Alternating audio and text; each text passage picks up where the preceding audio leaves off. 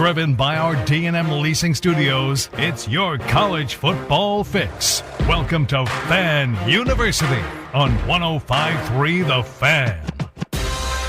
Oh, yes. Good morning, DFW. Good morning, college football world. It is Fan University. Jake Riepma, Brennan Baxter, Carter Freeman, and khaki Kevin Walker on the ones and twos. Brennan Baxter to my right, and Carter Freeman joining us from Norman, Oklahoma. Carter, I'll kick it to you first. How are the vibes? We've got boots on the ground because that's what you get at Fan University. What do you got coming up later today? Gentlemen, it is a beautiful scene here in Norman, Oklahoma. I went on my morning run today, did a little jog through campus. I saw Marty and McGee of the SEC Network was live. I believe SEC Nation is probably live right now, although you should be listening to us instead of them. I did, in fact, see Coldy's being cracked at about 7:15 a.m. So hey, we love that. OU fans are ready for their first SEC game of the season. Dude, no doubt about that, and you'll be there.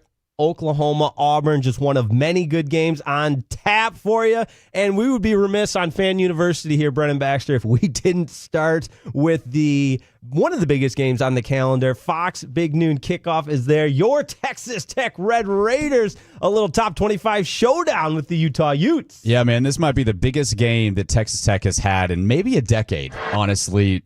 First time ranked in the top 20 since 2013. When they went on the road in Norman, Carter, actually to take on the Sooners. So huge game out there in Salt Lake City. 10 a.m. kick local time in Salt Lake City. So get your biscuits and your eggs and your breakfast burritos out there if you're going to the game. It's going to be a wild atmosphere and a great opportunity for Texas Tech to show, are they legit? Was all the money worth it? Was the transfer portal haul?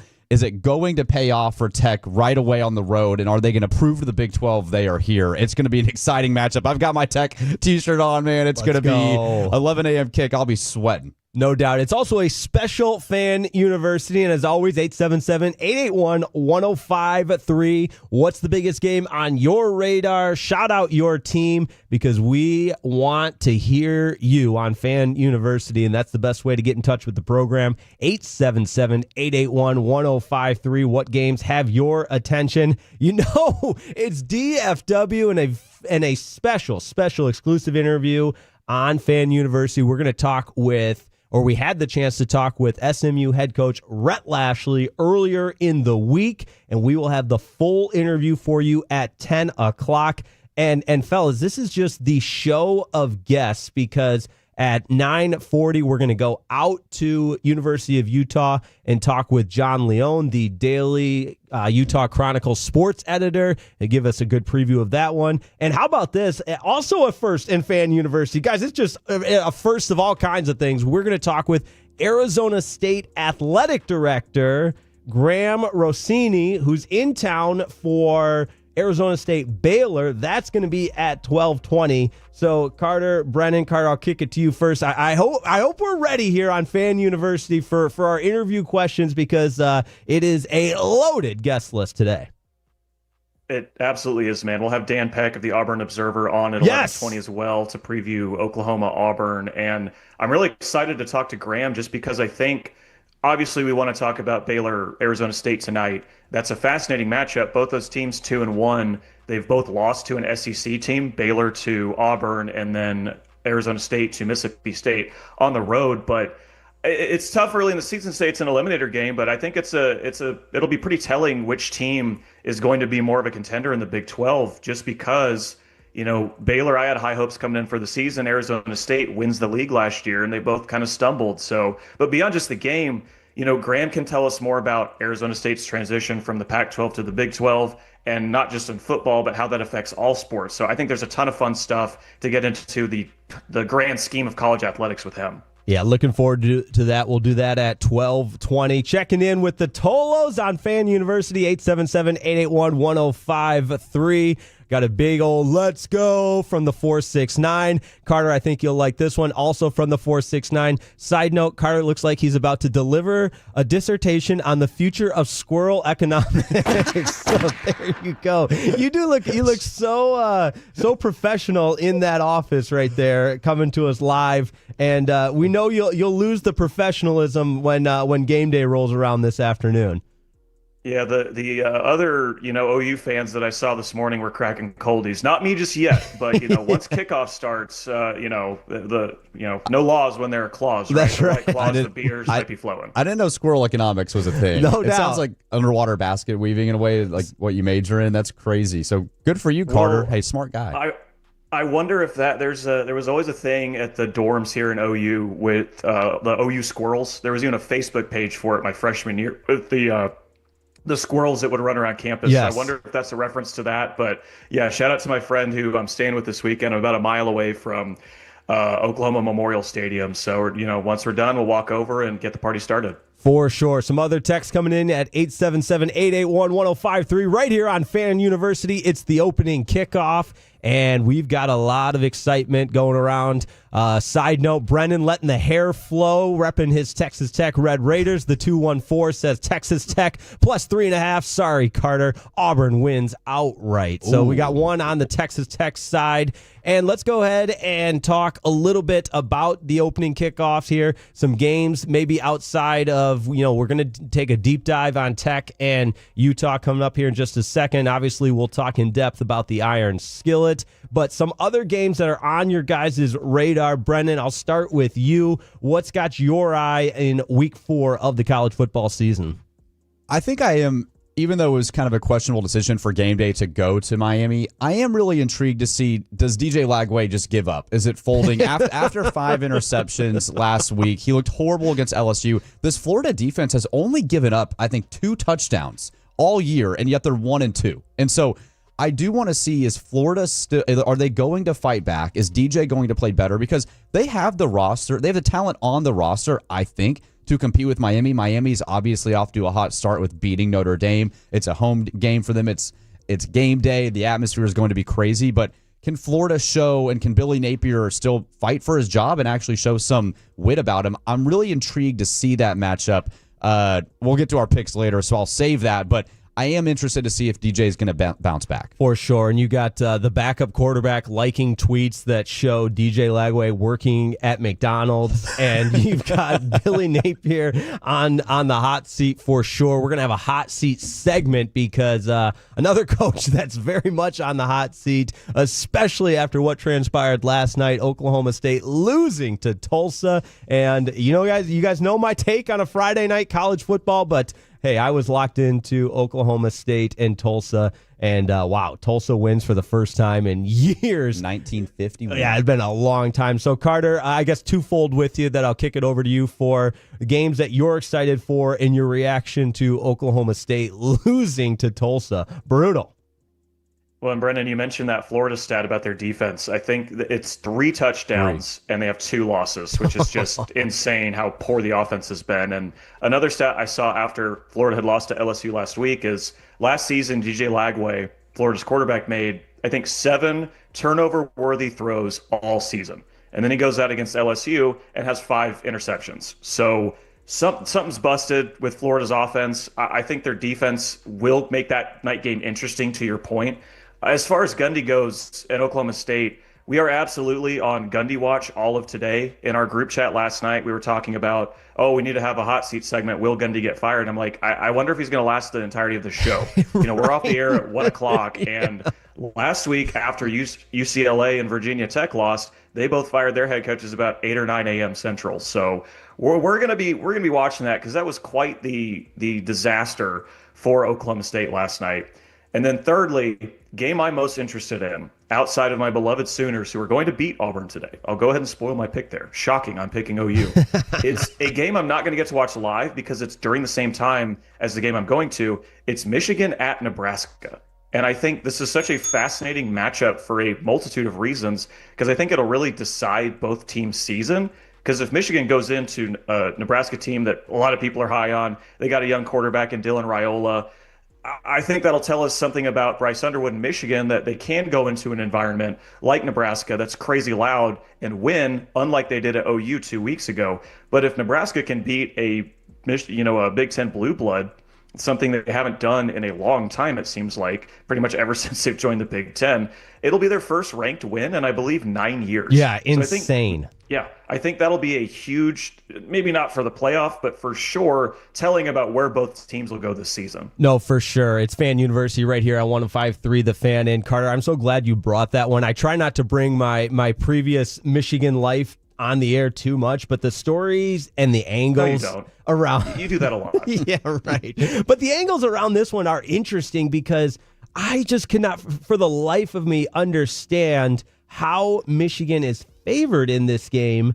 And maybe it's one of those games where the books know something we don't. But you've got a freshman quarterback in Bryce Underwood, who Michigan, mortgaged the entire endowment of the university to pay him to get here to Michigan and steal him from LSU. So obviously one of the most talented prospects we've seen in a really long time, but the sample size we have to go off of, a big game on the road at Oklahoma, they kept the training wheels on the whole time. They wouldn't let him function as a quarterback because it was a turnaround and hand it off game plan that it looked like a youth football team was running out there. So yes, they did more last week. I'm talking about Michigan against Central Michigan University at 50 points at halftime or whatever it was, but that's a directional MAC school, which no disrespect is just not the same level of competition that a power team a power conference team like Nebraska will face. And Dylan Raiola, I think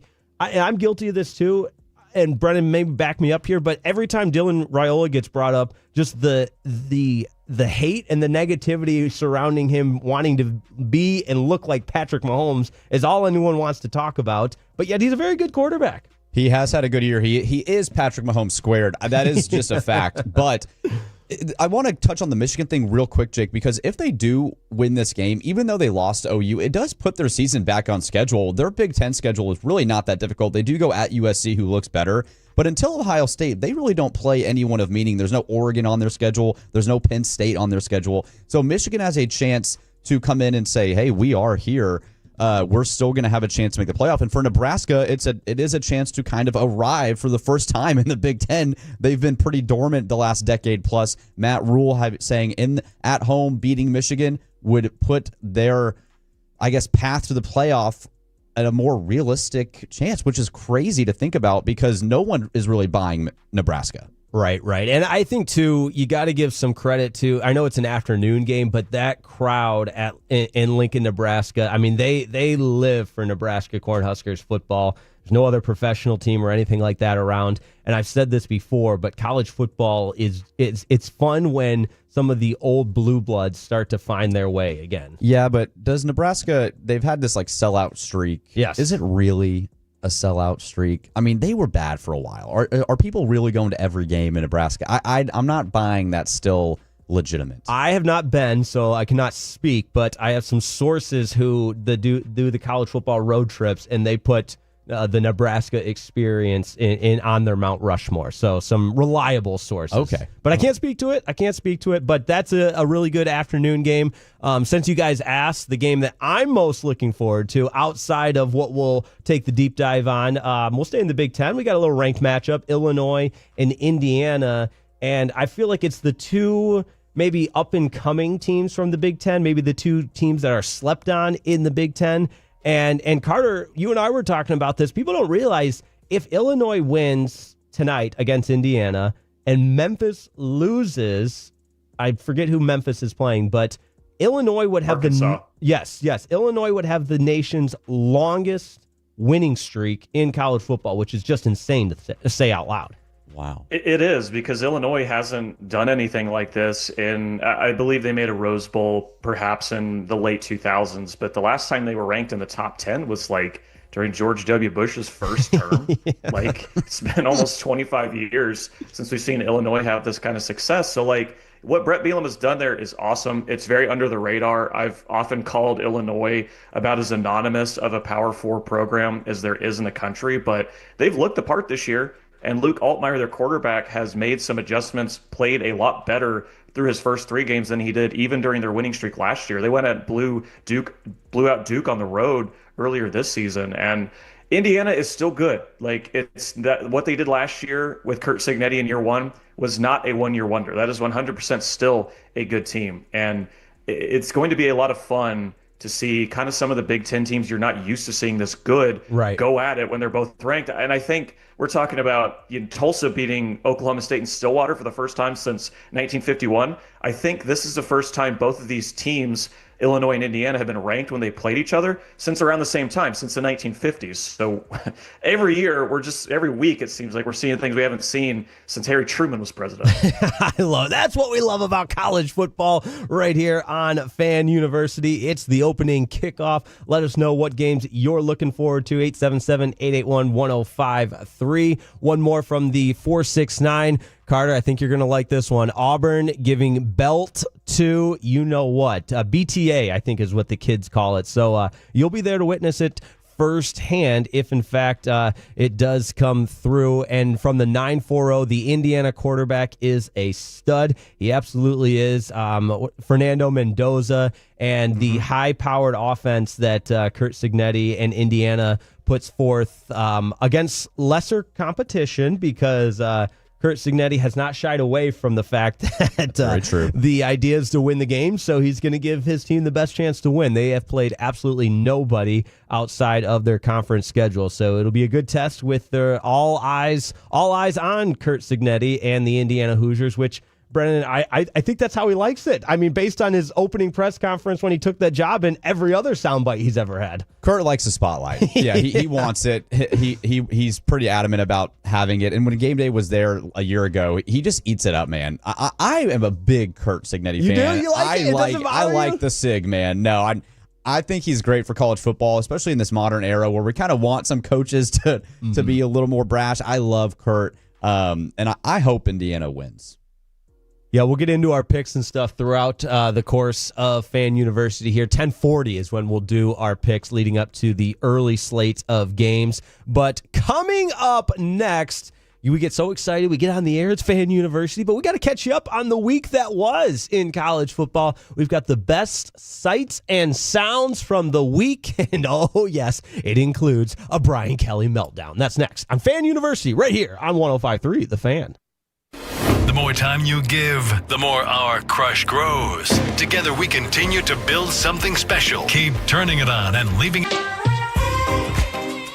But that's hair on your head. I'm not saying this is your hair. Okay.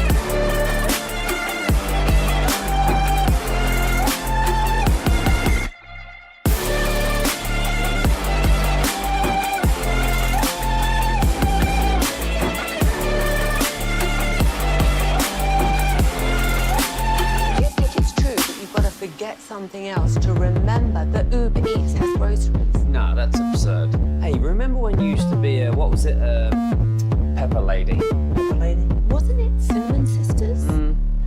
Basil Babes. Saffron Squad? Nutmeg Maiden? Tree Club? No, Nutmeg Maiden. I just said that. Was it Spice Girls? Doesn't sound right. Was it Saffron Squad?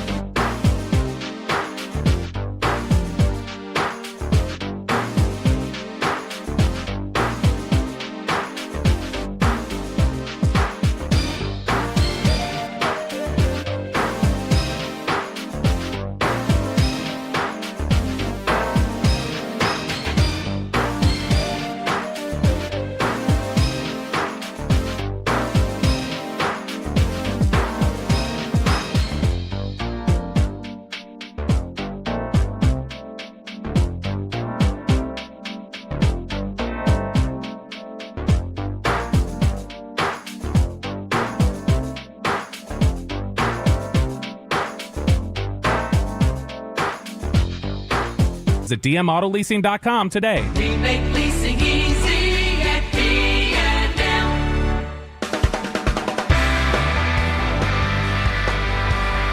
Oh, yeah, it's Fan University right here on 105.3 The Fan, your college football pregame show, because it's a college football Saturday, week 4. Jake Riepma alongside Brennan Baxter. Carter Freeman joins us from Norman, Oklahoma, because, oh, yeah, Fan University puts boots on the ground. And as exciting as it is, fellas, we got all kinds of games going on this today and everything else, but we got to catch you up on everything that was the sights and sounds from college football in the week that was. We had a few firings, we had a few meltdowns, and guys, I'm sorry, but I mean, Brennan, I'll kick it over to you first, and I just am essentially asking for your guys' permission to start with the Brian Kelly meltdown, because you guys know I live for Brian Kelly meltdowns. I feel like you probably have more disdain for Brian Kelly than any other coach in America. Nameless and faceless opponent. I mean, he's just such a likable guy. Carter, I mean, actually, real quick, round table, your number one coach that just drives you up a wall. Carter, you go first. Lincoln Riley. That's a good one, actually. Man, I am going to go Kirby Smart. Oh, yeah. He's really? Yeah, really? I've gone almost 180 on him. When he first got hired, I was like, oh, yeah, he's a disciple of Saban, does everything the right way. But you have to have some kind of accountability and be held responsible when your team breaks the law as often as Georgia does. They break the law pretty frequently, and I respect him. Like, he's won championships. I just don't like him very much. That's fair. That's fair. Bothers me. The straw for me with Kirby Smart, do you remember when against Mississippi State he shoved that kid that went out of bounds? I was just like, you're a coach, you can't do that. He still thinks he's a player a lot of times, I think. All right, it's Sights and Sounds right here on Fan University, 877-881-1053. This is where we get you caught up on everything that was in the week of college football, the best sights, the best sounds. Let's begin with the Brian Kelly crash out after his team won. This is after they won. Cut number 10, Brian Kelly. Brian in the back, I know you love these immediate post-game sessions, but what are you seeing with your offense? Stop. Really? Is that the first question? We won the game 20-10. Try another question. What do you want me to tell you? I just laid it out for you. We played the game to win the game. We played the game to win the game. All right, how about third down then? What is going on with third down? It's one game. Last game, we were great on third down. You're looking at this from the wrong perspective. LSU won the football game. Won the game.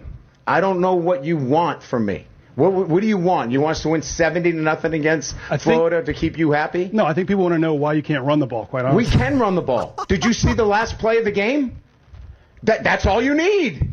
You just need one. There's ridiculous questions. They're not ridiculous and I'm getting questions. tired of it. That football team just worked their tail off to get an SEC win, and you want to know what's wrong. You know what? You're spoiled. You're spoiled. This team is 17-1 at night. 17-1. Give them some respect. How about that? Give them some respect instead of micro-analyzing every little thing. This is ridiculous.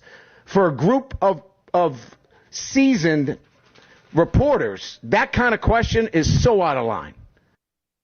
Okay, I've got to be honest here. I know you're loving this, Jake, and you can't stand Brian Kelly. I actually agree with him in this situation. What? You're spoiled. It was. Look, you're coming off a win at home against an SEC opponent. The first question, fine, and maybe Brian's response wasn't great, but dude, the reporter, the second question, the third time's like, getting combative with the head coach coming off a win. You got to stand up for yourself. No, that to me was too much. Brian, at that point, now you're going to war for your team. You're defending your players. You won a game. Like in the NFL, you would never see a reporter go to the Bills with 30 points a game. They score 15 points and win 15-10 or something and go, what's wrong with the offense? You just don't get those questions. I thought it was a pretty amateur question. For Carter, I'm curious your take. I don't think it was necessarily an amateur question, which I love. This is great discussions on Sights and Sounds here on Fan University. But Carter, I think the coach saying, try another question is just so insulting.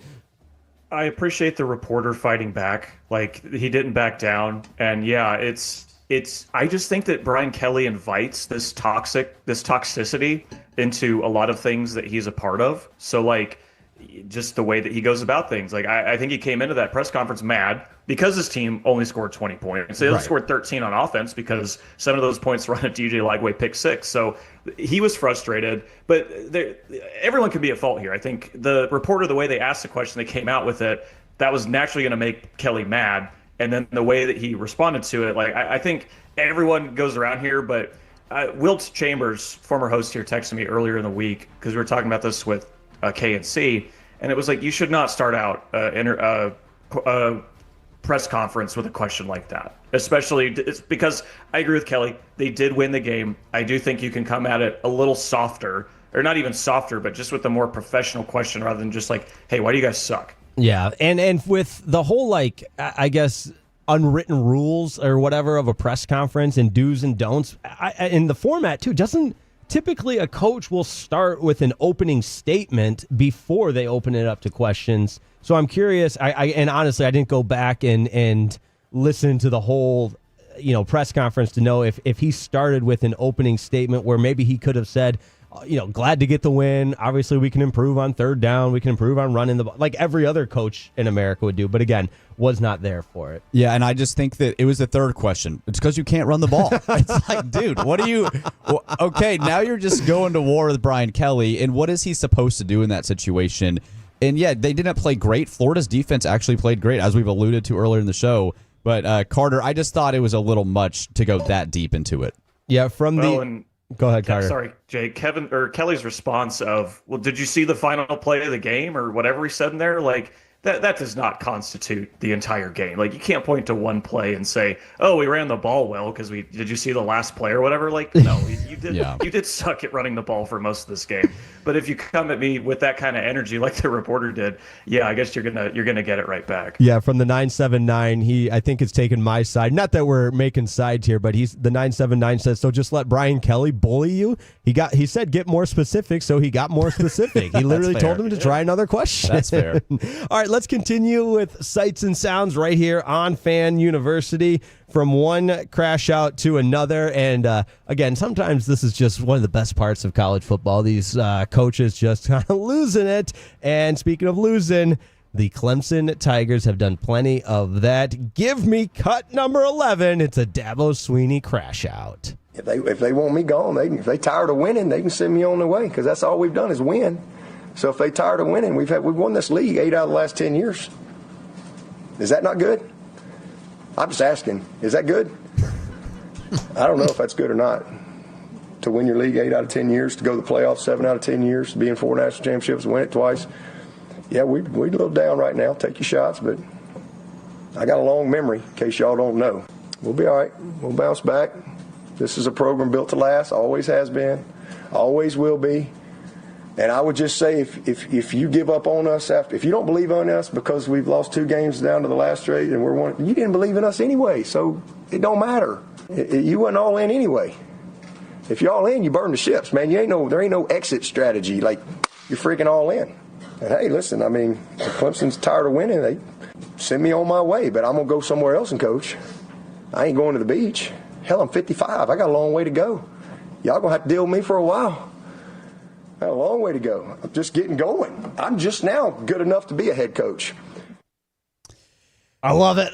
Just now good enough to be a head coach. I'm going to sound like a boomer here a little bit maybe, but I also am going to defend Dabo Swinney. Whoa! I know. It's like you'd think I'm a coach's son or something. I don't know, but who would wear that who would get that? Look, he's right. They made the playoffs last year. They won the ACC last year. And yes, they're off to a rough start, but they're only 0-1 in conference, and their other loss was to LSU, who's ranked 3rd in the country. I know they looked horrible against Troy. And I'm also going to die on the hill with Clemson. I'm just going to ride it out because I picked them to go to the national championship. So maybe I'm the worst radio host when it comes to predictions. I don't know, but it really is shocking to see how poorly they've played, but he has built up. The dude's won 2 national championships. He has won the ACC 8 out of 10 years. Like, let's see the season play out before we start making assumptions that Dabo's done coaching. Yeah, but I just think that in today's day and age of college football, I understand that he's done that for a long time. The expectations are, especially at Clemson, you have to do that year in and year out. And I can respect Dabo for what he's done and think that they still have time to come back this season, contend in the ACC. And last year, I mean, they were 9-3 in the regular season. They end up winning the ACC, going to the CFP. So, like, that's still a possibility. But I do think he needs to be held accountable because they've looked bad in all 3 games. I know they beat Troy, but it's like that first game against LSU and Clemson. Like, it's funny that those are the 2 head coaches that are blowing up early in the season, even though LSU's 3-0. But I do think there's some serious question marks with Clemson, especially in 3 out of the last 5 years. They've looked not up to the standard that Dabo has set over this time at Clemson. Right, and in some sense, he's kind of his own worst enemy, where it's a double-edged sword. Like, you create this standard, you're so good for so long, you do it the right way, and in return, the year that you're not, everybody's at you, which is it's part of the business. I'll never feel bad for a coach making as much money as they do because they get paid handsomely to endure this. But I'll also add, and the 979 agrees with me here, sarcastic Dabo is just hilarious to me when he goes, "Is that good? Is that good? I don't know. Is that good? I mean, won the league, like, that's pretty good, right?" Yeah, it's hilarious, and that's how he is. And Carter, just real quick, but you won 10 games a year ago. A year ago was still the modern era of college football. So I'm just willing to be more patient. The Georgia Tech loss was bad, but Georgia Tech's a good team. LSU's a good team. Now, the Troy first half, throw it out the window. I just want to see, like, if Clemson's 3-3 in a couple weeks, okay, then fine, let's talk about it, but let's give it a couple more time. Let's give it a couple more weeks.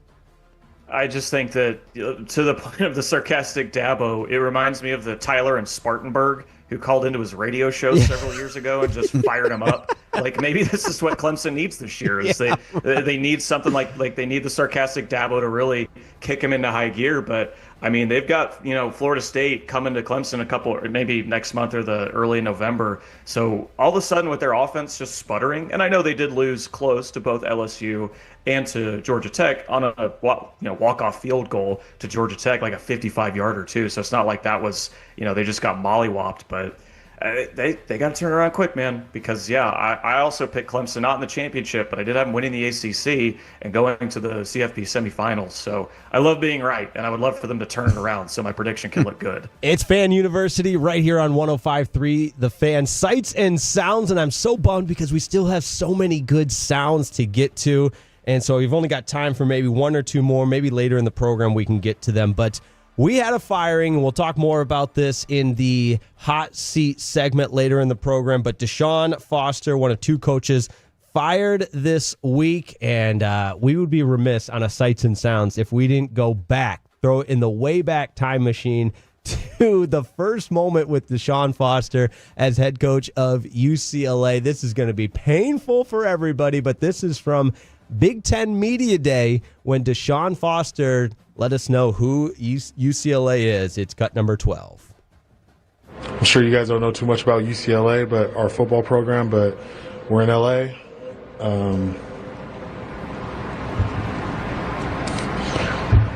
It's us and USC. He's not wrong. We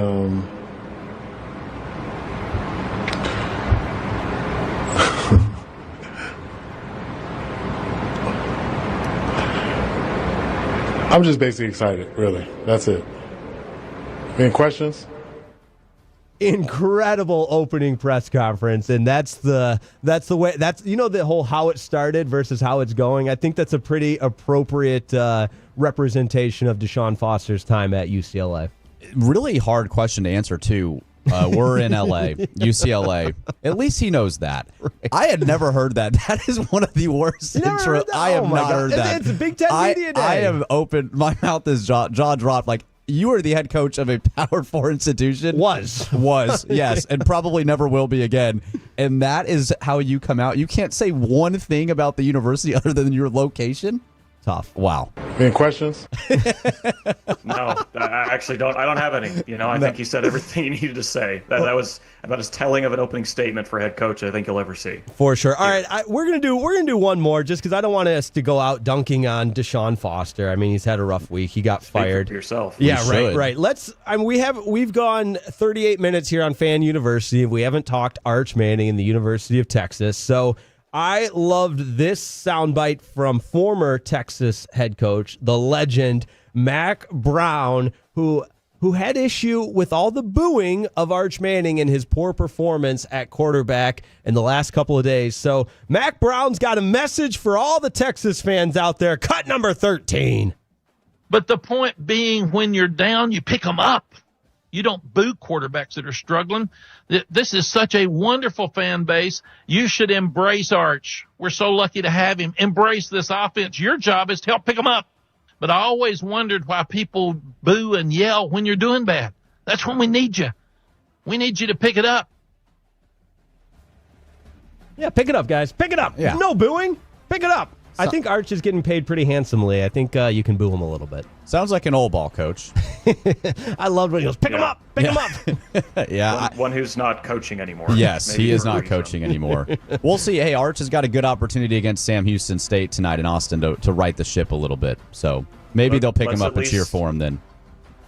Let's at least get over 50% completion percentage. I think if we can get there for Arch, because he was 11 of 25 last weekend, baby steps. Because then they get a bye, and then they get at Florida, who, as we mentioned earlier, has a good defense. So it's not going to be an easy test for them as they go on the road. But as far as like the booing stuff, you're right. They do get paid, but they are still kids. It's an interesting. Oh, don't hit me with the just kids. Listen, you cannot hit me with that one. We got to go to break, because if I have to hear they're just kids, these kids are driving Lamborghinis. We're going to boo them all we want.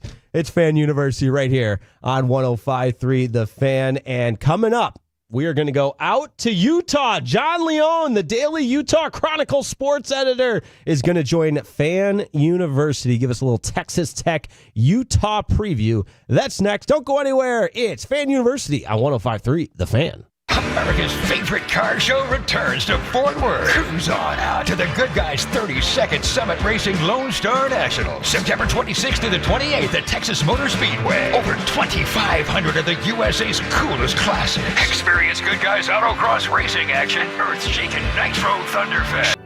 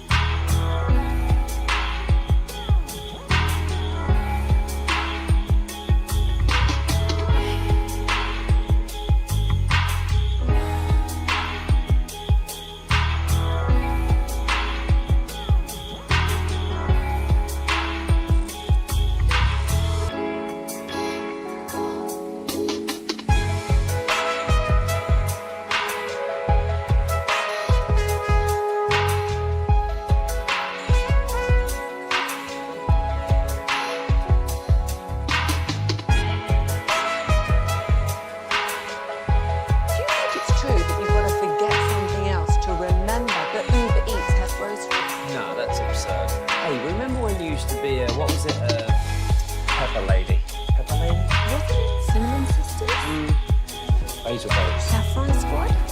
Maidens? Paprika? No. Nutmeg maiden? I just said that. Was it Spice Girls? Doesn't sound right. This is Texas. This is Classic Chevrolet. Back-to-back #1 Chevy dealership in the world. They've got more new Chevys than anyone, and they're all priced to sell. Silverado, Tahoe, Blazers, Malibus, Equinox, and more. Visit ClassicChevrolet.com. This is Texas. This is Classic Chevrolet. Together, let's drive, relax, and enjoy the difference based on new Chevy registrations 2023 and 2024. Fan University right here on 105.3 The Fan. Thank you, Kevin Walker, on the ones and twos, keeping us on the air. My name is Jake Riepma. Brendan Baxter to my right. Carter Freeman in Norman, Oklahoma, getting set for Oklahoma-Auburn, one of several top 25 matchups today. And in the early slate, we've got all eyes, including where Fox Big Noon kickoff is, on Utah, Texas Tech. We're going to talk with John Leone, the sports editor for the Daily Utah Chronicle. Kevin's getting him connected right now. He's going to join us live from Rice-Eccles Stadium. But before we get John on, Brendan, I got to kick it over to you. This is your squad, the Texas Tech Red Raiders, who I continue to refer to them as the case study. They are the case study for college football. They pumped a ton of money into building a roster. Now, can they go out and defend that? Yeah, it's been well documented that Texas Tech has spent all this money, even on game day this morning before we came on air when they're mentioning the show. It's Texas Tech spent all the money. Texas Tech spent all the money. And I think it's a little disrespectful, not to sound too homery here, but there's still a lot of talent. They spent money on good talent. The question is this talent going to come together and play well and potentially win a Big 12 championship? And the Utah game is going to be a measuring stick game for Texas Tech. I have covered this game and had this game circled for months now. Even though I'm a Tech fan, I picked Utah to win the Big 12 still. So this is a game for me where I'm watching two teams that I do believe in. I would love, obviously, for Texas Tech to come out with a win, but I'm high on Utah. I think Kyle Whittingham has built such a stable program. We talked about all these other coaches. Dabo has been at Clemson for a while. Kyle Whittingham has been consistent at Utah through the different changes in the NCAA. He's a physical coach. They're going to have a great defense, great O-line, and they're going to run the ball. They had an 20-play, 9-minute and 21 drive in a game. That's crazy what Utah's able to do. And Texas Tech's defensive front is going to have to show up, Carter. Yeah, and you have Devin Dampier going on the road, dropping the snap and picking it up and throwing touchdowns. Like, that's how everything seems to be going right for Utah so far this year. And once we get John Leone on, I'm really excited to ask him about Utah's tackles, because you mentioned the defensive players that Texas Tech has paid for in the portal and kept. I do want to say Tech paid to keep a lot of their good players from last year too. That's not just going out and buying everybody on the portal. They kept a lot of their own as well. But Utah's two tackles, Lomu and blanking on the other guy's name. Spencer Fano. Spencer Fano, thank you. They're both going to be first-round picks, most likely. Yep. And then you have Texas Tech with their two edge rushers, Romello Heights and David Bailey. They do nothing but generate pressure so far this year. Utah's two tackles haven't allowed a pressure. So that's going to be just a fascinating matchup. And you mentioned the Big Noon kickoff, game day, all that. The videos of the Utah and Tech fans lining up at 4 a.m. local time in Salt Lake City to get in was insane. I mean, that is rabid. It's insane, and I'm seeing it on the television here too. It is a crazy environment. And we know Utah people they're very passionate. The Utah Utes have a great football tradition, but I wasn't really expecting this early. They are showing up and showing out there in Salt Lake City. And Jake, I know you're new to the Big 12, man. I know this is yeah, welcome me with open arms. You're welcome. You're welcome to join. Carter and I are from the OG Big 12. But this is a potential matchup that could brew for years and maybe a modern Big 12 rivalry. And with that, I think we have John Leone on the call now, don't we? We sure do. Joining Fan University right here on 105.3 The Fan, the Daily Utah Chronicle sports editor, John Leone, live from Rice-Eccles Stadium in Utah. My friend, thanks so much for hopping on Fan University. How's the environment? How's the atmosphere? I know it's early, but it looks loud. Yeah, of course, guys. Thanks for having me. The atmosphere, it's showing up. I'm looking out at the lines to get in the stadium right now, and they're about as long as I've ever seen them. So the fans are showing up, that's for sure. John, I'm a Texas Tech guy. here. You're talking to Brennan on 105.3 The Fan, but I picked Utah to win the Big 12 championship, so I'm not biased. Tell us why here in Texas we should be on alert for the Utah Utes this season in the Big 12. We've talked a lot about Devin Dampier, what he's able to do. The offensive tackles are great. Washawn Parker's had a great start to the year, but why should people buy in that Utah actually is legit in 2025? Yeah, I think a lot of it is just some anger from the last 2 years. Obviously, you can blame it on injuries and other things like that, but the last 2 seasons haven't gone as expected or as hoped for Utah and the coaching staff. And I think they've kind of taken that, and the players have taken that and just said, all right, we're going all in this year. And they've brought in half their team from the transfer portal. I know Texas Tech is built in a similar way, but yeah, Utah seems like they're built to dominate in the trenches. And I think in a physical league, that's kind of the recipe you have to use. Absolutely. And Fano and, oh my gosh, I'm blanking on the other tackle's name again. Lomu. Spencer Fano and Caleb Lomu have just looked awesome. They look the part of 2 first-round picks. They haven't allowed a pressure through 3 games. What have you seen from not only them, but the rest of Utah's offensive line and how they've helped Devin Dampier in his first 3 games at Utah really excel?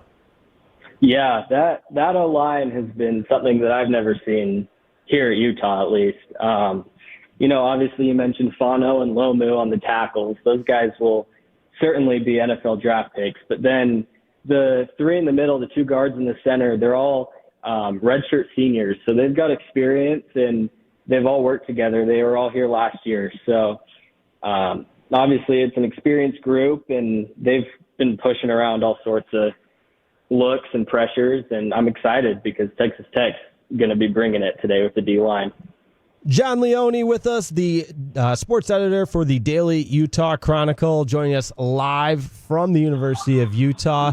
And again, John, I go back to just the way that the excitement around this game, the hype and everything else for an early kickoff. And Utah's been a school that in years past, people just do not have a lot of success there. Opposing teams do not have a lot of success there. Do you think the early kickoff will, in a way, kind of limit or in some capacity prevent Utah from having that true full home advantage? Or do you see it as really no problem for the 10 a.m. local kickoff? I mean, it's hard to say for sure. I don't think it'll be a problem. Utah's had early kickoffs in the past, but never a 10 a.m. local kickoff. So this will be a new one for the fans. I think the big noon kickoff set coming here will help get them up early and energized. So I don't see that being a problem. I know the team's been preparing for it week in and week out since the game time got released. But no, I don't think it'll be a problem. I think this environment's going to show up. So we'll see. Well, John, I'm seeing Big Noon right in front of me, and this environment looks insane in Salt Lake City. Rice Eccles gets a lot of love, man, even though it's a smaller stadium. What is an atmosphere like in Salt Lake City on game days?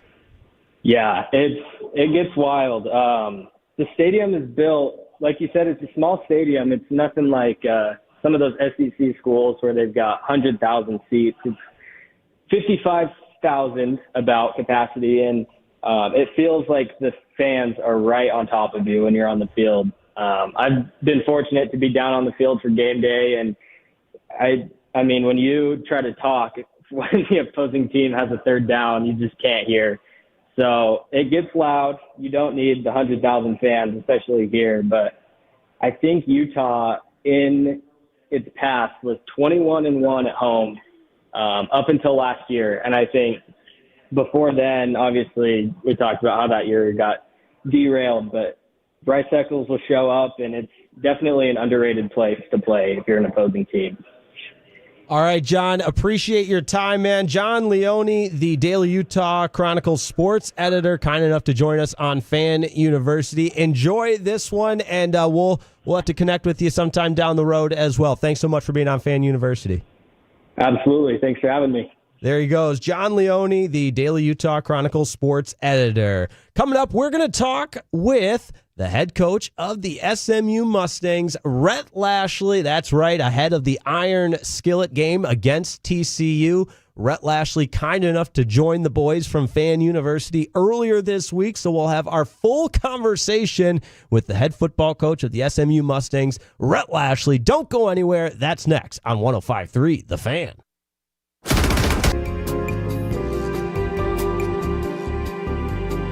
Chris Bochy brings us the latest and has fun with the KNC Masterpiece.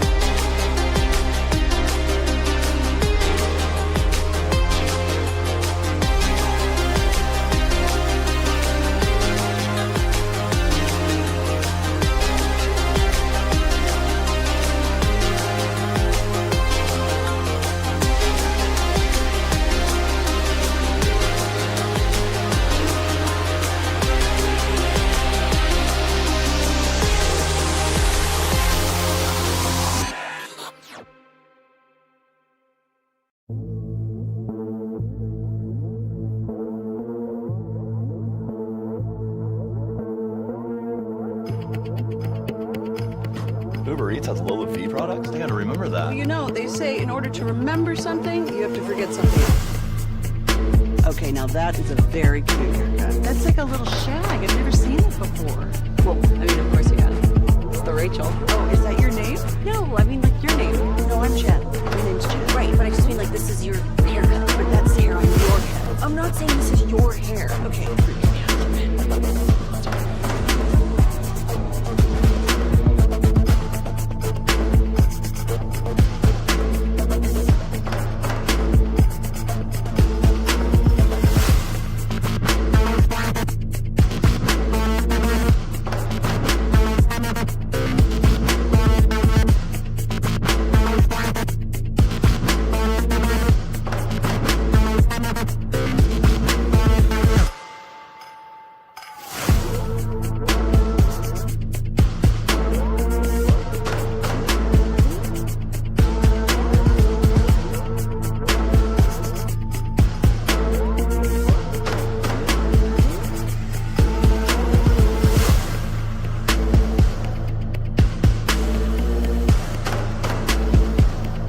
Driven by our D&M Leasing Studios, it's your college football fix. Welcome to Fan University on 105.3 The Fan. This is Fan University, getting you set for week 4 on the gridiron in college football. And what a week it is. All kinds of good rivalry matchups. Jake Riepma alongside Brennan Baxter. Carter Freeman with us. And by with us, I mean connected virtually because he's in Norman, Oklahoma.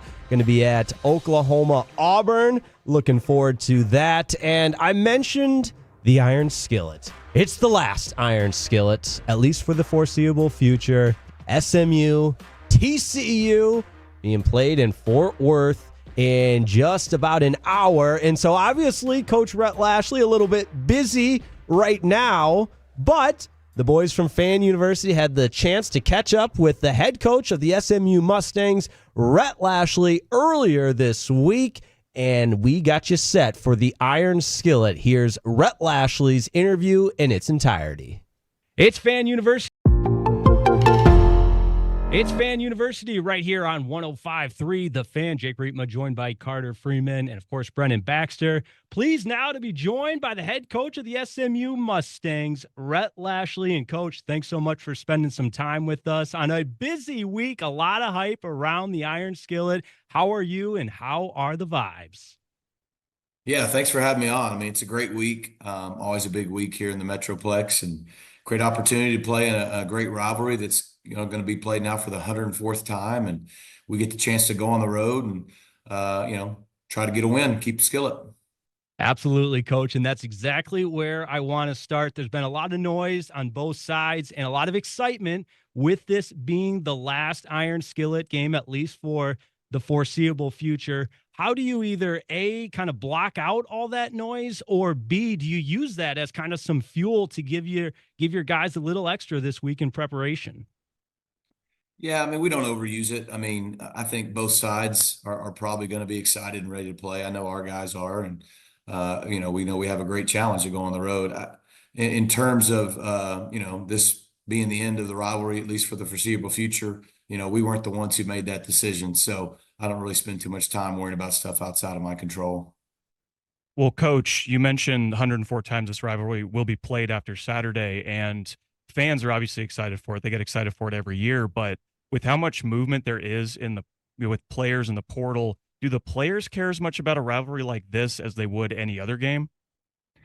Yeah, it's a great question. I still think yes. I mean, look, I'm sure they have some transfers on their team, and we have some on ours that maybe didn't go to high school in Texas or weren't recruited by both schools out of high school, and maybe more than the past.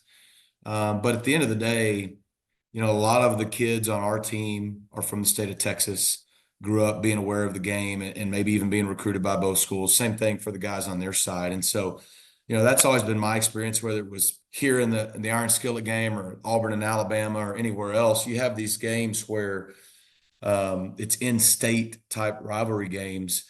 The fans are the ones who are really, almost vicious or tenacious about it, right? Whereas the players, a lot of them grew up either playing with or together, and they definitely want to win. I mean, it's a competitive deal, but they also often like a lot of the guys on the other side because they grew up playing with them. So, but that also adds the fuel, kind of like growing up when you were playing some of your friends, it always added a little bit of motivation to it. Yeah, Coach, coming off last year, a 66-42 win, Kevin Jennings played great.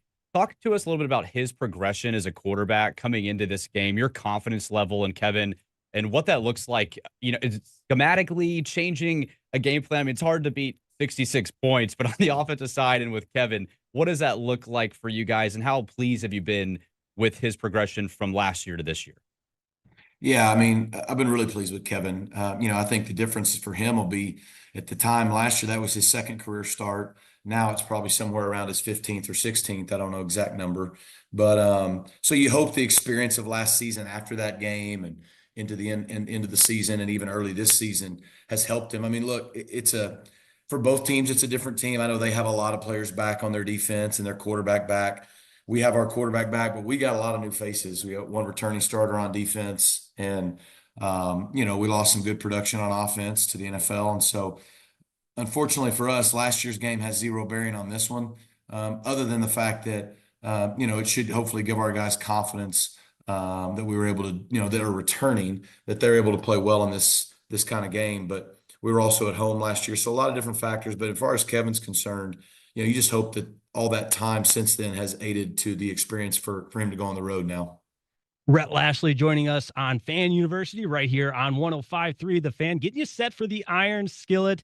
And Coach, you're known as an offensive guy. You guys are dynamic. You're fun to watch. But we got to talk a little defense. This defense leads the country in turnovers forced. They've been super opportunistic. What have you and your staff seen as far as just the fruits of your labor coming out defensively, and this being a ball hawking defense where you've been able to force as many turnovers as you have?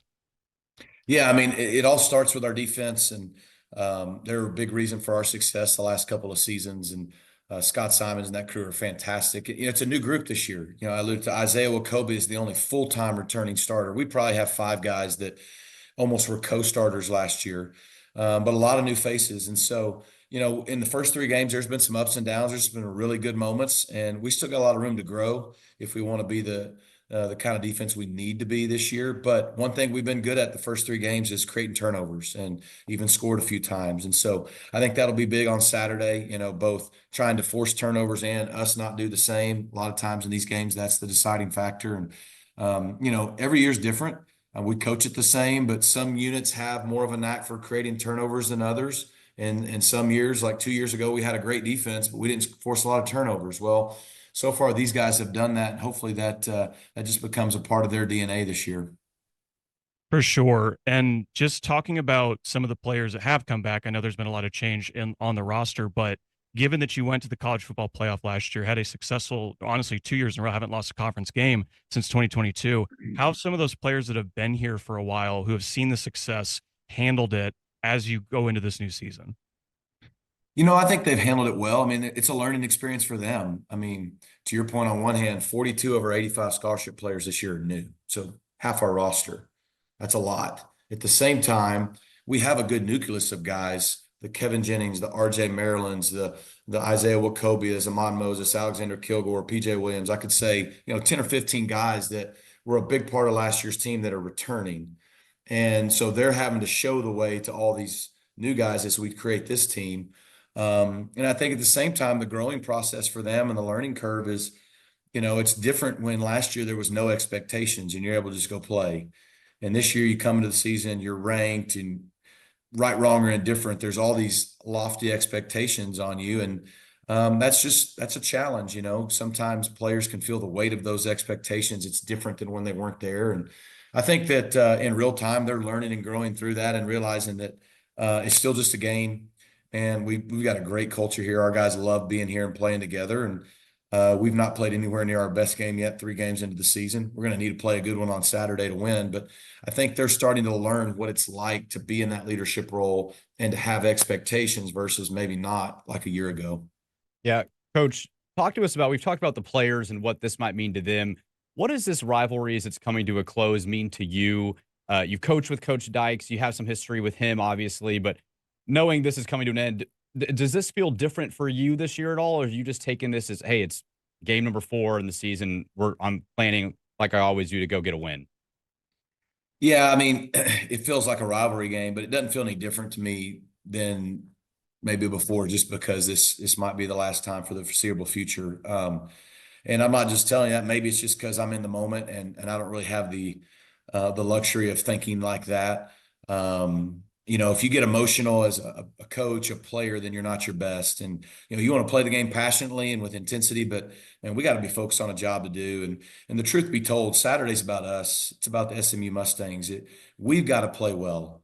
And if we play well, we know we're playing a good opponent. We respect them, but we have to play a good football game to have a chance to win.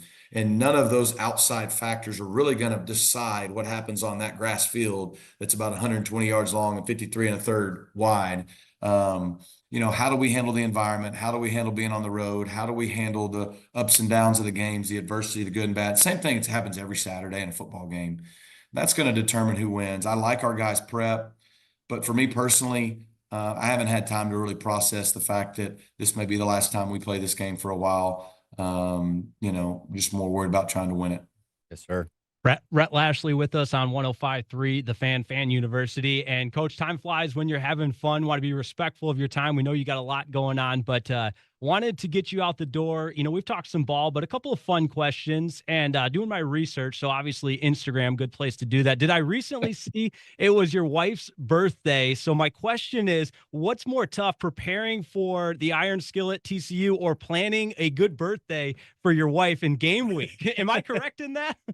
Yeah, you are. So my wife had her birthday this Tuesday, and my boys turned 15 last week. So September is always a unique month for us. The boys got a win last week.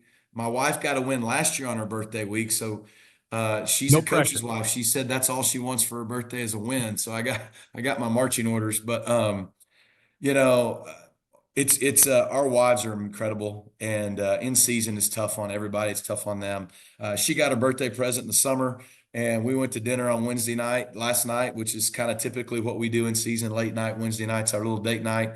But, you know, we're adulting and it's in the middle of the season and we play in the Iron Skillet this week. So there wasn't a big party thrown, and she's been great about it.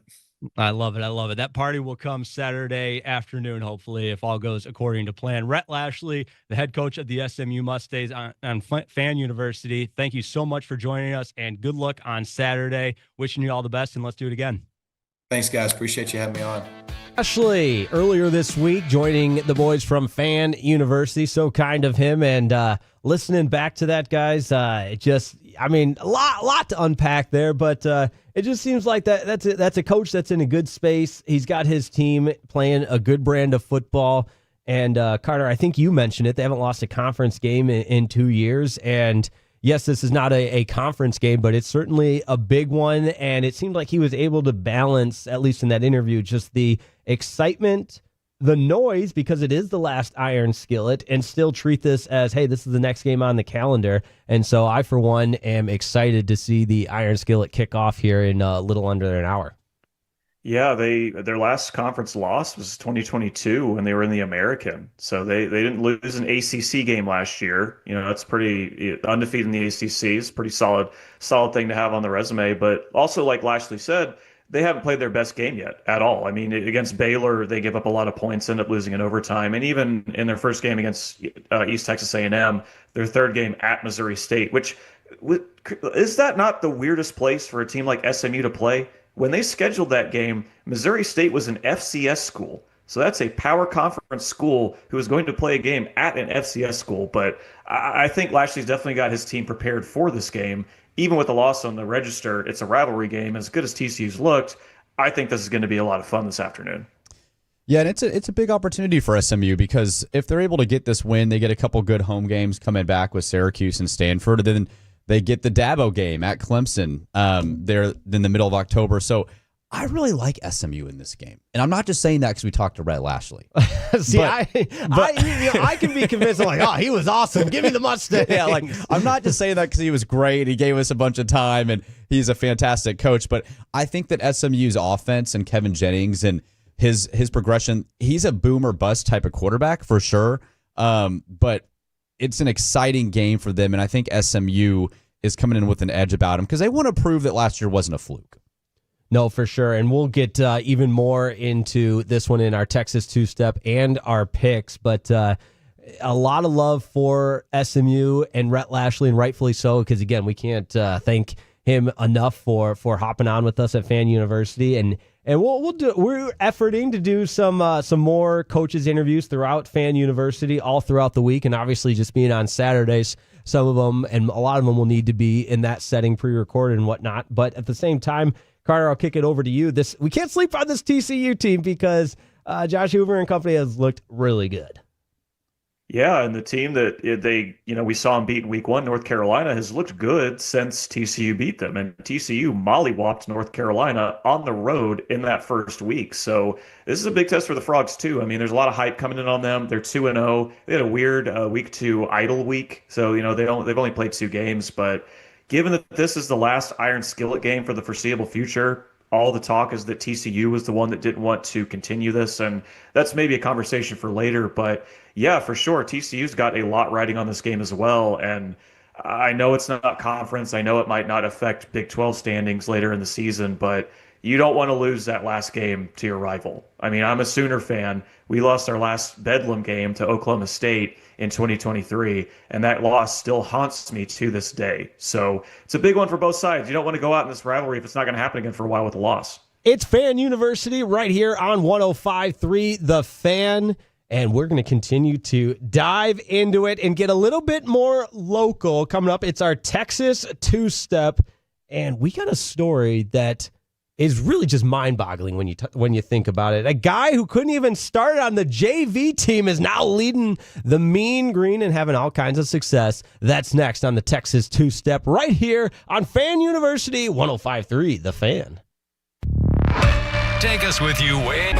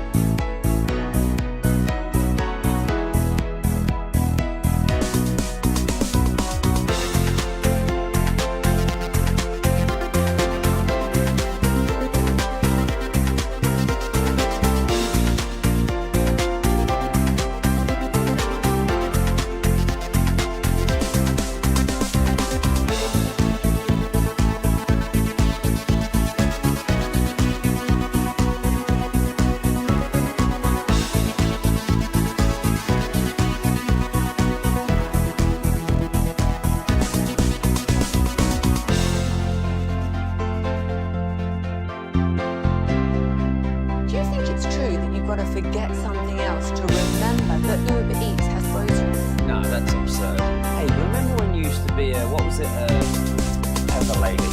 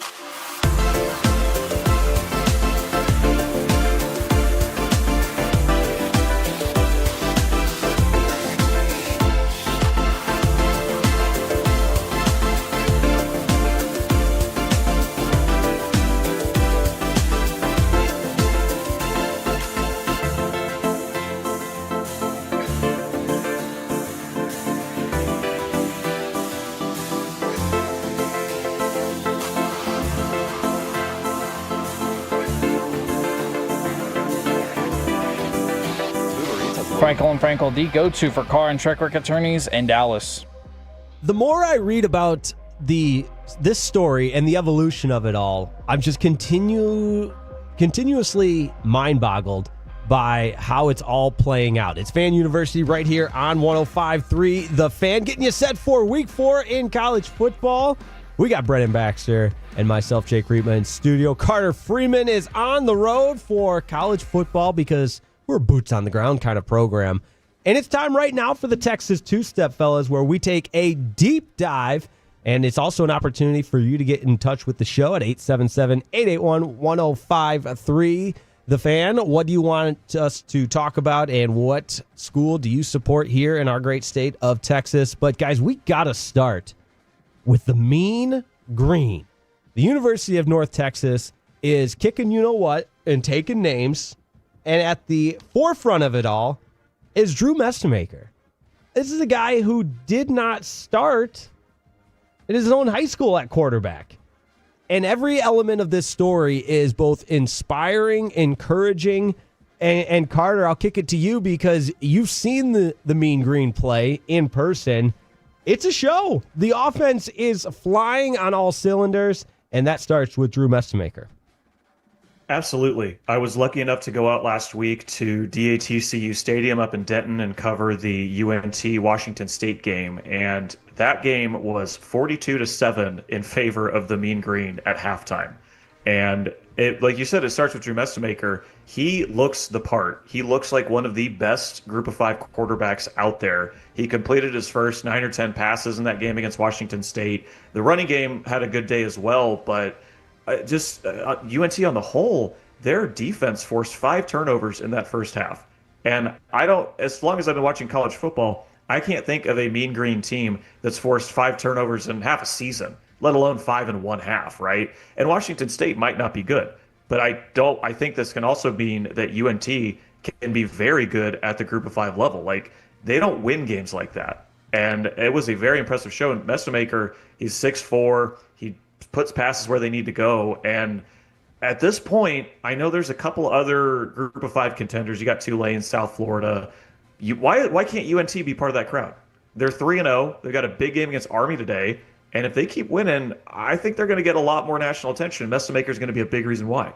Yeah, and Mestemaker, 70% completion percentage, 9 touchdowns, no interceptions through 3 games. And this is an Army team that beat Kansas State in Manhattan, Kansas just a few weeks ago. Now, Kansas State isn't looking very good, but still, Army has beaten a Power 4 school, and now UNT has the opportunity to go play them.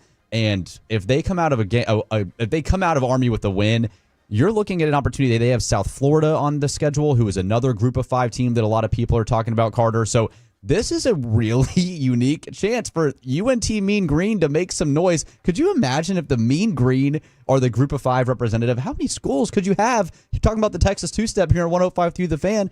How many schools could you have out of Texas in the playoff if the Mean Green sneak in? It would be a fantastic story, and great for Eric Morris, Red Raider grad, coaching there in Denton. It's an awesome story, and I hope they find a way to get the dub. Speaking of awesome stories, I'm fascinated, and this was on CBS Sports this week, but the journey of Drew Mestemaker, who lost his full-time starting job as a freshman in high school and never got it back.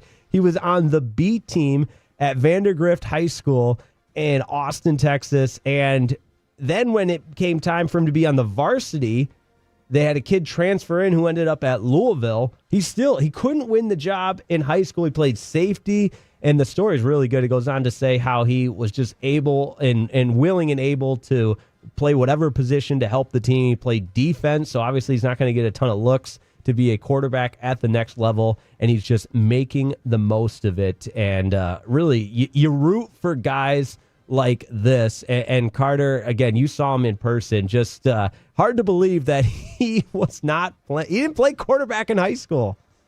No, his first start was last year in the First Responders Bowl against Texas State. And UNT doesn't win that bowl game, but he shows out. I remember back in last December, he was the talk of the day. It was like, who in the world is this kid that's throwing for 300-plus yards, a couple touchdowns? And he's really continued it through these first 3 games. And you mentioned Army.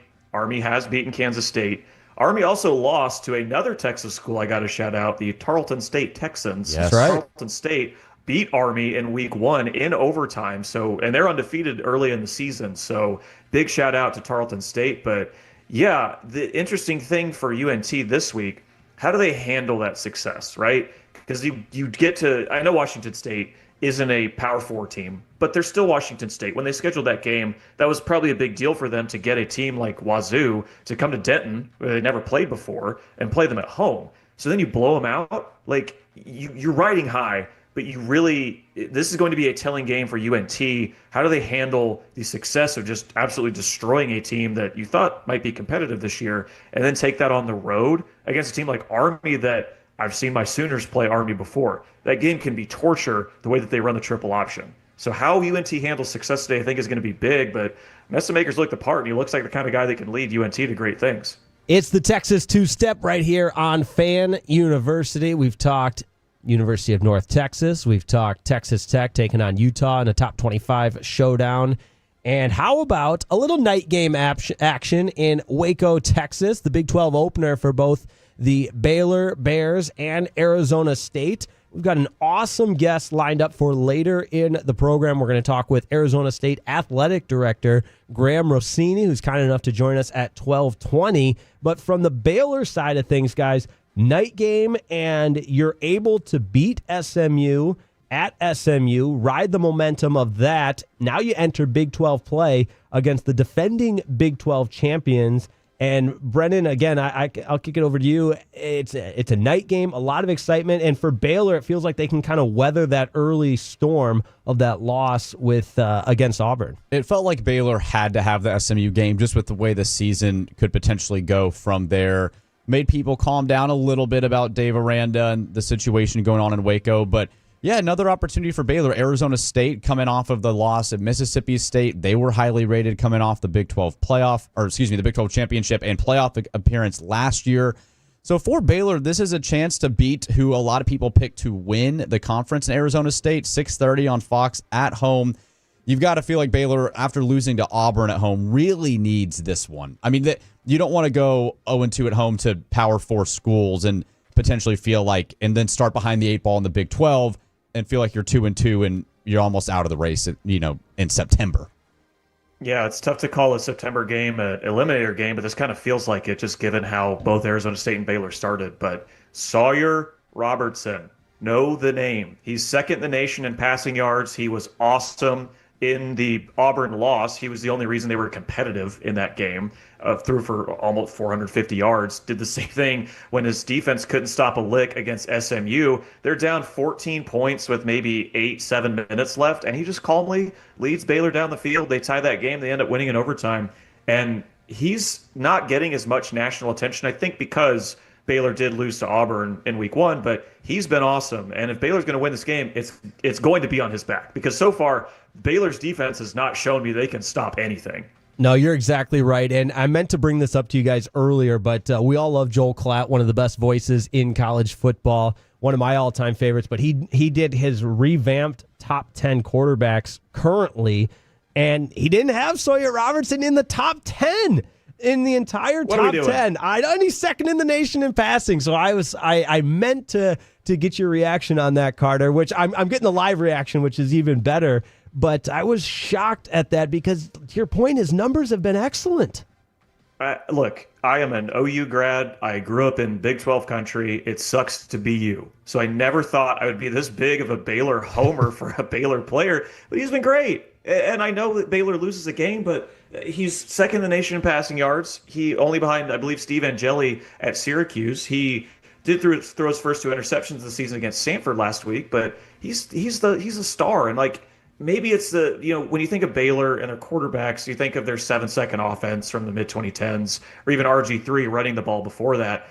And maybe Sawyer Robertson's just not as sexy of a name as what we might have seen before, but he's been great. I mean, I write for 1053thefan.com recaps of every week. You should definitely go check those out. I dropped him in this last week's rankings, but I still had him 5th in my Heisman poll. I think that's how good he's been.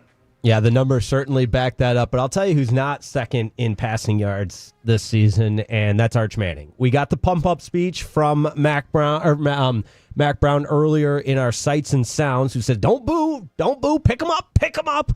But I was checking out the Dan Patrick Show earlier this week. They had Chase Daniel on, who's one of my favorites and does a great job just breaking down quarterback play and actually breaks it down. He doesn't just scream at the screen like some other quarterback gurus do. And I thought the audio was interesting because Dan Patrick with Chase Daniel brought up the yips, and that's a difficult sports term to use because it carries a lot of weight, but equating Arch Manning's play to having the yips, I don't think is far off. So take a listen to this audio from the Dan Patrick Show, Dan Patrick and Chase Daniel discussing Arch Manning and whether or not he has the yips. Does Arch Manning have the yips? And if so, what are the yips, Chase? Yeah. I don't like to ever talk about a quarterback having the yips. Like in baseball, it was like when second baseman couldn't throw to first base,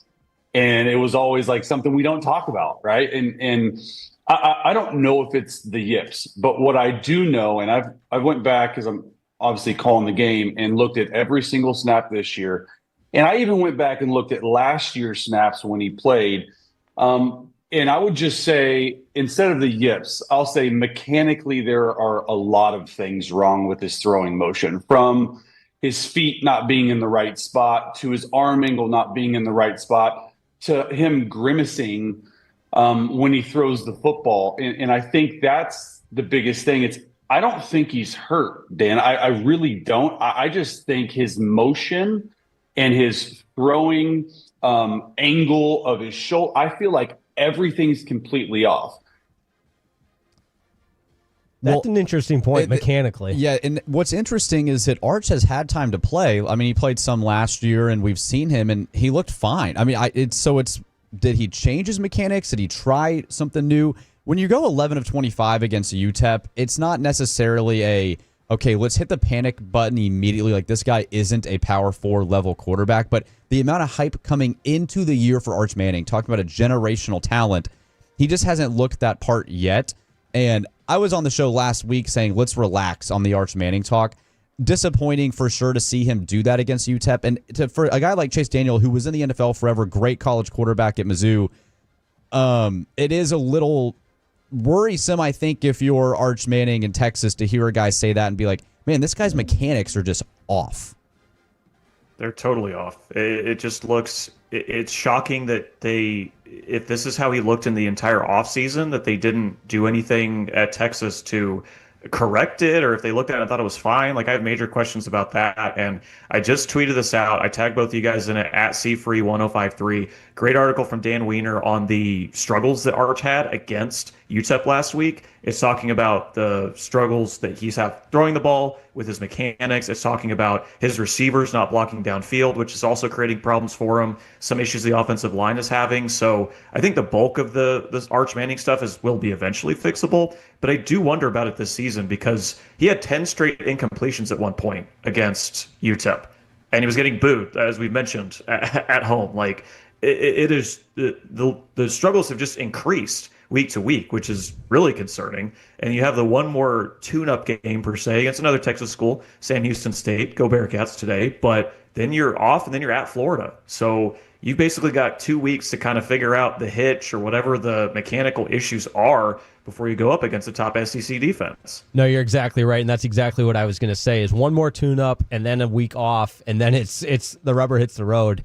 And speaking of a team that has a week off, we would be remiss if we didn't at least show some love to the Texas A&M Aggies for their big win last weekend over Notre Dame on the road. And guys, I know we're wrapping up our Texas two-step here, but one of the biggest questions we had was, can Marcel Reed throw? And in the postgame, Mike Elko addressed exactly that. It was like he was talking to Fan University. This is Mike Elko after the big win. Cut number 8. Ultimately made the play we needed to make to win the football game on the road. And so hopefully you guys won't have to ask me any more questions about whether or not Marcel can throw. That's what I really hope comes out of this win. Brennan, you were the one that had the biggest doubts about Marcel Reed throwing, so I want to get your thoughts on that game.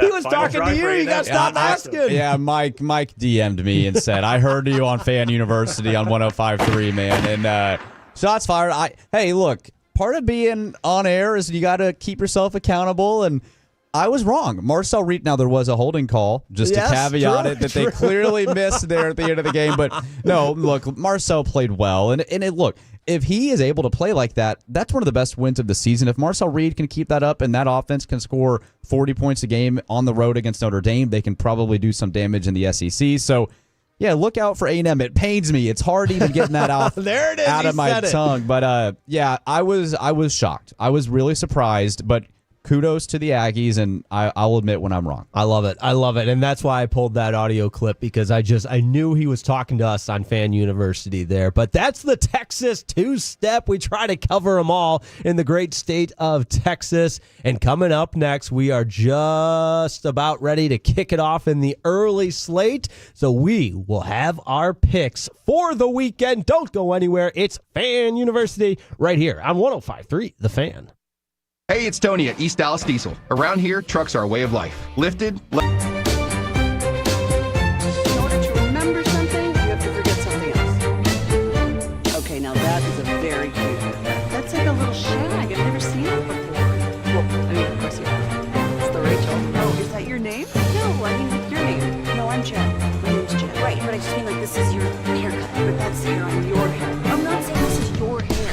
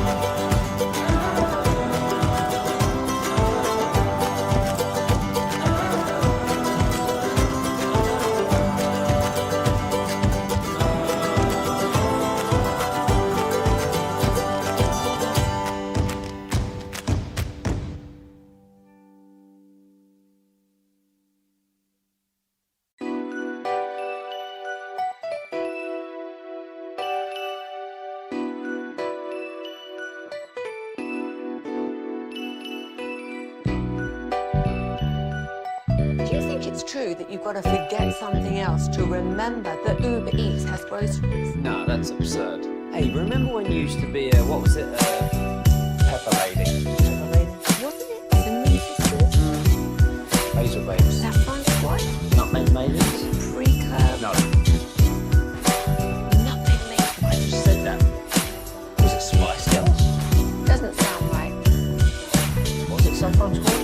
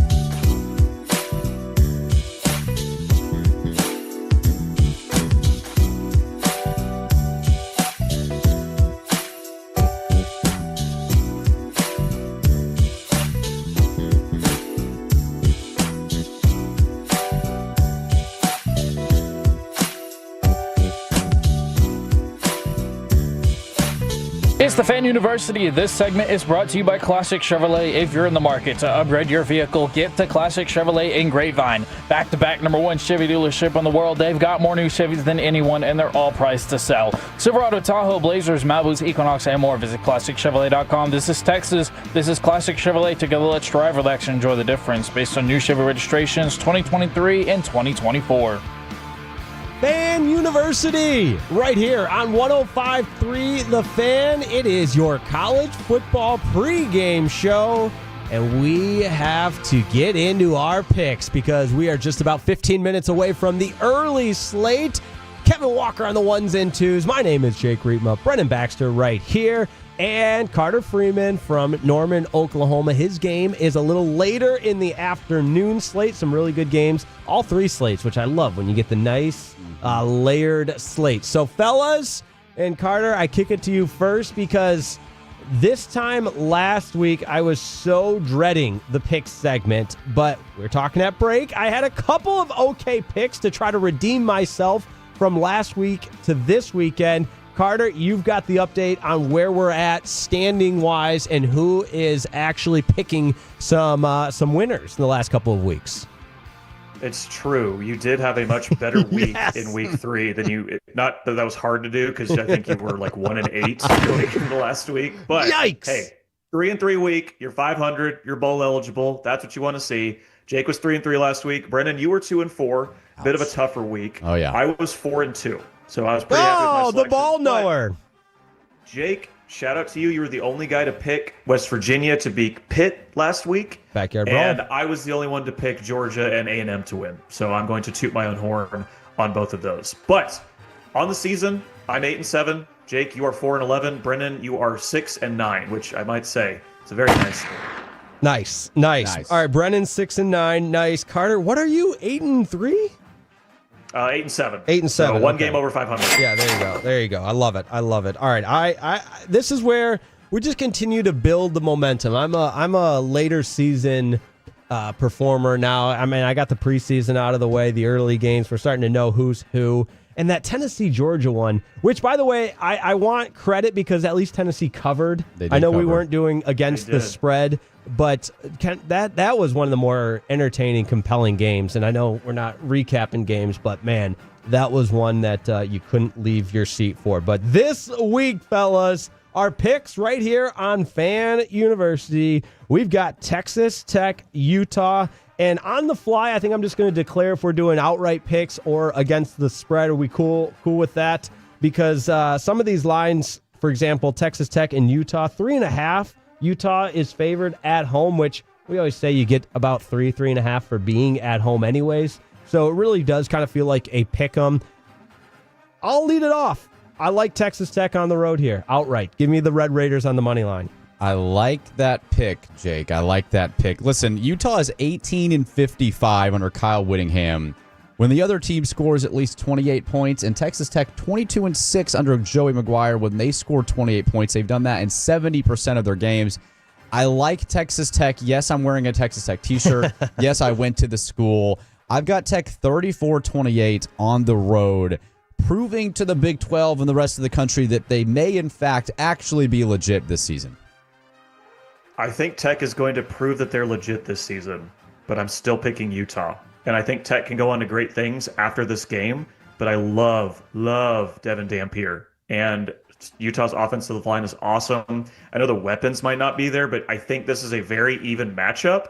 And just given that it's at Utah, I'll take the Utes. But I think we could very well see this game again in December in the Big 12 title game. Ooh, a little Big 12 preview, which will be right here at AT&T Stadium in Arlington, which, Brennan, you and I were talking. We were both at that Big 12 championship game last year with Arizona State and Iowa State. And, of course, we're going to talk. So was I. Oh, look at that. We didn't even know each other. We were all there. Yeah. Wow, a preview of the show was meant to be. That's right. Oh, man. This year, I say we all go again, but we'll actually coordinate a little bit better. And we're going to have Arizona State Athletic Director Graham Rossini on with us at 12:20. So, of course, we'll have to ask him about that Big 12 championship. But it's the picks right here on Fan University. The Iron Skillet, fellas. We talked with Rhett Lashley. It's the last Iron Skillet for, at least for now, for the foreseeable future. This is an interesting rivalry that neither team has really been good at the same time. And it feels like they finally both are good. And it's a shame it's going away. Carter, I'll let you lead off on the Iron Skillet. I think I know who you're taking. Rhett Lashley, I love talking to you. I hope to talk to you again, but I don't think you're going to get the win today with your Mustangs. I'm picking TCU. Man, we get Rhett on the show and Carter just stabs him in the back. I'm going SMU here because I liked Rhett Lashley, and being a Big 12 guy myself, Texas Tech doesn't play TCU this year, so I don't really care how TCU does. I don't want us to have a good win or good loss against the Horned Frogs. So give me SMU, little in Fort Worth, leaving the lights of Dallas, going in to travel to the country of Fort Worth. But I like the Mustangs in this one. If we have time in Jake's Takes, we're going to talk about some of the new uniforms out there. But I think it's worth noting the uniform matchup in this one. TCU wearing the all whites despite being at home. So maybe with the temperature, trying to create a strategic advantage. SMU will be in the blue uniforms. But I should have mentioned, too, let's call this one against the spread because it is a 6.5-point spread right now, depending on where you do your shopping. Carter, real quick, does that change? Do you think TCU covers 6.5?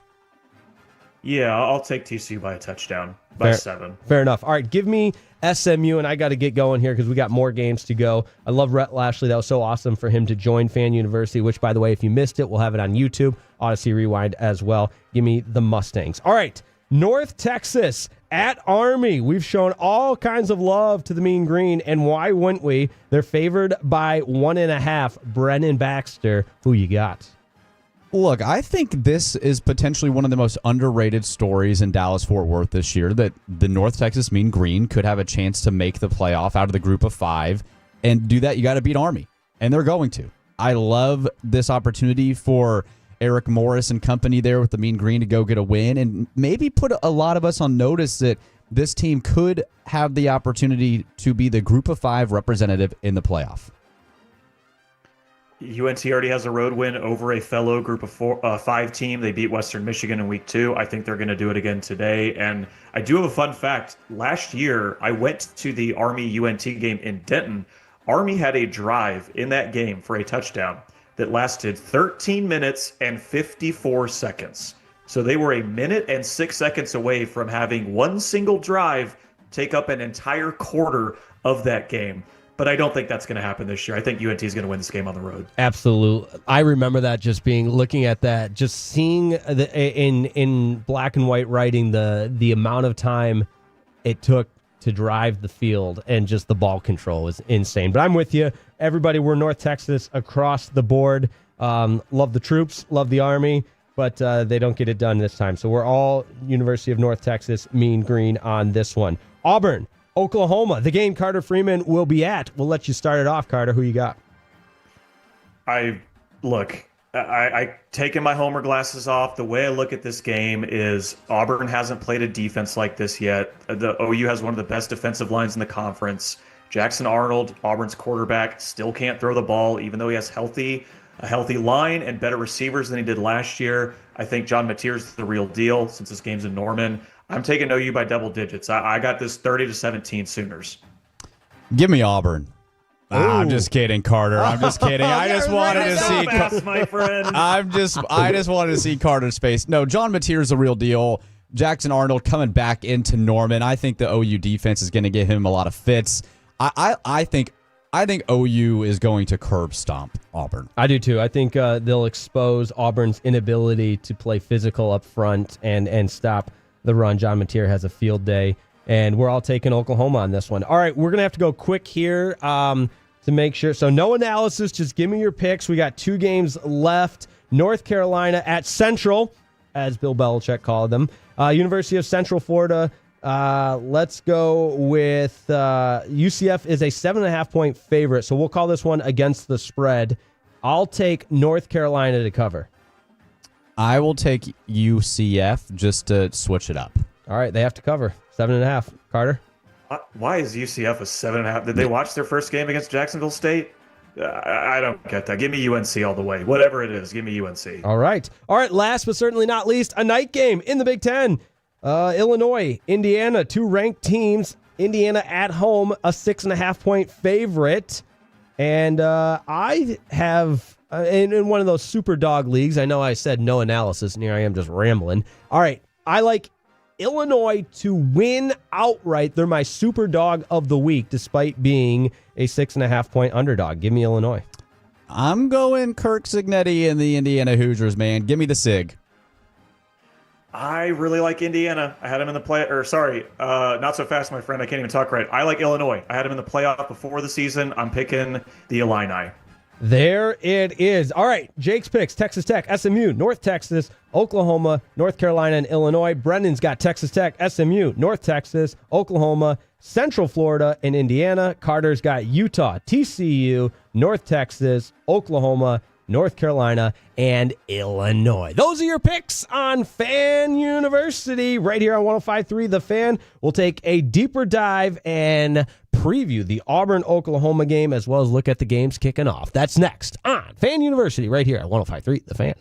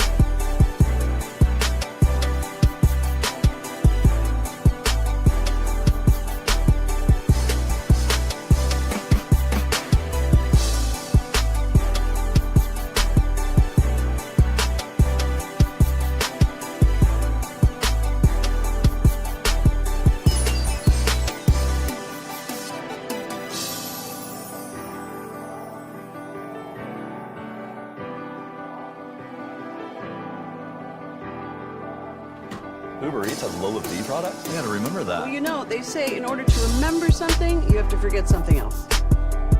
Okay, now that is a very cute haircut. That's like a little shag. I've never seen it before. Well, I mean, of course you have. It's the Rachel. Oh, is that your name? No, I mean like your name. No, I'm Jen. My name's Jen. Right, but I just mean like this is your haircut. But that's hair on your head. I'm not saying this is your hair. Okay, freaking me out a little bit.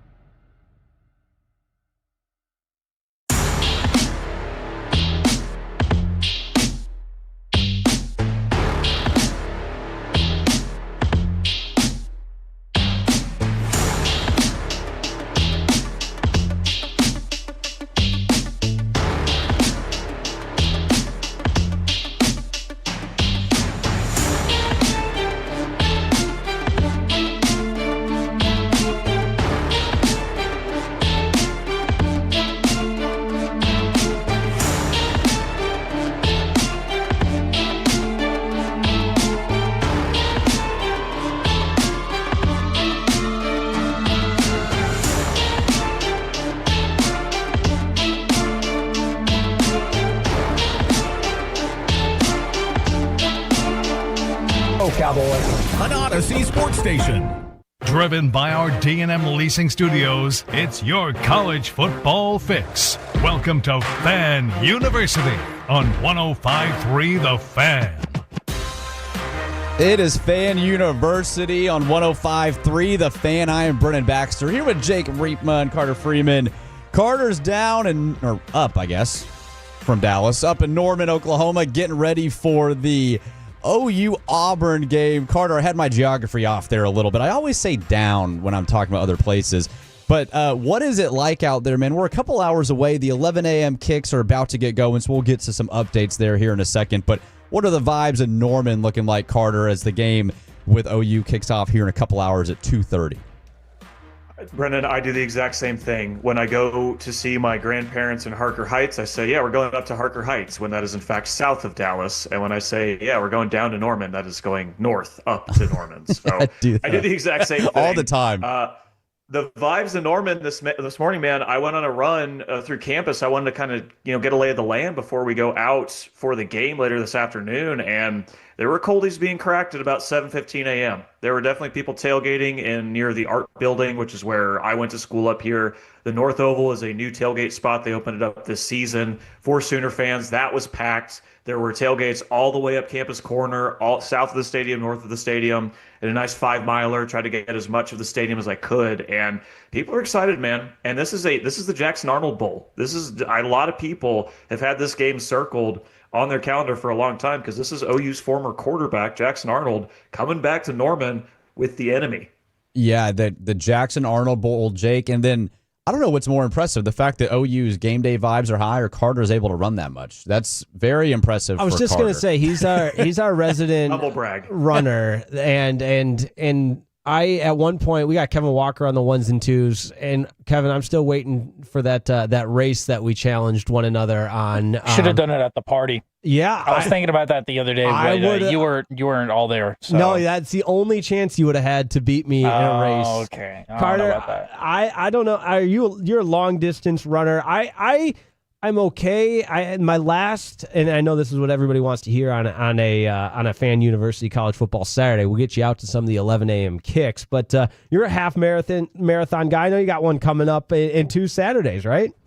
Yeah, don't put that on me. It's just a 10K. Oh, it's just a 10K. Come on. The halves are tough. Only 6.2. But look, campus up here in Norman at Oklahoma, it's a big, beautiful campus, and we've got a lot of spots to tailgate. So I wanted to make sure I could get around the whole place and see as much as I could. And yeah, for sure. I mean, this was 7 a.m. in the morning. The game's not for another 7-8 hours. People were ready. I love that. We're going to talk with Dan Peck of the Auburn Observer at 11:20 to get a deep dive on that Auburn-Oklahoma game.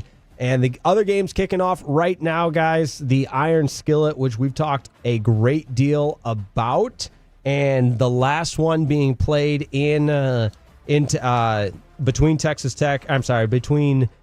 TCU and, of course, SMU, and a lot on the line in that one. Can I say something real quick before we get to the games? If you're driving around and missing College game day, Pat McAfee is about to jump from a 30-foot, and he just jumped off of a 30-foot high dive at the University of Miami at game day. He just got undressed on national television. That was one of the craziest things I've seen on television. That's college football. That's right what there. we're doing next. That's what we're doing next week. Guys. Yeah, we'll got to get Carter to not only run a half or a 10K, but also to show us his swimming skills as well. But yeah, man, you brought up a lot of the games. SMU TCU about to kick off. Huge game in the Iron Skillet in Fort Worth. I'm looking forward to that one. And then Texas Tech and Utah. Obviously going, we've had so many storylines about what is Texas Tech going to look like against real competition. Is Utah back? I cannot wait for this slate. And then we get to go into the OU Auburn game and follow that up with Baylor, Arizona State. What a phenomenal day of football. If you're out there getting ready, enjoying the beautiful weather here in Dallas-Fort Worth, I mean, find a television or somewhere to watch some of these games. It's going to be a fantastic Saturday. No, you're absolutely right. And with Texas Tech and Utah kicking off right now, Texas Tech a 3.5-point underdog on the road. We just gave you our picks, and Brendan, I feel like as the resident Texas Tech alum, this is the opportunity. This is the statement game, national TV with the Fox Big Noon kickoff. We've also got North Texas Army kicking off right now. We got all kinds of stuff, but for Texas Tech, what's the pulse of Texas Tech right now? I think there's a lot of excitement for the Texas Tech fan base and for myself personally. And I think when you look at what this game could mean, it's really more so about, can Texas Tech handle the pressure? Can they show that they belong? Carter, you mentioned this in your pick, and I thought it was a fair point, and it was great, that Texas Tech might prove they're legit, and they can still lose, and that's okay. You don't have to go in and demolish Utah necessarily to show you belong. But can you compete on the road, or do you look out of sync? Do you look out of touch? Do they look more physical than you with all the defensive line guys you brought in? That is important for Texas Tech to at least show that the talent that they accumulated in the offseason is real. I think the fan base, though, look, the reason you paid all this money is to win games like this. You need to win these types of games to win the Big 12 and be a real force in this conference, Jake. And so I do think that as a Texas Tech fan and their fan base, they're expecting a win. There's no moral victory here in Salt Lake City. You need to show you can beat teams like this if you want to be taken seriously. Yeah, the time is now for Texas Tech. I mean, they have one of the best point differentials in the country, if not the best, through their first 3 games against admittedly lesser competition, but you're supposed to blow up bad teams like that. And that's exactly, if you're a good team, and that's exactly what Texas Tech has done. It's been very impressive to me that all the pieces that they've gone and got in the offseason or brought back have had this amount of success. And Baron Morton as the starting quarterback at Texas Tech, a guy who I was not super high on, he's looked the part so far. And I think just as a big, huge road test, this is a perfect kind of spot for it. Like, Utah's an underrated place to play, but it's still a tough place to play. You're going to be in front of a bunch of rowdy fans, and this is a time to nut up or shut up. And like I said, even if Tech loses, I do think they will show us a lot in this game that they are a good team and that they can compete in these games. One thing I picked Utah, but I'm absolutely still expecting an awesome game here. Yeah, and one thing I'll say too, Jake, is that Baron Morton, to Carter's point, has not been fully healthy throughout his career at Texas Tech, so we haven't seen a lot of what does Baron look like. He started all 12 games last year, but then had shoulder surgery over the offseason.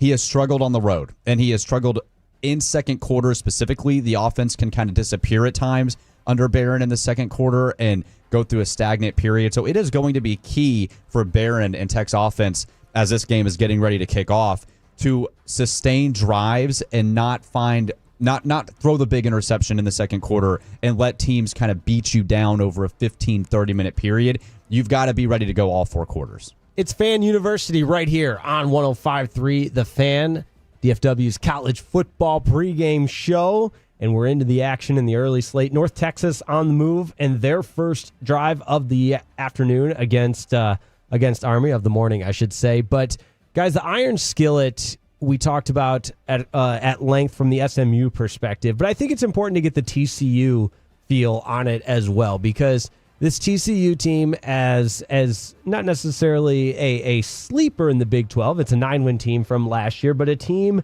that I feel like isn't maybe necessarily getting the love and recognition that maybe they deserve, and albeit very, very early. But, Carter, we were talking at the break, TCU, I mean, their path is in front of them just as much as anybody in the Big 12.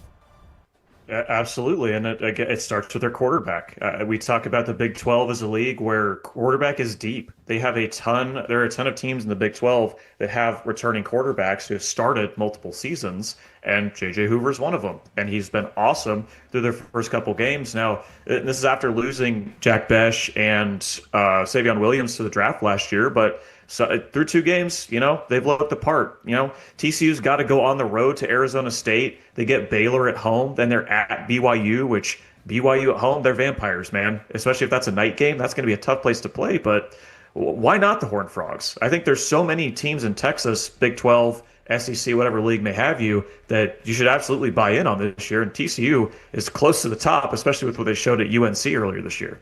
877 881-1053. That's the number to text to get in touch with the show. What games you got going on in the early slate right here. And on that note with the Iron Skillet, I kind of alluded to it, and I think we're all in agreement that it's obviously such a shame and a bummer that game's going away. And if you ask SMU fans, they'll tell you it was Sonny Dykes. He was the reason.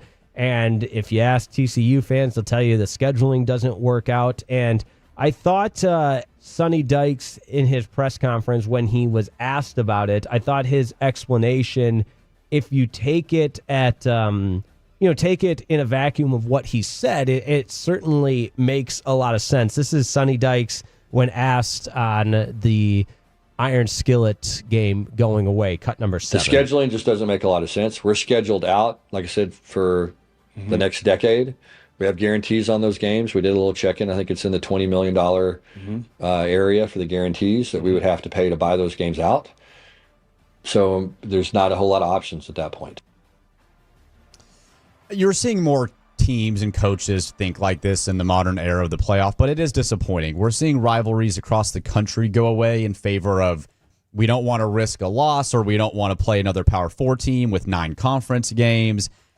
It just sucks for the fan. And I know, Jake, you had talked about this, that SMU and TCU weren't necessarily good at the same time over the course of the 104-year period. But now they're both both pretty good, and I think it could create more intrigue within the Dallas-Fort Worth market to have both of those teams play every year early in the year, create some excitement around the fan bases. But it's just what we're going to see more of, unfortunately, in this era, and I think it's disappointing. It's massively disappointing. And TCU's they play 11 Power 4 teams this year because they played UNC in week 1. They played they're playing SMU this week. They got a 9-game Big 12 schedule. So maybe once these, because that's how college works, is you schedule out these kind of home and homes or whatever may have you years in advance. once those are clear for TCU and SMU, maybe that can be their out-of-conference matchup, because a lot of leagues are now requiring all of their teams to play at least one other Power 4 team outside of your league every season, which is a good thing. So that's how you'll continue to see something like Florida State. That's how you'll continue to see something like potentially TCU and SMU. So hopefully they can get that lined up, but it's disappointing, man. It's something you got to take in now. There's no other rivalry that gives out an iron skillet as a trophy, right? That's another part. Yes, the trophy games in college football, and it's been over 2 hours since I said in this show. I have not said played at the D2 level, so there you go. Sound the alarm. I think it's a new record for me. But we would play a rivalry game against Saginaw Valley State University. And I know there's some Northwood grads listening because they used to have a campus right here in Dallas. And Saginaw Valley State, where Matt LaFleur went to school. So there's my tie-in from a national level. But we played for a giant axe, a real axe. And the winning team got to swing it and slam it onto the this big block of wood that'd be out there at midfield. And a trophy game, there's nothing like it. Whatever the trophy is, if you're playing for a trophy, that's my little third grade brain. That's like, if I get a trophy after the game, then it's obviously a more important game. But there's some really great ones in college football, and it's kind of a bummer that it seems like, to your point, Brennan, the almighty dollar is a big part of it, but we'll have to continue to follow. And I'm a voice for the rivalries that have a trophy. Yes, trophies are great. And it could be, even there's food sometimes involved in rivalries. It doesn't matter. If there's anything involved outside of the score of the game, it's a fantastic rivalry. They're going to be missed, and who knows, man, it might come back. People thought Texas and Texas A&M would never play again, and then 10 years, 12 years later, the Longhorns are in the SEC, and now they get to beat up on A&M again. So it just depends on where realignment even could be in a few years, but certainly disappointing to lose the game now. Who do you think, real quick, which fan base is more disappointed, SMU or TCU? I think SMU. I was in a good sampling size, like any hardworking journalist, boots on the ground. I was at Chipotle when they did their jersey, buy one, get one free if you were wearing a college football jersey. And there was a guy in a TCU jersey. So obviously that became my source to ask him, like, yo, why is the iron skillet going away? And he said, we don't really care. So I know that's like any hardworking journalist, that's one sample size of hundreds and hundreds of thousands and millions. But I think it means more to SMU than it does TCU. But that's my take, Carter. Well, for the longest time, this TCU's been a much more successful program, and it was more beneficial to TCU that SMU was at the Group of 5 level, because that's not another power conference opponent. Now that's a big thing. Yeah, TCU is the one that seems to be pulling out of this. So, and I think SMU, as they have not had as much success until recently, they were the underdog per se. They were the smaller program, right? So it always seemed like it was a much bigger deal for them to play that game, potentially get the upset. Now they're more equal. Both have been to the CFP in the last couple of years, so I do think it means more to SMU, but that's not to say it doesn't mean much to TCU at all. And right on cue, as we said, the games are kicking off. Texas Tech got a stop, forced Utah to punt the ball away, and they just had a huge play down the field. Williams makes the catch and breaks 7 different tackles on a crossing route. Yeah, I'm forgetting I'm on camera here technically too. So if you are watching on the fan cam and you see my facial expressions, I apologize. But man, what an awesome start for the Red Raiders. There you go. Please watch us on YouTube. Listen to us, watch us, but definitely watch us right now, because as we're talking, I'm watching Brennan take in this game and enjoying it's a watch party. It's going to be a live experience here at 105.3 The Fan. It's a watch party right here on Fan University 105.3.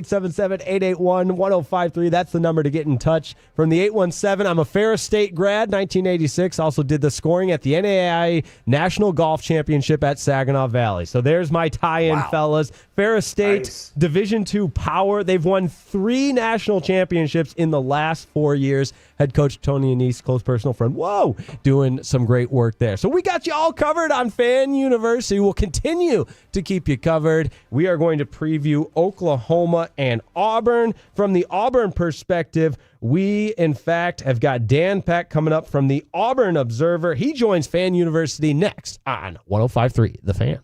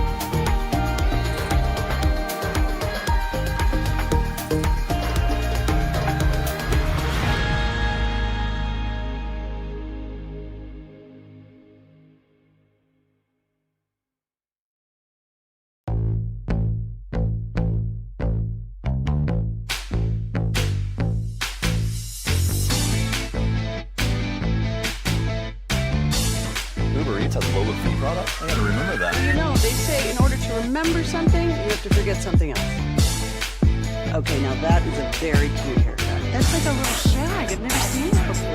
Well, Rita, of course, yeah. It's the Rachel. Oh, is that your name? No, I mean, what's your name? No, I'm Chad. My name's Chad. Right, but I just mean that this is your haircut. But that's hair on your head. I'm not saying this is your hair.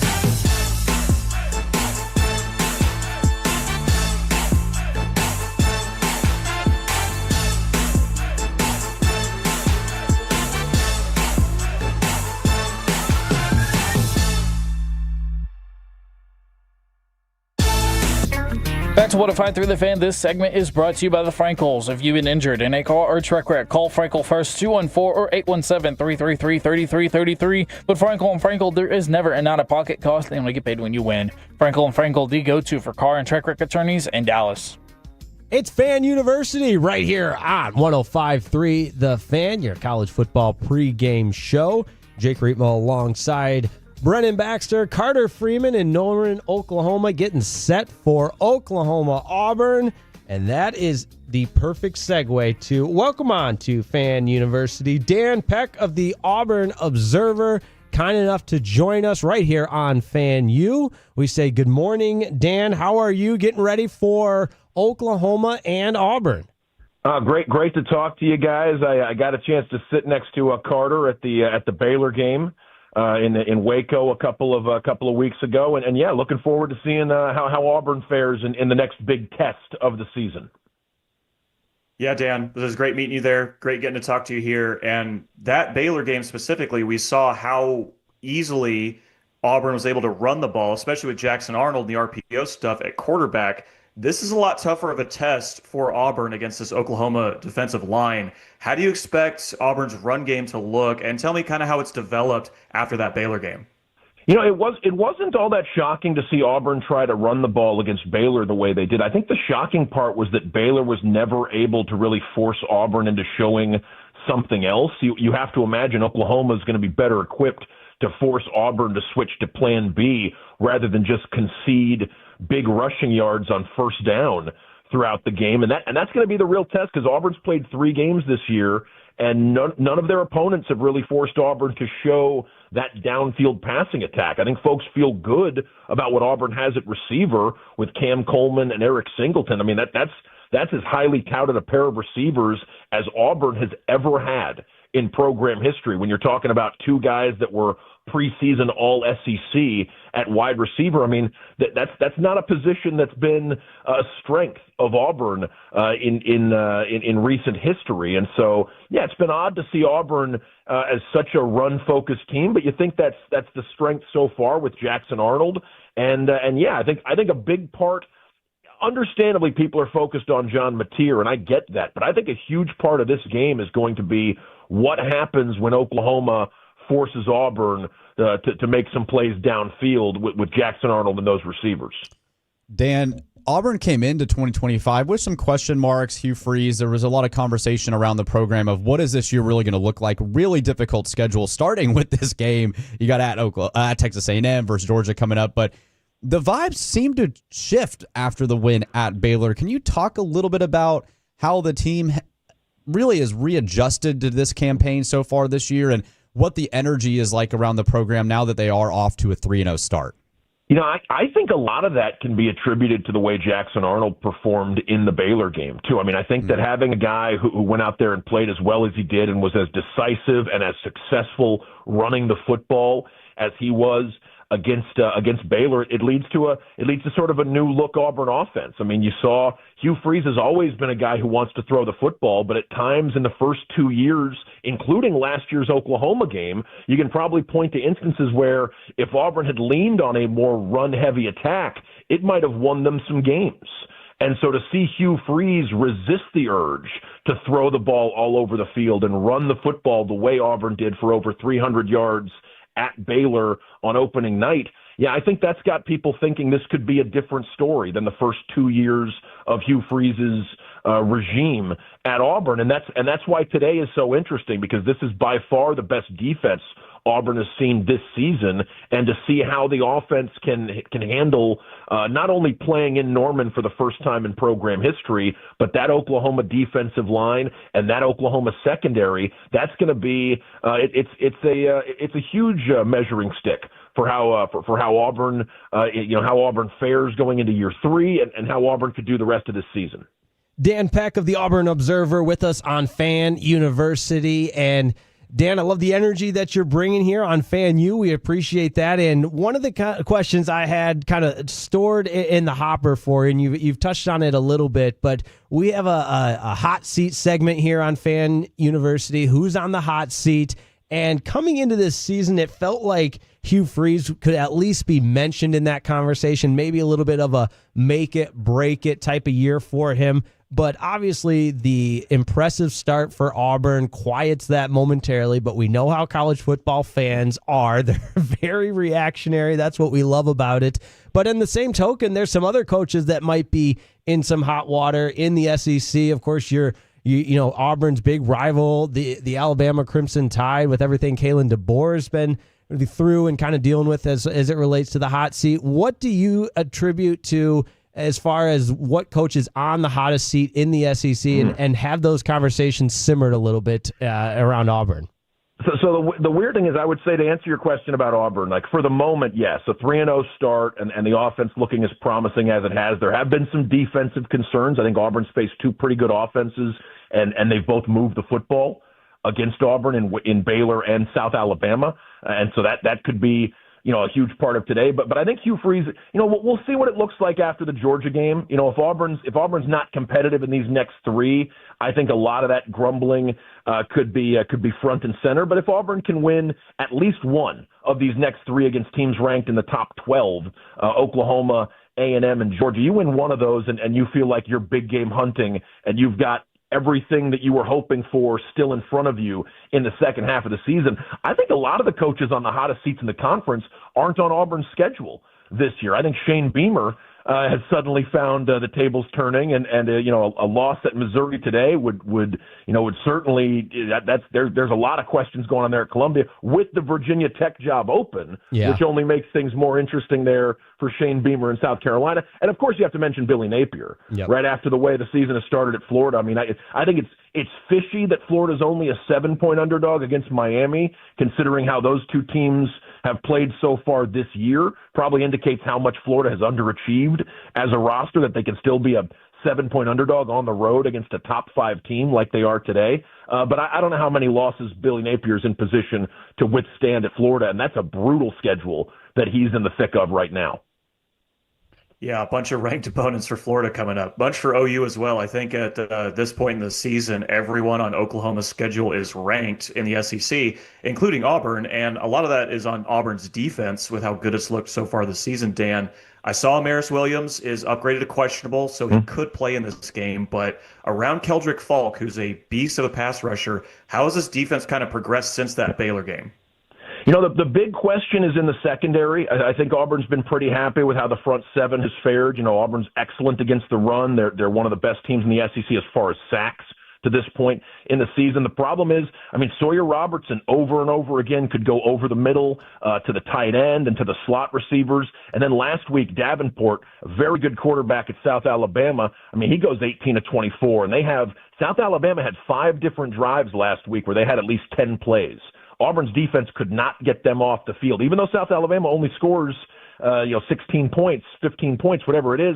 Like they didn't convert enough of their drives, their successful drives, into points, but they held the ball. And so I think, how Auburn's secondary handles, and it's a lot of guys who are back from last year, which complicates things for Auburn because you had young players who showed some promise and were in their first full off season as starters, and they've struggled to this point. I think Auburn could be looking at true freshmen like New Boy Fagans and Eric Winters possibly to take a lot of the load in the middle of that secondary, safety and nickel, and that's going to be so big against John Mateer because he's someone who can quickly get rid of the ball, and he's going to be looking to his safety valves if Auburn can get pressure. Dan, I've got to ask one question for you outside of this game. I'm married to a woman who went to the University of Alabama. Can you explain to us how big a deal that rivalry really is for the folks? I've been introduced to it. Can you really just explain how deep that really goes?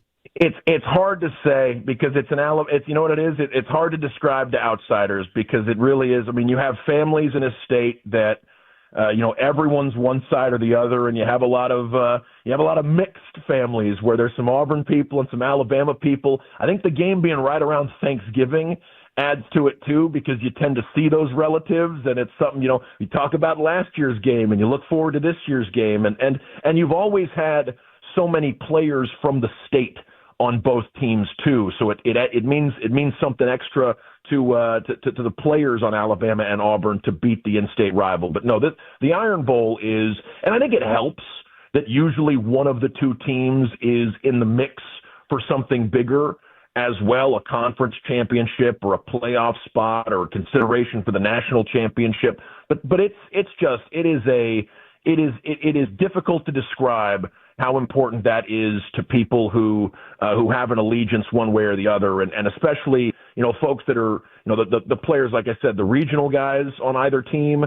It can ruin a season, it can save a season to win a game like that. Dan Peck with us on Fan University. And Dan, I had the privilege to go to an Iron Bowl a couple of years ago. I would just tell every college football fan to put that on their bucket list. It's just an all-time experience. It was on Alabama's campus though, so I'll have to get to one at Auburn. But you mentioned that this is the first time Auburn's played in Norman in school history, taking on Oklahoma here. Obviously, that's the game we're getting set to preview. So I got to ask you a non-football question. How have you liked Norman? Have you been able to find a good spot to eat? Because Carter's an Oklahoma grad, and he says the food scene, you can put it up against just about anybody. So I had to actually cancel my trip earlier this week. Some family stuff popped up, and so I'm doing some house sitting and some pet sitting. So I'm going to watch this one remotely. I sent my partner at the Auburn Observer. Justin Ferguson's going to be in the press box today, and he's been able to explore some of OKC's cuisine. He's in Norman today, and he's loving it so far. He's going to come back for basketball season. I'm going to try to make that trip as well if I can when Auburn plays Oklahoma in men's basketball this season. But I've heard nothing but rave reviews of Norman as a college town, and I hope to make the trip the next time Auburn football plays up there. Yeah, well, I'm biased because I'm here in Norman right now, too. I will be at the game as a fan. And Dan, I will absolutely send you some recommendations. I have them on my phone already written out for other friends, so I will text those to you. But one last thing on Jackson Arnold. This is the Jackson Arnold Bowl. He's back in Norman. How do you think he's kind of going to handle this as this game goes along? It's going to be a pretty rowdy, aggressive atmosphere towards him, given how disappointing he was in Norman. It's just not something you see very much in college football. It feels very NFL, right? The idea of last year's quarterback is bringing his new team into the old house, and it's unusual for I guess it's a product of the times in college football with the transfer portal and the way quarterbacks move around. Things like this can happen, but it's strange to think that Jackson Arnold's fourth start as Auburn quarterback is going to be in Norman against the team that he opened last year, as the starting quarterback for. So no, I think it must be weighing on him. I don't know how much Hugh Freeze or Jackson Arnold has actually been talking about it, and sort of making it a bigger deal than it is. But I have to imagine that every single player in that Auburn locker room knows how big this game is for Jackson Arnold because it's his former team. They know how badly he wants to win this game. And it sounds like to be nearly voted a captain, and to be a guy that everyone, when we talk to the players, I mean, there's universal praise from that locker room for Jackson and what he's done so far at Auburn. I have to imagine his teammates know just how big this is for him and what a victory would mean. Dan Peck from the Auburn Observer right here on Fan University. Dan, we can't thank you enough. We appreciate the time, and we'll have to definitely do this again later on down the season.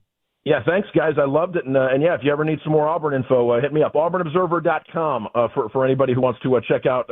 We do a couple of podcasts. Justin writes some newsletters, and it's a lot of fun. There you go. You can also follow Dan on X, Twitter, whatever you want to call it, at DNPCK.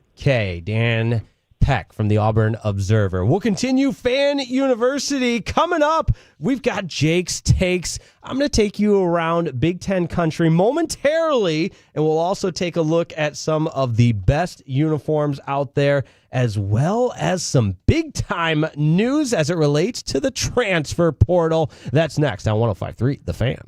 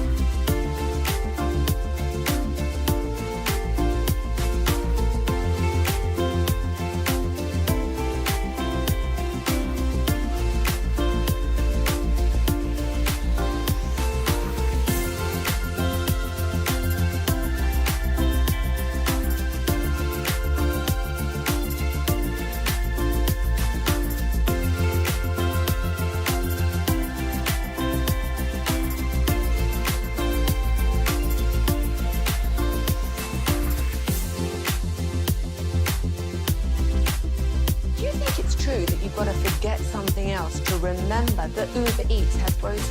No, that's absurd. Hey, remember when you used to be what was it, Pepper Lady? Pepper Lady? Wasn't it Cinnamon Sisters? Basil Babes. Saffron Squad? Nutmeg Maidens? Paprika? No. Nutmeg Maidens. I just said that. Was it Spice Girls? Doesn't sound right. Was it Saffron Squad?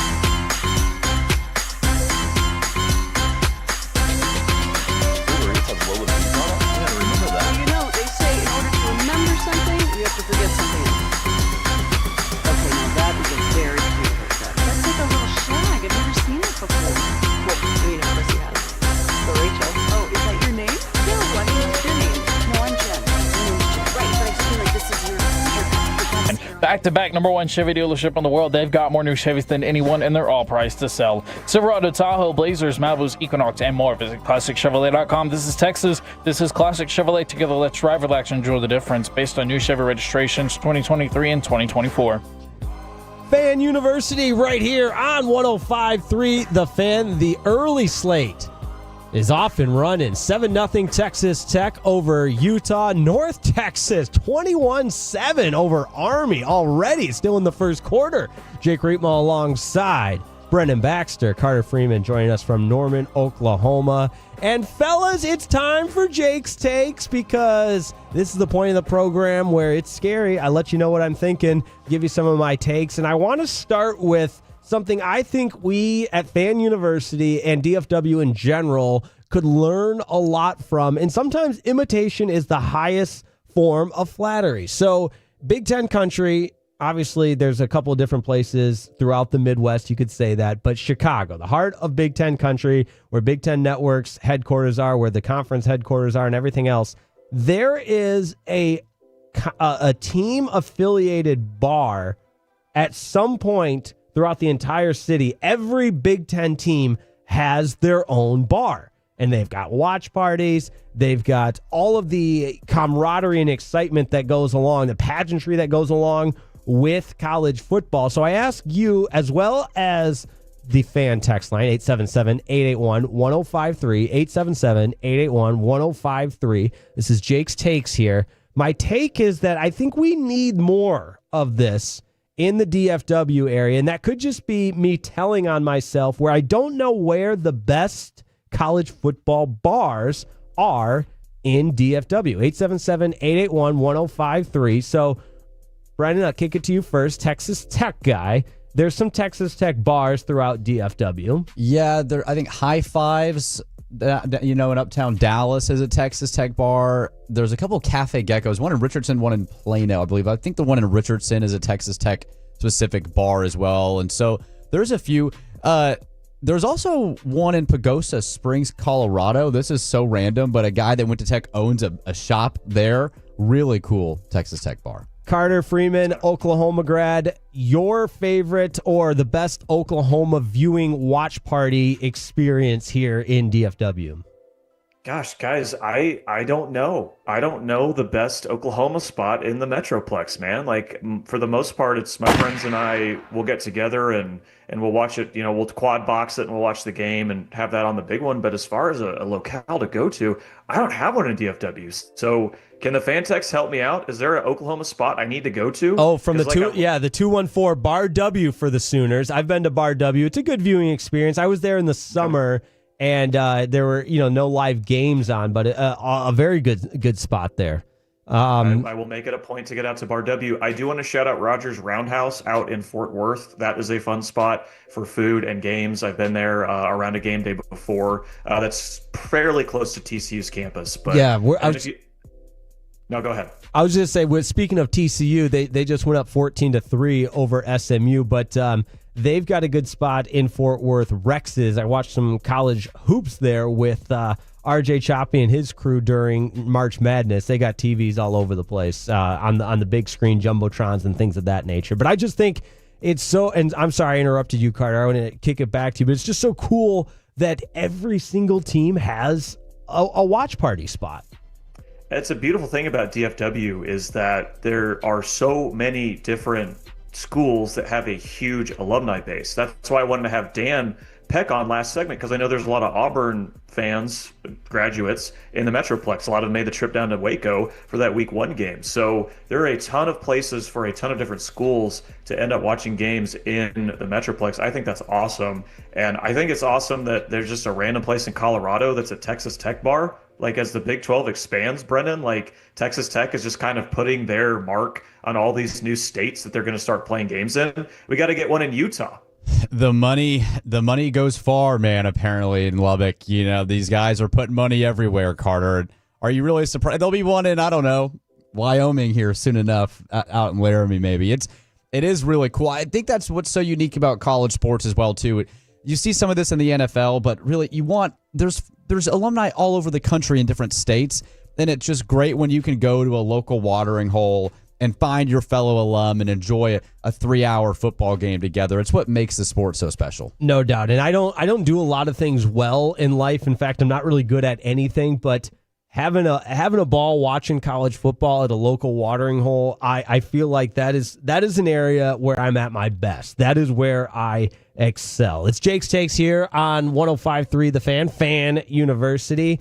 And we'll dive into this a little bit more when we have Arizona State athletic director. That's right. The athletic director of the Arizona State Sun Devils, Graham Rossini, will join us at 12:20. Looking forward to that.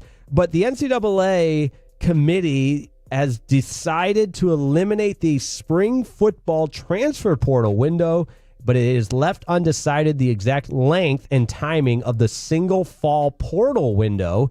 And so, Carter, I kick it over to you. I think this is a big step in the right direction, but at the same time, still a lot of unknown parameters around it. But one transfer portal window makes a lot more sense. It does, and I think the timing is going to be big because I know there's been some hemming and hawing from different conferences about when the singular transfer portal window would be. A lot of it that's been bandied around is that it would be January 2nd to January 11th. So 4 teams would still be playing at that point, right? You would have the 4 teams in the semifinals of the CFP. And maybe you can work out something where there's a waiver for those teams. If their players enter the portal, they can still play for their teams in those games, what have you. But I think a good case study of why the spring portal isn't the best is here in Norman, where I am broadcasting right now. Jaden Ott is a Sooners running back this year, played at Cal the last couple years. He transferred to Oklahoma in the spring portal this last offseason. Well, that means he missed all of spring practice. That's something that John Mateer got to take part in because he transferred in the winter. Jaden Ott misses spring practice. Then he gets hurt over the summer, misses fall practice. He was supposed to be a big part of this Oklahoma rushing attack. Right now, he's RB4 because he's very, very behind on the plays and learning the offense. So he's kind of a cautionary tale of, oh, you think these great players can come from the spring portal. It doesn't always work out like that. And I think it does just make more sense to have this be at one time and for you to not be able to transfer 2 times in a year. That seems too much. Yeah, there's so much pressure on these coaches now across the board, and for them to be focused on transfer portals year-round, essentially, and coach and also still recruit, that's still a thing, and deal with donors and everything that comes with being a college football coach, you've got to simplify this a little bit, and I think this is a good idea and really a solid move forward by the NCAA to say, listen, this was getting a little out of hand. It's already a Wild West. Let's try to simplify this a little bit. So I think this is a very smart decision, which is rare by the NCAA. It's Jake's Takes on Fan University. We got a couple minutes left to slide in my favorite uniforms of the week. Some of them are on full display right now. The Iron Skillet. I mentioned TCU wearing all whites, but SMU's jerseys, chef's kiss. They got the royal blue and the SMU across the chest with the white helmet, but the logo is the Mustang going through the D of the Dallas logo. It's one of my all-time favorites. So that one deserves some love. But guys, I'm still trying to figure out how to bring this visually to everyone. But when you say college football uniforms, it starts with the Oregon Ducks. And we had a roundtable discussion on this off the air. But did anybody see what they are busting out for this weekend's game? I did see what they're busting out, and yeah, mark that, busting out. Yeah, big busting out here on Fan University. I think the shoe dog, man, the Phil Knight. Yeah. I mean, when you've got the owner and creator of Nike, I think we overlook how deep Oregon's pockets really are with this guy. But it's so cool. I think it's the slick white chrome helmets. What a look for Oregon, and they're going to go dominate their in-state rivals as well too. Oregon State in them, so going to be a good day if you're an Oregon Duck fan. 100%. And I'm getting a look at these uniforms now. The marble, yes, on the marble white on the on helmet. Oregon's helmet is excellent. I am a huge vinyl records guy, and that is one of the coolest kind of vinyl records you can get are marbled records of whatever color may have you. So this is a cool look. I have to say though, Oregon and just the black uniform, the black jersey and pants. I like their white and their green ones or their other colored ones better. Something about the the black and gold here just doesn't pop as much to me. But I love the helmet. Right. It reminds me of the Oregon that played against Cam Newton in Auburn in the national championship, where I feel like this new age Oregon is more of the bright green and similar to what they wore against Northwestern last weekend. It just pops a little bit more, but the helmet is chef's kiss. Absolutely incredible. And let's see, how much time do I have? I got to give some credit. We're talking to Arizona State Athletic Director Graham Rossini at 12:20. The Arizona State uniforms against Baylor this weekend is a great uniform matchup. Arizona State going with the Sparky Sun Devil logo on the helmet, which is one of the best logos in sports. It is so recognizable. And listen, I will debate any Arizona State fan. I love Arizona State's Sparky Sun Devil. They've gone to the pitchfork logo more, but the Sparky Sun Devil, if you guys are checking these uniforms out, I love the helmet here. It's old school Arizona State, such a classic look. Okay, but I have to say, I do love Sparky the Sun Devil. The actual pitchfork on the helmet, I think, is such a great look. There aren't that many schools, I think, that can have like a non-logo on their helmet and make it work, like the Vikings in the NFL, right? Mm-hmm. The pitchfork is just so unique. Like, what other school in the D1 has a pitchfork? Like, I'm a fan of Sparky the Sun Devil, the logo. I'm just more partial to the actual pitchforks on the helmet. Fair enough. Brennan, real quick, you get the final word. I don't like yellow. Okay, That's I can see. Shots fired at yellow. Yeah, there's not much Arizona State can do. There's not much any school can do. There you go. I just don't like yellow. That's the final word. All right, we have a yellow hater, and it's Brennan Baxter. That's Jake's Takes. Thanks so much, as always. 877-881-1053. We are going to switch gears and talk one of our favorite conversations, the hot seat. Whose seat is hottest? That's next on 105.3 The Fan. Sean and RJ, the KNC Masterpiece, G-Bag Nation, and Fan After Dark. Live and local. Turn it.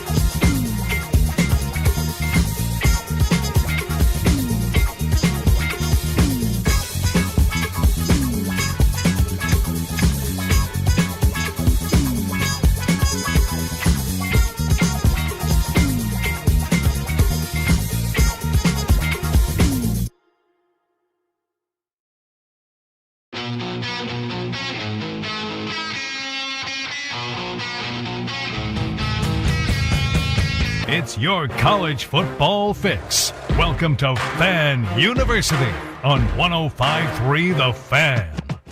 Fan University right here on 105.3 The Fan. It's your college football pregame show. Games are in action right now. SMU, TCU, the Iron Skillet, Texas Tech, and Utah in a wild one early already out there in Utah. Jake Rietma alongside Brennan Baxter. We got Carter Freeman with us from Oklahoma as the Sooners and the Auburn Tigers. First time in school history that Auburn is playing in Norman, Oklahoma. Guys, it's been a fun show into the final hour. But we got to talk about some coaches who are on the hot seat because I think we got a new leader in the clubhouse, Mike Gundy. Oh, boy. Brennan Baxter, I kick it over to you, my friend. That was tough last night. That was tough. It's so funny. On Thursday night, I'm sitting with a friend watching football, and he went to Oklahoma State. And I'm like, surely you guys aren't going to lose to Tulsa. He was freaking out. I'm like, come on, dude, it's Tulsa. And they go lose 19-12. And rip to Aaron, man, probably having a bad weekend. But it is shocking to see where Oklahoma State was. They beat Carter, your Sooners, in the final bedlam. They go to the Big 12 championship. They were a fumble at the end zone away in 2021 against Baylor from being in the playoff. And here we are just 4 years later, same coach, same system, and they look like one of the worst programs in the entire Power Four. It's just a fall from grace that I don't think was completely expected, Carter. You would obviously are enjoying this being a Sooner, but it is quite shocking to me, even with all the Gundy stuff saying, I'm not going to adapt to the NIL, the transfer portal. There's been so much just kind of frustration within the administration there at Oklahoma State, but I didn't see it getting this bad. No, it's gotten ugly quick, and I might take a little enjoyment out of it. You know, it's like little brother doesn't know what to do with big brother gone. Now that we're in a different conference, it's like, oh, we're just going to lose all our conference games. But Gundy's kind of, it's my way and the highway is the route that he's taken, right? Because he's very much going to get let go. And I made the Gary Patterson comparison in the past where Gary Patterson was a legend at TCU. He got fired midseason because TCU stunk and they hadn't had a good couple seasons and they needed a change. I think this is going to be a very similar situation where Gundy's done things for Oklahoma State that Oklahoma State's never done before, could never do again. You have no idea in the future of the sport. It seems to change every offseason, but for him to stick his foot in the ground, say, I'm not going to embrace NIL, I'm having to embrace the portal because so many of our players left, but that's out of necessity. He's not going into the portal grabbing big name guys. Oklahoma State's not spending the money, I guess, to get some of those players. I'm not exactly sure, but it sounds a lot like he was almost fired after last season. And they bring him back and it's like it's blown up in their face in the biggest way. But tonight we get the other guy who might be the hottest seat in the country, and that's the guy whose defense has only given up 3 touchdowns and they're still 1-2. That's Billy Napier at Florida. Because I think his seat is about to get flaming hot if they lose to Miami. Yeah, his seat is insanely hot. And even after last year, there was debate of should we let him go now? But then Florida kind of finished well. And so it allowed Billy Napier to buy a little more time there. But off to a 1-2 start, offense looks non-existent. DJ Lagway is not developed at all in the system. And Jake, it is kind of looking like it's time for Billy to either find a way to get it done now, or you may be given the exit door. Well, with coaches, it's oftentimes the vote of confidence, and when your athletic director says, we're with you, we're behind you 100% of the way, that's usually the kiss of death.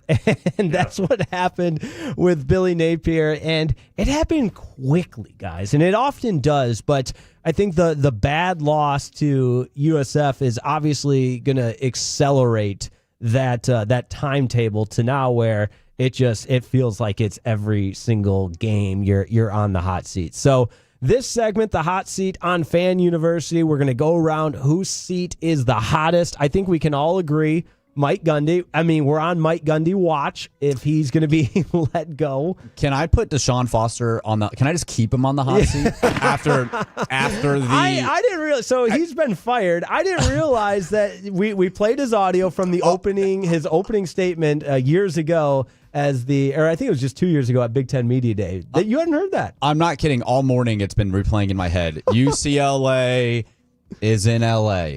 And that's the head coach of a Power 4 team.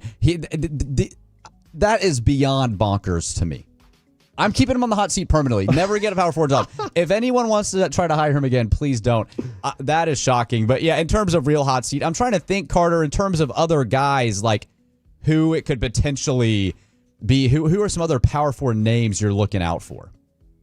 Well, if Baylor loses tonight, I think Dave Aranda's seat's going to heat back up. It was coming into the season. Baylor had big expectations. They kind of lay an egg in week 1 against Auburn, beat SMU on the road in week 2, so it kind of cools it a little bit. But a 2-2 start to the Baylor season with a loss in conference, I think Aranda's seat would get hot. And his name has been thrown around for this UCLA job. So even if Baylor elects to keep him, it could be time for a change in, just scenery in this offseason, right?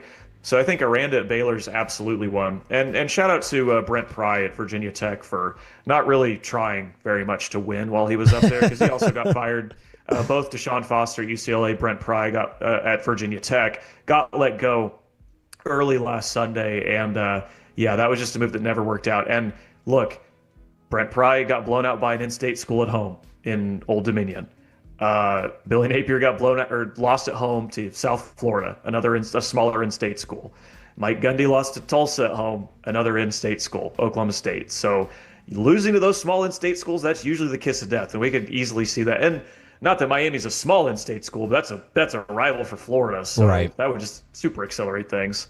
It's Fan University, our hot seat segment right here on 105.3 The Fan, and one that it might not necessarily be a hot seat, but certainly worth a point of discussion. We've talked Michigan, Nebraska, but what we haven't brought up is the fact that Sherrone Moore is suspended for this game. He begins the 2-game suspension. The hand-selected 2+1 will do 1 game next year too, and we're going to sandwich the suspension so that you can coach against your alma mater. And obviously, I'm coming into this situation with a totally different angle, but it feels like the conversation around the University of Michigan program with Sherrone Moore, because this is his second suspension, there's always noise around Michigan, and if they have a season similar to last year, coming off a national championship where they struggle to win 6 games, you got to start having that conversation. Well, how much does the Ohio State win by you? Oh, that saved the job. You lose Jim Harbaugh coming off a national championship game. Sherrone Moore comes in. The Connor Stallion situation, a ton of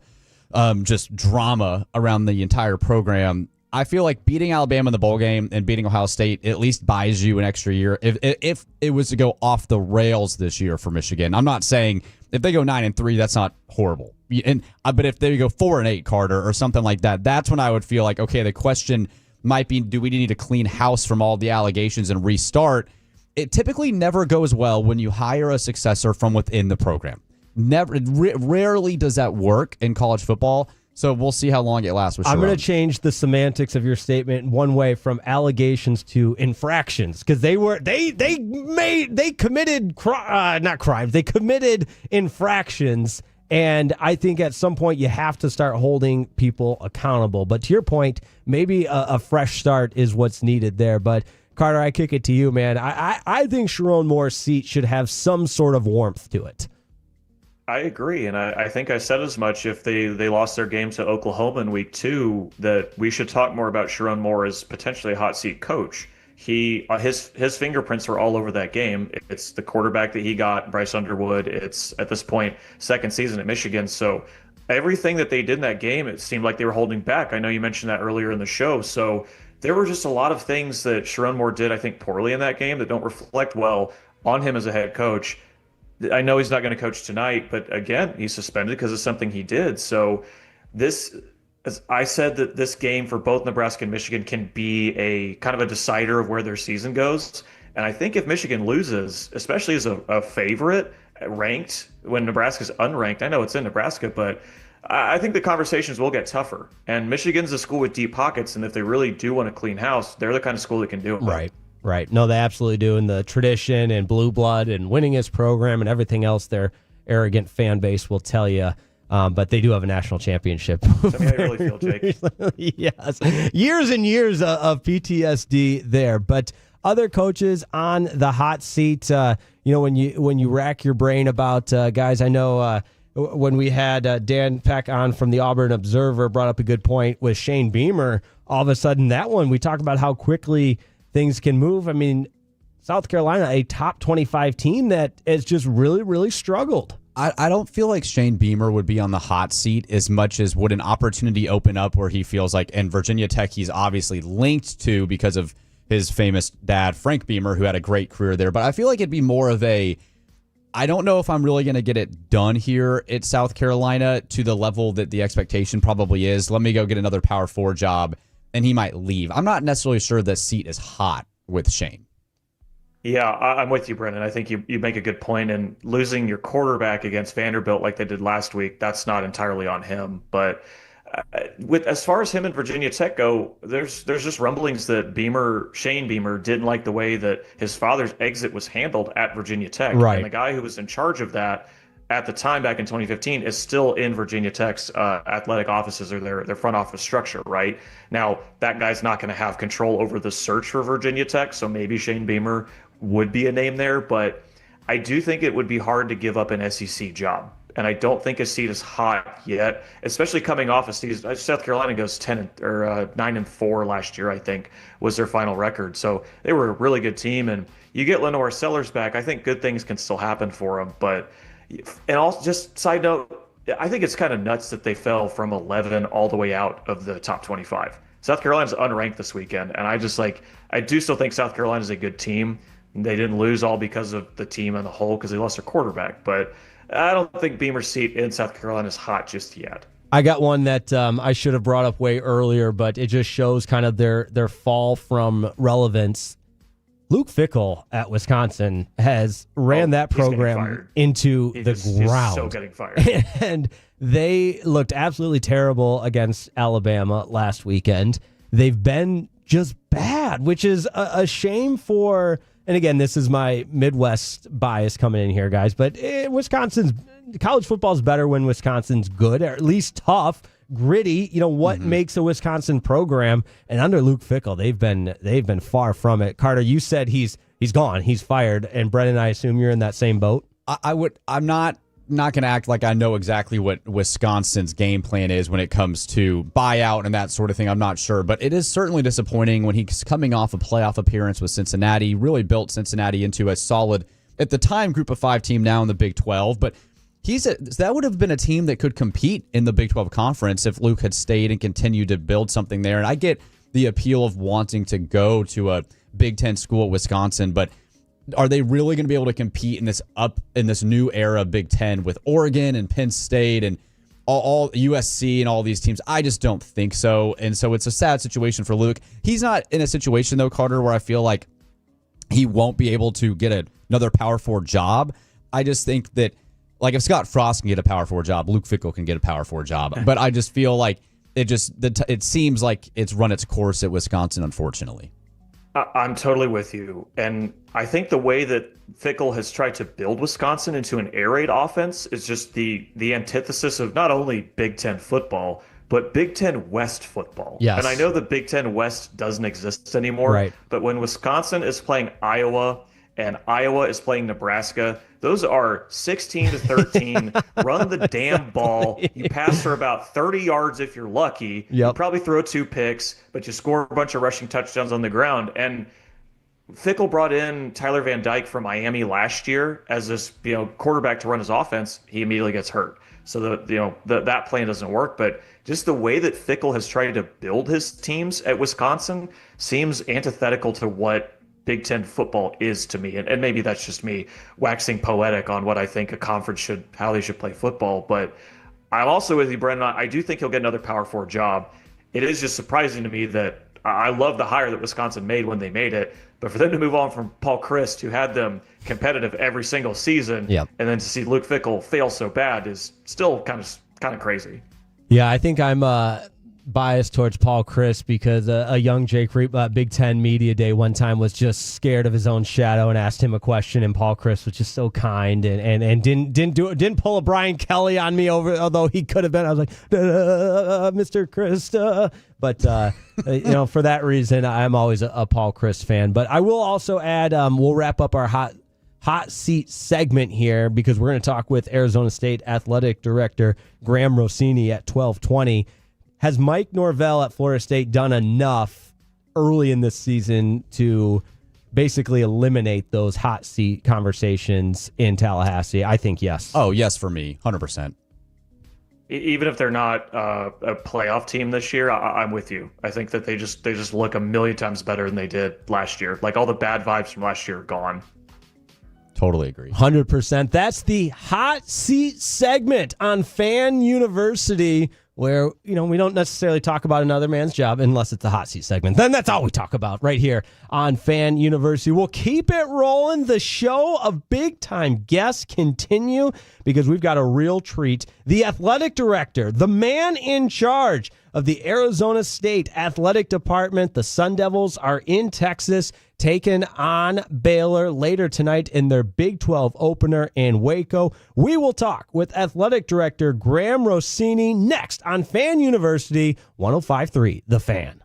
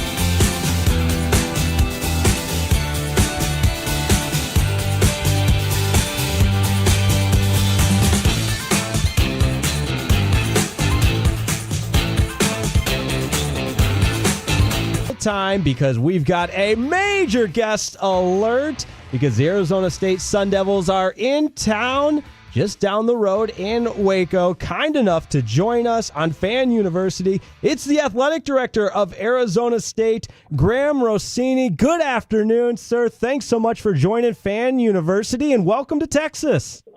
What's up, y'all? Good to be with you. Thanks for carving out some minutes to talk to Sun Devils here. Oh, thank you. And that's where we got to start. I mean, I've been to Tempe plenty of times. There's some great cuisine there, but here in Texas, we absolutely love our barbecue, among other things. Have you had the chance to at least, sink your teeth into some good barbecue since you've been in the great state of Texas? We did, yeah. We got in last night. We had a sold-out plane of donors coming out to Waco for the trip this weekend. We had a great dinner at Diamondbacks in Waco. So we didn't have any vegetables, so that's always a good sign of a good meal. We had the meat sweats walking out of there, but it was well worth it.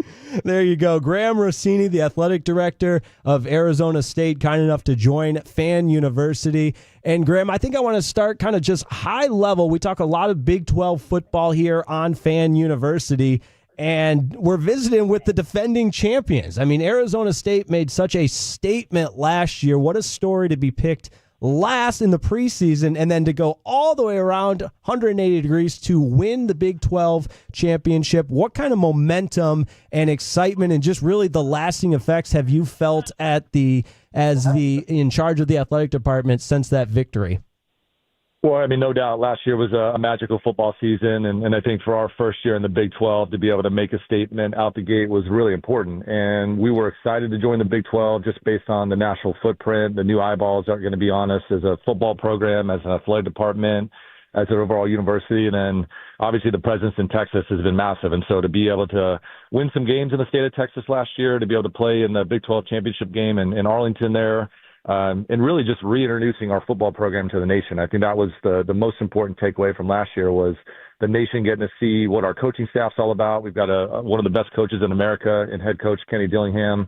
He's built an incredible coaching staff around him, a lot of Texas ties on that staff as well. And so really important step forward for us as a program. We want to keep building this. We're by no means where we want to be, but I think last year was a really important statement just out the gate in the Big 12 to let the nation know that we're committed to football. We want to continue to invest in our program, and we want to attract the best recruits we can to join our program and be a part of what we're building.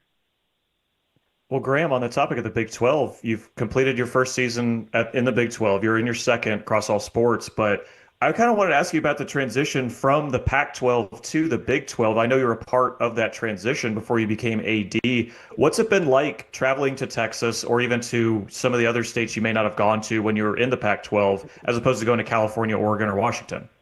Yeah, it's been awesome, and really grateful for the Big 12. It's been a really collaborative effort. Commissioner Yormark sets a great tone that we're collectively, all 16 of us, are trying to build the brand of the Big 12 together, and so we're very mindful of kind of each of our responsibility in doing that, and it's been a perfect fit for us. I mean, we've got a large enrollment, so every part of this conference is really important for us from just an overall student enrollment standpoint. And so having a connection to Texas, like we've talked about, having a school in Florida in UCF, having some different pockets of the East Coast and the Midwest to be more relevant in has been tremendous, and the travel's been a lot of fun. I mean, we really had a neat season last year in football, specifically getting to Lubbock for Texas Tech, getting to Manhattan for K-State, and a lot of these cities and college towns that we haven't routinely been in.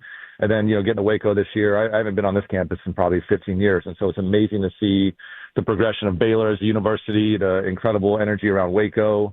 We again, 200 donors on the trip with us. We've got a huge alumni chapter. You guys may know Reed Hendricks does an incredible job in the DFW area. ASU Reed. So really a lot of presence here, and it's been fun for our fan base to be in these new cities and these new parts of America to go support the Sun Devils. So perfect fit for us. And, we grew up in the Pac-10, Pac-12, hard to make that transition, but if we had to make the transition, there's no doubt the Big 12 has been an incredible fit. Graham, what does a conference championship and a playoff football appearance do for the university as a whole across the athletic department? I know it obviously helps build the football program more, but what does that do as the athletic director when it comes to different types of recruitment to different sports, enrollment, that sort of thing? Yeah, there's no doubt. I mean, there's a halo effect that comes from it. I said right after we won the game last year, the college football playoff has been a dream for so long at a place like ASU. And what last year showed was that it can become a reality. And we've got to continue to invest in our football program. We've got to continue to find a chance to build new fans and new resources that we can continue to reinvest as we just each year want to continue to build the profile of our program. And not only in football, I mean, we've got 26 sports. So we've got the most amount of sports in the Big 12. It was a really fun year for us. We had 4 conference championships, led the Big 12 in that. We had 10 of our programs finish first or second. We ended up winning this summer the Big 12 Commissioners Cup for our first year in the conference. And so that halo effect extends far beyond football. Obviously, football brings us the most amount of eyeballs and incredible resources that we're able to reinvest throughout the entire department. And when you have success on the stage that we're having, it just gets us in different conversations. And we're lucky in the Phoenix area, much like the DFW area, where there's just population growth there's people moving to our part of the country from all over, the world at this point. And it's a chance for us to continue to build a fan base. And we've got to activate our scale. And that's one of the competitive advantages at a place like ASU, where we have 650,000 living alums.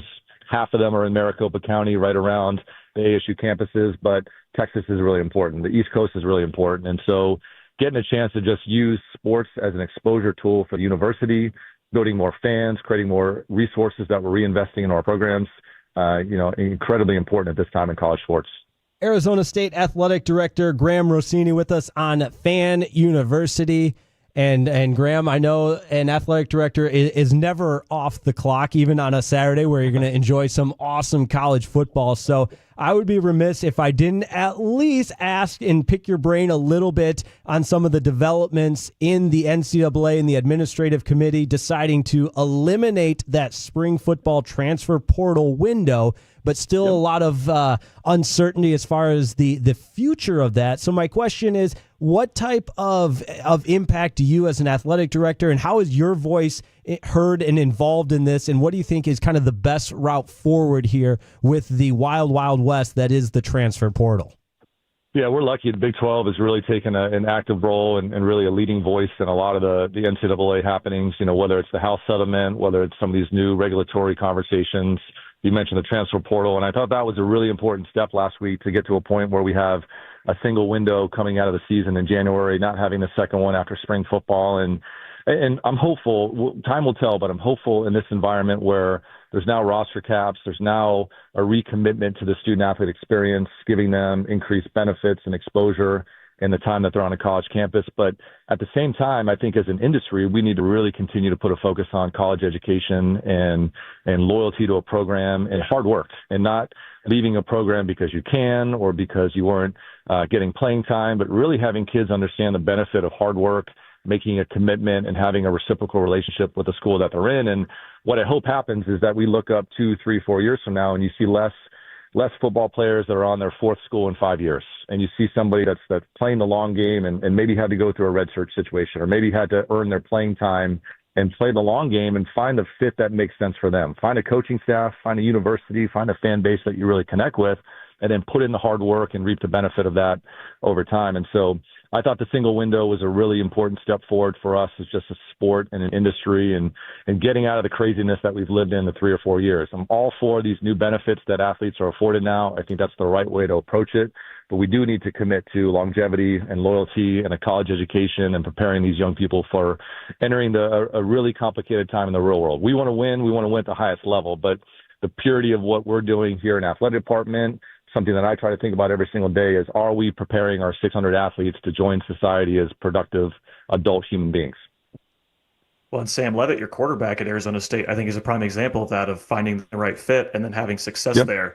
Now, Graham, I wonder how much you can speak to this about scheduling when it comes to football, because we're seeing here locally TCU and SMU are ending their iron skillet rivalry because TCU wants less Power 4 out-of-conference opponents. When it comes to future scheduling for Arizona State football, and I know you have a lot of games scheduled out at like LSU and A&M in coming years, but how do you look at the teams you want to play, and how does that affect kind of your just idea of how Arizona State football is going to progress as college athletics constantly change?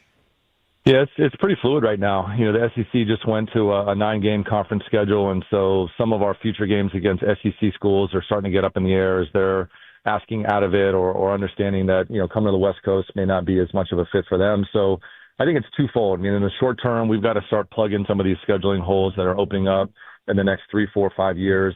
But long term, we like the idea the benefit of the Big 12, as I mentioned, is just this national footprint and the fact that we're in the state of Texas with much more relevancy. You guys know, I mean, the high school talent in this state is the best in America. And so the Big 12 gives us a lot of the Texas and Southeast relevancy. We do like the idea in a non-conference schedule of getting back to some of these Pac-12 legacy rivalries and getting into Southern California and the Bay Area and the Pacific Northwest to maintain some of these rivalries that our fans are really used to, and at the same time maintain that presence on the West Coast. The benefit of the Big 12 is that we're getting up and down the Midwest. We're getting some exposure on the East Coast, and I think from a non-conference standpoint, if we can kind of stay closer to home, give our fans an easy bus trip to go to the LA schools, easy flight up to the Bay Area, that's kind of what we're focused on right now. And, you know, short term, we're trying to just find the dance partner, find the Power Four teams that are a good match for us as some games open up, and then start to think 6, 7, 8 years down the road and, you know, designing the ideal schedule.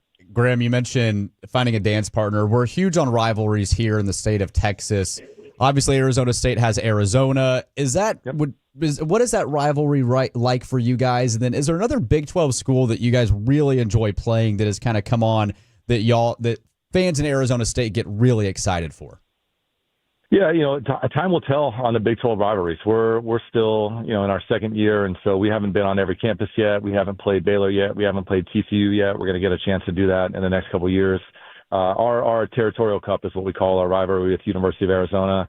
It's one of the longest rivalries. The Territorial Cup is the oldest rivalry trophy that exists in college football. It is something else. I grew up in Alabama, so I was around the Iron Bowl as a kid, and that was intense, obviously. And then you come out west and you understand the passion behind the U of A ASU rivalry. That's pretty intense. That's a fun thing for our fans to be a part of. We'll actually get a chance to play the 100th version of that game next fall. You know, some stoppages for wars in the early part of the 1900s or mid part of the 1900s, but that one's near and dear to us. The Big 12, I think time will tell. I think we probably need a couple years in the conference to understand where that intensity happens. What are the schools that we are playing every year as we try to mix up the schedule a little bit and balance it out with 16 members in the Big 12 in this present iteration. But come November 28th, Tempe will be rocking when U of A comes up for our Black Friday rivalry game. Well, Graham Rossini, the athletic director for Arizona State, joining us on Fan University. This has been awesome, man, and a treat really to have you on Fan University here. We can't thank you enough. And a quick shout out to Reed Hendricks, ASU Reed, who helped make this interview possible. Don't let him eat all the barbecue for the rest of your time in Texas, and enjoy that game this evening. And we certainly appreciate you hopping on Fan University. No, appreciate the ask. Happy to join you guys anytime, and thanks for carving out a few minutes to talk about the Sun Devils. Absolutely. That's athletic director for Arizona State, Graham Rossini, right here on Fan University. Maybe we'll be talking to him down the road if the Arizona State Sun Devils can get back to AT&T Stadium, where they were the reigning champs of the Big 12. The only thing I think I wish I had asked him was, what's it like when a haboob descends on their stadium? You guys ever seen that? I have seen those videos. Yes. Dude, that's insane. That's a Lubbock nutty. staple, Carter. That's a thing in Lubbock all the time, man. Okay, Brendan, what's it like when a haboob descends upon Jones AT&T Stadium? It's a beautiful sight. It's a ton of fun. No, it's pretty gross actually, but it's fun, dude. The whole sky gets orange and purple. It's a lot. It's really interesting to see what it looks like. You'll have to experience one sometime. Yeah, the video I saw of that on Sun Devil Stadium was just absolutely insane. And I will say, one of my all-time favorite campuses I've ever been on is in Tempe and Arizona State's campus. It's just it's a great campus. You get the Camelback Mountains looking, and it's just it's a different climate. It's a dry heat. It's hot, but it is a dry heat. So awesome work. Shout out to ASU Reed for getting us the athletic director, Graham Rossini, right here on Fan University. We will crosstalk with Blake and Fred. That's next on Fan University 105.3 The Fan. Too many tools, too much stress.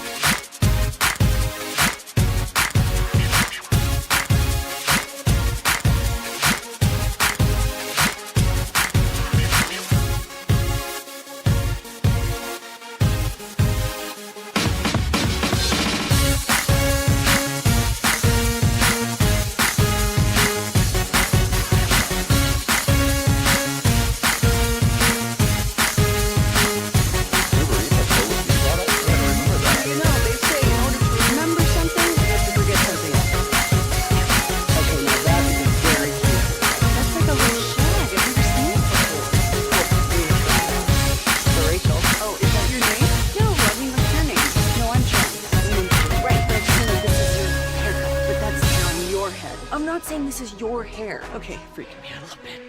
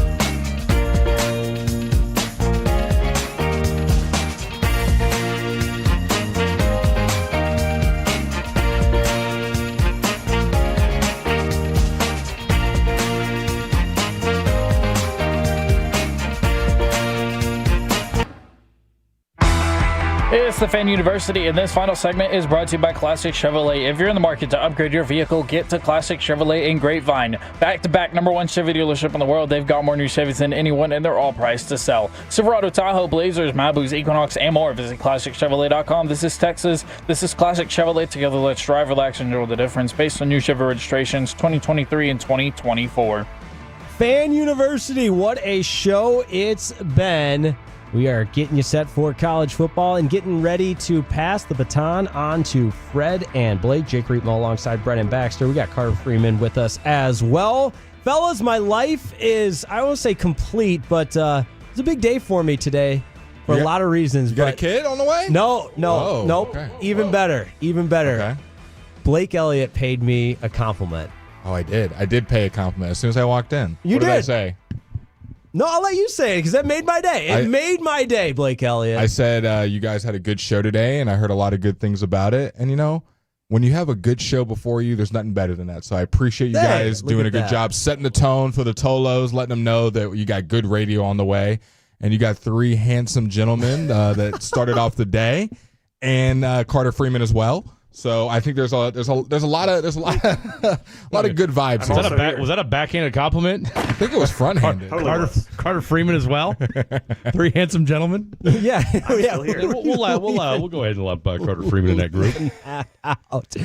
But Fan University, a lot of college football going on, and we know you guys are covering just about everything. I do have a question though. You said hand the baton off. Has everybody in this room actually received a baton? Never. Never. Dude, I was so slow. I didn't do any track. Medley relay back in the day. Yeah. No 4x1, no 4x4. No, I was a baseball guy, man. I was so slow too. No 4x4. No track for me, man. I was actually a basketball guy, but I hated running sprints. Well, you could run track. We had to run track season. Oh no, man! My coaches actually asked me to once, and I said, "Dude, I should have warned Brennan. I can only run with the ball in my hand." Blake's way of welcoming you to this radio station is to somehow imply to be like, dude, I'm so much that you're not athletic. I am so much better at you than at every single sport. I'm still a little bit rattled from one of the first times Blake was like, yeah, no way you played football. And I was like, you don't look like you played football. I did get humbled a little bit. I looked up my boy Jake. He played a little college ball, and I served him his due respect. I said I'd put him in third place. I appreciate that. I had you towards the bottom, and that bumped you up. That bumped you up. You're definitely taking all the producers in athletic competition. Thank you. I don't know. Ooh, Medford's pretty athletic. Like, Medford isn't. I'm going to get myself in trouble. If you're doing an Oklahoma drill, obviously. You're right. I would say it will depend. I bet Medford's like that crazy guy that if his switch goes off, like, look out. Every team's got some one. of that. Yes. Every team's got one. Kevin Walker, you're still behind the mic. Have you ever received a baton in your hand? I have. Okay. Yeah, because I did do track in high school, and I did hate it. I remember, like, there's a certain way you have to really, I marked this. You have to really stick it in there and receive it, right? Yeah. I don't think you do it under. I'm gonna go ahead and. You're gonna go ahead and like that. The real thing is on the person receiving the backhand, because you're running, you're starting your run and grabbing the stick at the same time. And no coordination.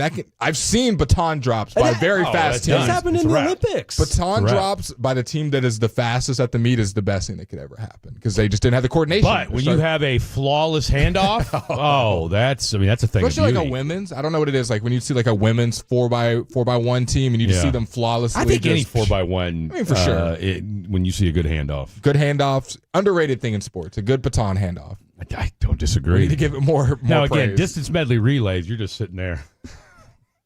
Thank you for interacting. I love it, man. Trust me, as somebody who's done one, you're just running in place. Here we go. Yeah. Let's A go. flawless handoff like this crosstalk is. What do you guys have going on and coming up next? Phenomenal show. So today is Saturday, which means that tomorrow is Sunday. Which I'm following. Which means the first Fan After Dark watch party will be happening tomorrow. Oh, So, forgive me. In Rockwall, we're at Bearded Monkey. We'll be hanging out with the Tolos to watch the Cowboys game and the Fatties. So just really geeked for that. So, we got to lay out a good show before that to set the table for what Fan After Dark has to come. At 1:40, we got a guest on the Bears coming on. Joey Christopoulos, a good friend of mine, standout performer as far as just talking all things. He's a Chicago guy, and he's on the All City CHGO. Look at that. Look at this guy. Do you know who Jake else Remo is- with you the know- baton assist. You know who's been a regular contributor to CHGO Bears? Yes, they got a couple of Northwestern grads that. Well, you might know. Then you might know Joey because Joey does. Okay, so Joey does the bear does a Bears show on there, and then he also does a Big Ten show on there as well. Joey Christopoulos. Okay, I think the name sounds familiar. Christopoulos. There ain't many of them dudes running around. Adam so. Hoagie was the sideline reporter for Northwestern when I was there. What a last name. Yes, and Like a sandwich? Yes, and Sean Sharif is good buddies with Mark Harmon. That's who it is. Was another one that they do a great job. I mean, the number of people that listen to their show, because the digital game you can see right there when you're doing a live YouTube show. It's crazy. I remember the first time they had me on. I really just go on and run my mouth and talk a lot of smack, and I don't actually bring anything to the show. It's but somebody's got to do that. College doesn't love a good ball busting. Yeah, thank you. College football Saturday. Big one for your Jayhawks because my fiance is there for West Virginia, Kansas. No, I mean it's go get the dub today. I don't know. I'm just I'm kind of whatever, man. I'll be honest. I'm ready with to you. go now. That was just hold me back. I'm ready to run through a brick wall after that one. I can't stand KU football Twitter. Why is that? Because they're idiots. They're idiots. Is that all of them? I feel like that's all college football. And it fan might be. Twitter. I'll just put it like this. So yesterday it was announced that KU and Arizona State, and a nice poll on the AD, will be in that London game next year, right? First ever international Pip pip governor game. Carter from the basement. First ever international game played in Wembley Stadium. KU's going to be in it. And these morons for KU football, we got to give up a home game in our newly built, renovated stadium to go to London. You morons, we couldn't get a game in Eureka, Kansas 5 years ago, okay? Now we're in London, national spotlight, and half of KU Twitter is bitching because, we're going to lose a home game. Like, what are we doing? See, for a school like Kansas, I get it because you haven't been in the spotlight in forever, and you do get a primetime slot going to London. It's a little different than like Ireland, I think. Going to Dublin for K-State, Iowa State, it's kind of like, bro, what's the appeal? But London's different with all the NFL games that have gone there, I'd too. take a game in Afghanistan. Just for a national TV slot. Just a national TV slot. Doesn't matter where it is. Look, KU football, whatever we got to do to get on the map, again, North Pole, South Pole, Ukraine, Moscow, have game, we'll travel. Anyway, I like that. Go beat West Virginia today. Now, Fred's not allowed to answer this, and I won't either because we got in a full-on 20-minute debate about this. We were trying to do NFL news, and the first thing on the NFL news headlines was Patrick Mahomes shows up with right wrist injury. Now, he still practiced, but we haven't seen a Patrick Mahomes wrist injury. I asked you two gentlemen, I know it's college football Saturday, but the Chiefs at large, would you be concerned if you were a Chiefs fan? The only reason I would be concerned is the lack of offensive weapons. I mean, Xavier Worthy's not playing again, but you still have the mental factor of beating everyone in the AFC. Wow. Let him talk, Fred. And so, you still have, and the Chargers look a lot better this year, but you still have the mental factor of we have beat you on the road, we beat you at home, we've been to the Super Bowl. Until someone actually goes and beats the Chiefs in the playoffs, I don't think there's any concern with the regular season. If you've got Mahomes at Arrowhead for a game, or if you got Mahomes on the road in the playoffs, until I see them lose outside of a Super Bowl, I'm not really that concerned about the Chiefs. Is the only reason I don't even need to hear what Jake says. No disrespect to Jake. No, that's how most listeners feel. But I mean, I couldn't have asked for a better, more unbiased. No, I said the Chiefs are fine. You make it sound like I said the Chiefs weren't going to make the playoffs. The Chiefs' mystique is gone. It is. Yeah. I'm going to say whatever's going to get Fred to stop dinging that bell. Right. If the Chiefs had Rashee Rice and Xavier Worthy, would they be 2-0? Yes or no? No. I don't think so. I don't think that's a total. It makes that big of a difference. But it doesn't matter. It doesn't even matter. They can't run the ball. They can't stop anybody on defense. That was my point. Can't stop anybody on defense. Yeah, I mean, look what they did on Sunday. No, I mean, it made the Chargers look terrible. Look phenomenal.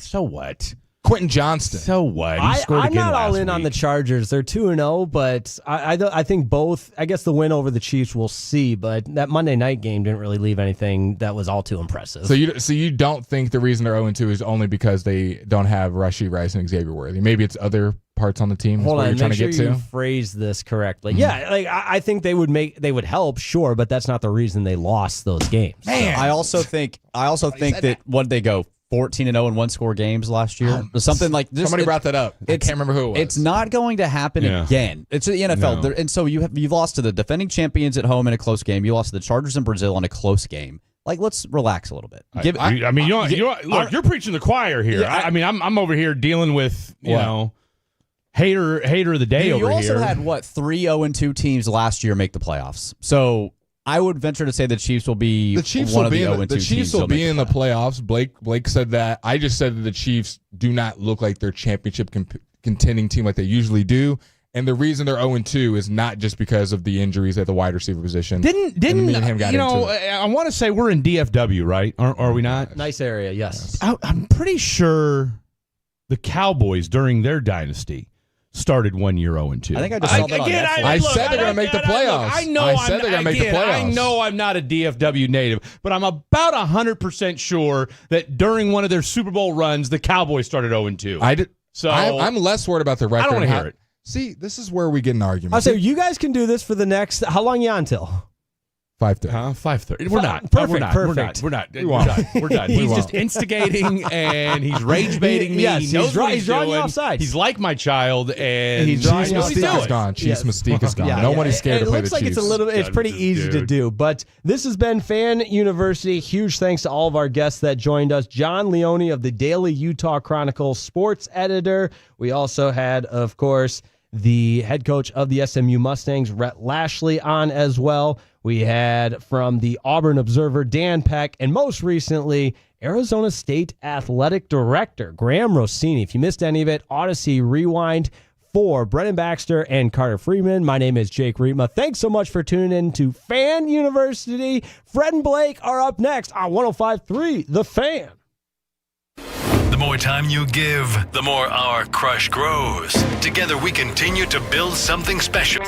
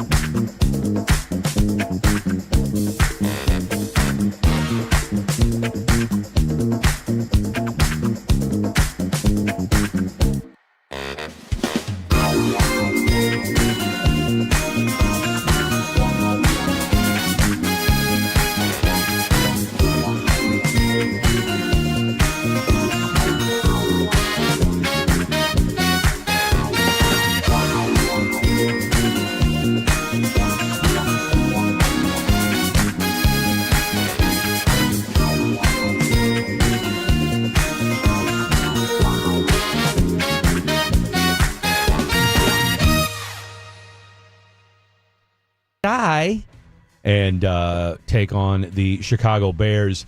We're going to talk more about that game clearly later on in the day. How about them North Texas Mean Green 21-7 right now over Army? I think they're up more. This is the highlights 28-21. Oh, 28-21. So we've got ourselves what we like to call in the business a barn burner. I'm going to throw to my boy Dylan Moore real quick. Talk about UNT's quarterback. He's kind of been the talk of the nation over the last day or two, being a guy who never started in high school and is getting a lot of pub now. Guy.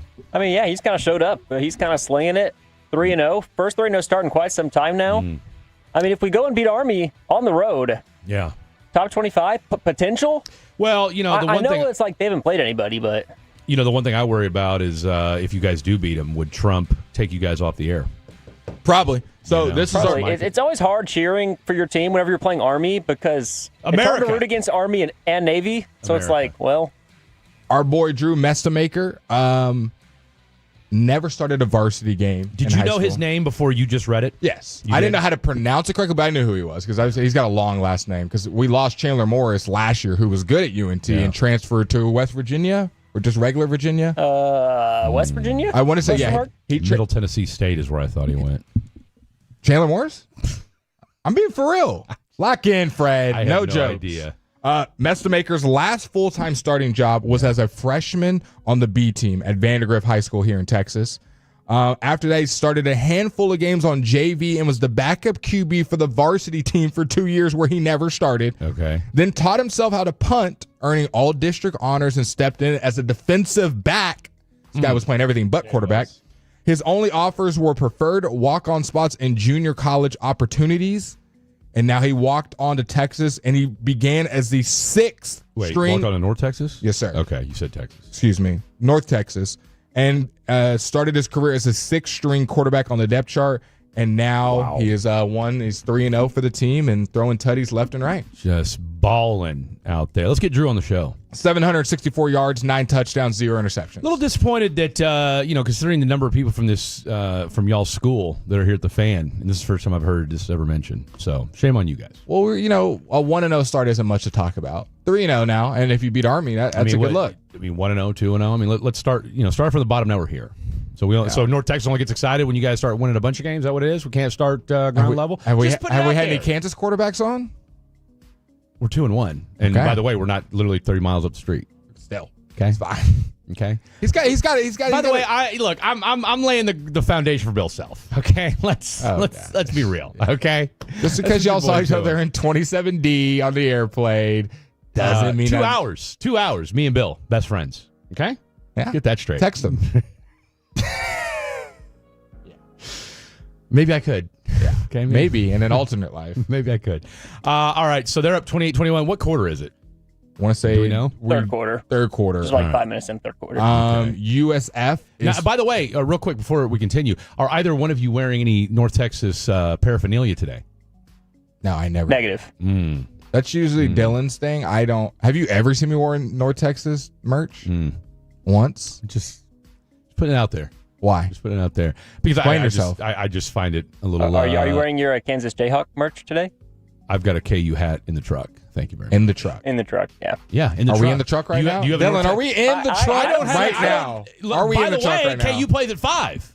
All right? Gonna go put the hat on at 5? Yeah, damn right I will. When we get done with the show, we'll still have the show on. Saying that we're still here at 5. Yeah, boom. So that's all right. Y'all don't know. Look, you don't need to worry about my Jayhawk allegiance. All right, I wear KU gear on the regular. That's fine. It's actually, you guys 40. Have to question when I don't wear KU gear. You two and your North Texas fandom, or lack thereof, okay, a little disappointing. So the only way to show fandom is wearing merch? Yeah. Really? Maybe you can vocalize it. You can vocalize it. And you've done it once this I've college football season. I've done it multiple times. Just haven't been listening to Mestamaker. I was hoping I said his name right. Imagine I mess it up. All right, 3 reasons why we're excited about tomorrow. Number 1, the pregame to the pregame. Number 2, we're doing radio tomorrow too. That's what I'm saying. I don't know. Yeah. When was the last time you heard Blake on a Sunday? It's usually UNCA. I want to say the last time you and I did a show on a Sunday, I want to say it was a Sunday afternoon. Actually, it was, because remember, it was Sunday afternoon, and it was, I want to say maybe it was a holiday. I don't know. But I remember I had my son. Yes. Had my son in town. So that was the last Sunday you were on. Remember, because the skies turned gray. Correct. The sky's turned gray. I don't remember how the sky looked that day, but sure. I do remember. I do remember the sun being here. Because you were like, oh my God, it looks really scary out there. And it was raining. I say that all the time. Okay, bro. I don't remember what day of the week it was when I said that. It was a Sunday. Glad you remember. Random old people thought. Random poll. It was Sunday, for sure. It was a Sunday. Early August. So there's that. And then after we do our show from 9 to noon, the pregame to the pregame, dilly-dally around for a little bit, and then we'll make our way to Rockwall, where it'll be Blake and I's debut in the wild at the Bearded Monkey. So I'm expecting now, look, I get it. It's Rockwall. You should all be there. Every single one of you guys. But if you're within a 30-mile radius, no excuse. No excuse. No excuse. Don't all go like the exact same time, get there early, because the bridge crossing to Rockwall get crowded. No, all come at the same time. I'll say this. I'm going to put this out here. Take a canoe. Whoever travels the farthest distance, you got to show me the map back to your house. Yeah. I'll buy a drink for it. Am I allowed to do that? I'm allowed to do that, right? Why not? Yeah, I'll buy you a drink. Whoever drives the furthest. I don't know if that's a good thing, though, because then I'll buy you a fry. You're buying them one. You're not getting them drunk. Okay. One drink ain't going to kill anybody. Well, maybe it will. I don't know. I will compensate you. Whoever drives the What do you furthest. mean you'll compensate him? Just buy him a drink and be done with it. I just feel bad soliciting alcohol. We're going to a bar, dude. We're going. Bearded Monkey's a restaurant. Have you not seen the flyer that says $18 bottles or something like that? Bucket of beers? I have seen that. Okay, so then what do you mean I don't want to promote booze? Like, that's what they're doing. That's half the gig. Fred. Blake. No. See, you know what? No. Dylon. That's right. Temperature, bring it down. We're burning hot. Easy. That's the only way I know how to burn. Huh? That's the only way I know how to burn. I can tell. Okay. We need to put the cooling agent. By the way, shout out to Taco Bueno yesterday. How was it? It was fantastic. Tolos were out there, had a good time. Anybody recognize you? Call you RJ? Walk right by you? Why do you have the mic in your hand? No. But we did.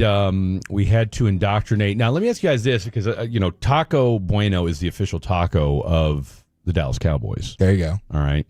My question to you two, gentlemen, is: have you ever dabbled in the taco burger at Taco Bueno? I have not. Taco Bueno is a burger? Exactly.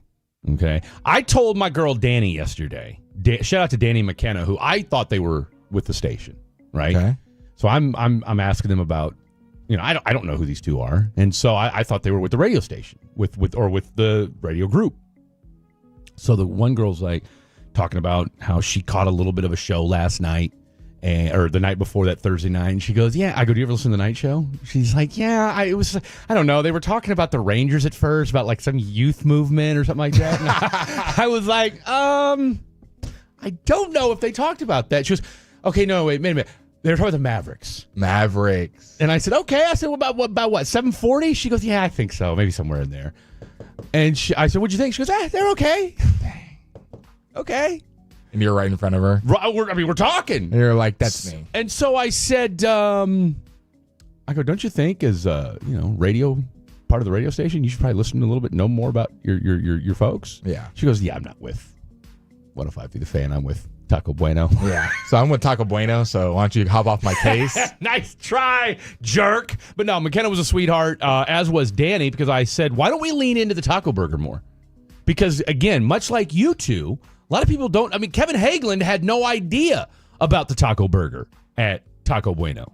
Now, the Pride of Mansfield, a.k.a. the redheaded baddie, a.k.a. Alec Medford, was all about the taco burger. Ruben Portillo, R.I.P. At least from 105.3. Sad. I'm sad. Let's get it straight. I'm sad. Ruben's leaving the station. Is that public knowledge now? Yesterday was his last day. Okay. So, I just didn't know if it wasn't before, it is today. Ruben was taken aback at just the sheer deliciousness of the taco burger. You know what's kind of crazy? Is this the biggest? Is September the month of most job change? Because at my job, I'm in about like a week. I'll probably be able to say where I worked because I won't work there any longer because of the Rangers. What are you going to do? I thought you were working on some sort of, Yeah. Lunchtime integration project. What happened? what happened with that? I felt like that was a good idea that I gave you. What happened? Well, they only have one restaurant that's open during lunch, and my boss pretty much said I shouldn't work there as far as money goes. Like, they don't make a lot of money. Oh. And I got some recommendations from other people if I want to do serving. So I kind of have to really sit down and figure out what I want to do in the morning. I wanted to be their social media manager or something. Yeah, I guess I could throw it out there. You mind if I tweet for you guys? I'll make some TikToks. Post some stories. I'll do some TikToks. These drinks are delicious. But yeah. What I was going to say, though, is me, along with someone else, have all not going to be working there within the same 2 weeks, and our poor manager. Yeah. He's going through it. I bet he is. He is going through it. I bet he is. Like, hand on heads. What am I going to do? I got a new menu rolling out at the end of the month, and my 3 best servers all left. Are and the gone. head bartender just left the other day. And these people aren't leaving because they don't like it. They're just leaving for different opportunities. Yeah. And I feel like September is the month of, like, new. I have like 5 or 6 other friends that are in between, like, just are switching jobs this week. We just talked about Ruben. Like, I wonder why. 877-881-1053. Or am I tripping? Maybe it's a coincidence. You know, it's the proverbial, if you look for something, you'll find it. But why deal, September? right? I feel like this isn't the first year I've thought this. Maybe it's because I don't know. I came to Dallas in April and started the Fan in June. So September is irrelevant to me. Probably, do you think the beginning of summer or the end of summer is more job changes? Just around the world, not even going on specific I would job. say the beginning of summer, just for the simple fact that you have a lot of kids getting out of college and then starting new jobs. And so people are shuffling around. But I think I would venture to say, because you're changing your job in September, it's more apparent to you and you're observing more of other people, and there's just maybe a coincidence. So that's just, again, that's just one man's observation. May not be a good one. Last thing, real quick, and then let's lay out this show for the rest of you folks out there in the DF Dub and wherever you might be listening to the program. By the way, 877-881-1053. That is the Franklin Frankel Injury Attorney text line, 877-881-1053. Text into the show if you are not in the DFW. Wow. And tell us where you're listening from, okay? And we will give you air high five. Air high fives and from hugs. all three of us. Well, you can give a hug. I'm not. But I'll give you an air high five. Blake will give you an air hug. What are you going to give him, Dylon? An air slap? Yes, that's exactly what. Yes, perfect. I love it. So Dylon will air slap you. Blake will air hug you, and I will air high five you. Let us know where you're listening, and obviously you're listening to us on the Odyssey app. They could be on YouTube, Twitch, and YouTube. Oh, that's true. Dallas too. Fan That's Cam. true too. That's true too. So let us know where you're going from that standpoint. All right. So the two things we have in common, Blake and I, why tomorrow's a big day for us. Only where we started the Bringing it back. Bringing it back. Okay. Number one, radio in the morning, pregame to the pregame. Get excited for it. You should be. Number two, Bearded Monkey. All right. And if you drive in from Timbuktu, guess what? You're getting a Michelob Ultra courtesy of Blake Elliott. Number three, but this applies more to Blake than it does to either me, Dylon, or anybody else out there.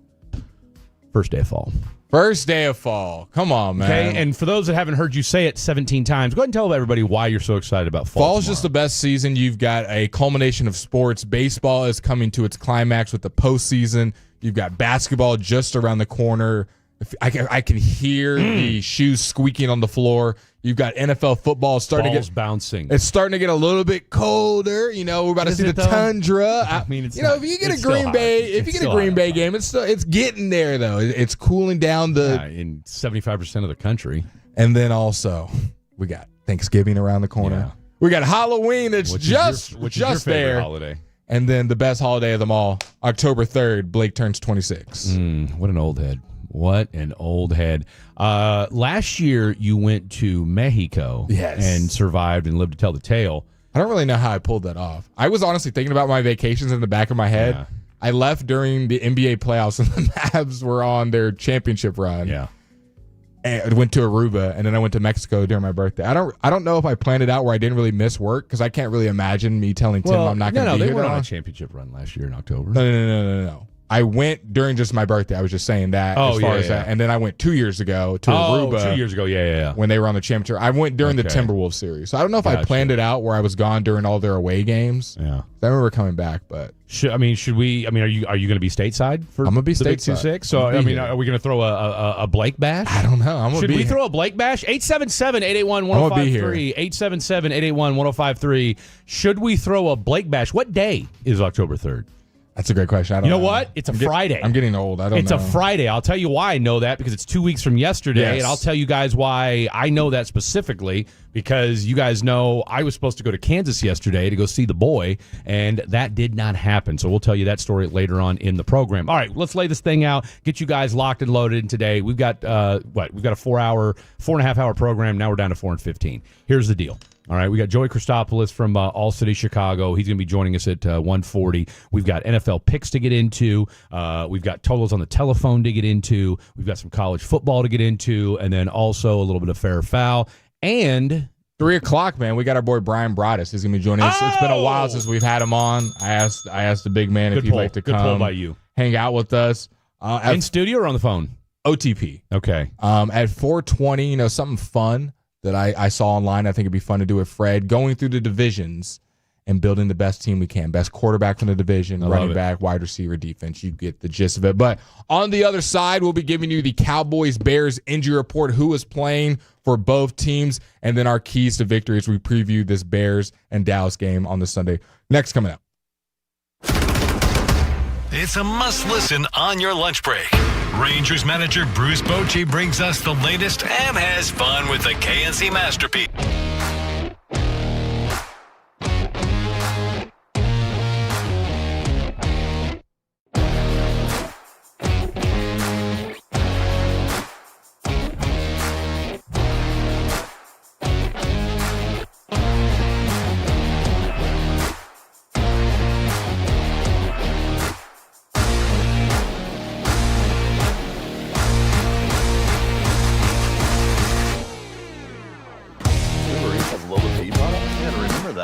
They say in order to remember something, you have to forget something else. Okay, now that is a very cute haircut. That's like a little shag. I've never seen that before.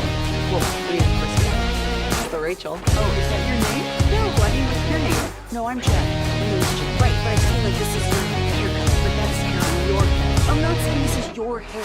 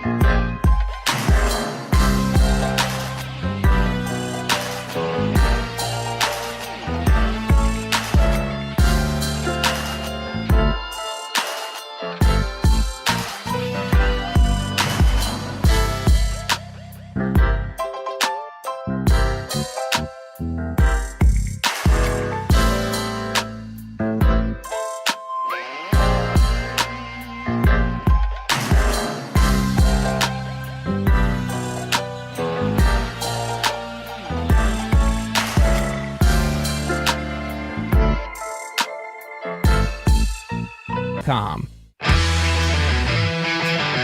The Fan After Dark with Blake, Fred, and our boy Dylan Moore here on a Saturday evening, a college football Saturday, but we're going to pause on the college football and get you guys NFL ready for Bears and Cowboys. There is plenty to preview and plenty to look forward to. It should be a high-scoring affair. Who is most apt to get got? What do the Cowboys need to worry about? We'll give you all of that and more. Do you want to read? Do you want me to rattle off some of these, though? Rattle off some of these what? Where people were texting us from? Yeah, who are listening. I don't have the text machine up yet. Yeah, I told you what to do. I told you what to do. Stop making excuses. What's your password? Say it out loud. Mm-hmm. Your mom 23 exclamation point. Okay, here we go. Why 23? The GOAT, Jordan. Let's see. Oh, here we go. Does Michael Jordan know you exist? Yeah, he does. Call him the GOAT. He does. LeBron knows I exist. That's why I call him the GOAT. We've chatted. You can't call. I'm sure he would remember. Yeah, Blake Elliott. Yeah, I know exactly who he is. That light skinned fella right there, Blake. Him and Kyrie have talked about. Come on, bro. Yeah. Wait, that dude from Fan After Dark. Yeah, man, he's great. Awesome. From group chat. From the I bet you are. From the 945, my buddy just got a job too. See, I'm telling you, it's job season, baby. There you hey, go. I'll say this right now. If you are in between jobs and you're listening right now, you're about to get the blessing. You are about to get blessed. You have just been blessed by Fan After Dark. You're going to find that job. Somebody's looking out for you, whether it's a friend, an ex-coworker, an ex-boss, a family member. You're going to be okay. Okay, continue with the good news, Fred. All right. From the 972, Garland, LOL. How do we feel about Garland? I got him a love for Garland. It's kind of just one of those... Oh, hey, no, hey. You don't even know what I was going to say. What? No, because I can tell by the tone in your voice. Shout out to my boy Dave Swavey, former policeman over in, I want to say police chief over in Garland as well. Garland just feels like a filler city. Don't get got in Garland. I'm just asking. Don't get got. Where's all my Garland peeps? Garland, stand up. All four of them are. You know what? You better. I tell you what. You lost your Garland privileges with that kind of remark. Okay, you're telling me I can't go to Garland? You just lost. I'll tell you what. My boy Dan, the transmission man, lives in Garland. Okay, so don't. You know what? You just lost Garland privileges. Man, Boom. what am I gonna do? You stay gone or you be gone. All right. From the 254, West Texas, the town, not the direction. From the 601, well, I live in Carrollton, but I'm heading to Miami for a Monday delivery, riding through Jackson, Mississippi right now. You can stop at Bearded Monkey on Sunday. It's on the route. Yeah, no, he's already in Mississippi. Make a U-turn. From the 702, listening from Denver, Colorado. Tolo every day and have been for years. Love all of y'all. Now, my question to you, Fred, is if somebody's a Tolo from Denver every day, do we think at one point they lived in Texas? Lived in DFW. I would imagine they either lived here. Well, yeah, they lived here at some point, whether they were born here and grew up here, spent time here. Or maybe somebody just recommended the show.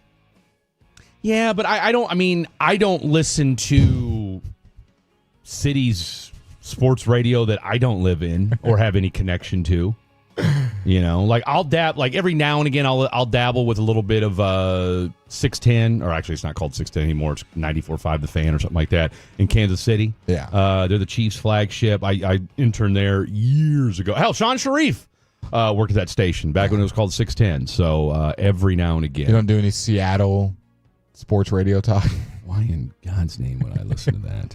I used to listen to it back when I had satellite radio.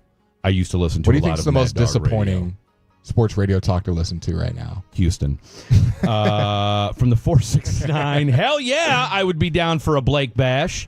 From the 214, listening in Waco, dove hunting and smoking deer tenderloin and dove poppers. Let's go Waco. Thanks for what you guys do. That's your hood, right? I lived in Waco for a little bit. There you go. 817, Mike listening in Galveston. Love listening to Fred. Now Galveston, what is Galveston known for? What's the first thing that comes to your mind? Dirty water. Dirty water. Okay, Dirty continue. water. Let's see. Here we go. 432, listening on the Odyssey app. Ted B. from the Texas oil capital, Odessa, Texas. We them boys. Go Cowboys. And then last but certainly not least. Can't give Odessa any love. From the 253, taco burgers are the best. I started eating these as a kid in Oklahoma at a place called Taco Tico. If you know, you know. That's a Midwestern taco chain for those of you scoring at home. They were 49 cents, and they would have a special, and they would be 29 cents. My grandmother would call in an order for like 50 for all the grandkids, and like for adults, they would call back at least 2 times to make sure it wasn't a prank. Let's preview this Bears and Cowboys game. Don't prank me.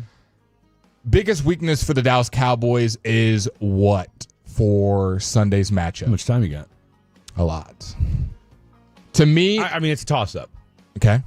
1A, 1B. I agree. Actually, it could be 1A, 1B, 1C. 1A to me is the pass rush. Not sacking Caleb Williams. It is going to be some pressure. No. I mean, that can be your answer. For me, it's going to be discipline. Caleb Williams, there is only 3 quarterbacks that have scrambled more than him. Mahomes, Jalen Hurts, and Daniel Jones have attempted more scrambles than our boy Caleb Williams, who we're going against Sunday. And he's picked up 6 first downs on scrambles. We know that he likes to throw off platform. We know that his pocket presence hasn't been the best. We know that the Bears' O-line hasn't been the best. Well, you showed me that stat the other day, though. I mean, they're middle of the road. You know, I mean, I'll tell you what, they're giving him more time than they did last year. Plus, you got Joe Tooney at left guard. I mean, your left side isn't bad. No, Braxton Jones is bad, though. Braxton Jones is horrible right now. Their left tackle, I think his grade is like a 42. He's allowed 12 pressures in 2 games. Oh.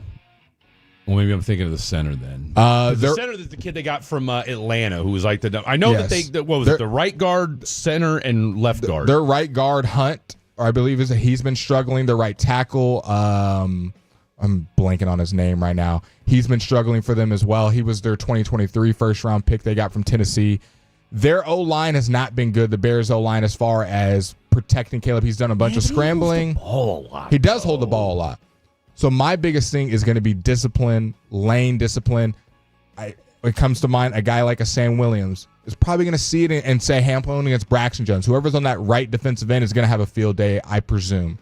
And I'm going to go after Caleb Williams. Well, Caleb knows that his left tackle is struggling and has been able to avoid sacks and get outside and throw off-platform throws. And the thing about Caleb Williams, we can slander his name all day long, but he's very good at getting outside the pocket and still being able to chunk the ball down the field. Like, he's not going to get outside the pocket and do a Tua or Jalen Hurts and throw it 2 yards. He'll throw it 30, 40 yards down the field to DJ Moore or Roma Dunze off platform. Now, And all you need is one or two of those plays to change the outcome and the game script and game flow of how things are going. Absolutely. So to me, run or lane discipline and discipline overall from your defensive ends is going to be really important. I mean, who would have thought that we'd say the strongest point of this Cowboys team is their defensive tackles? But it is. Kenny Clark's It's actually the kicker, but the kicker and the defensive tackles. Kenny Clark's been phenomenal. Osa's been phenomenal. Solomon Thomas has been a revelation. He's graded out very well. We haven't seen any Mozzie Smith this year.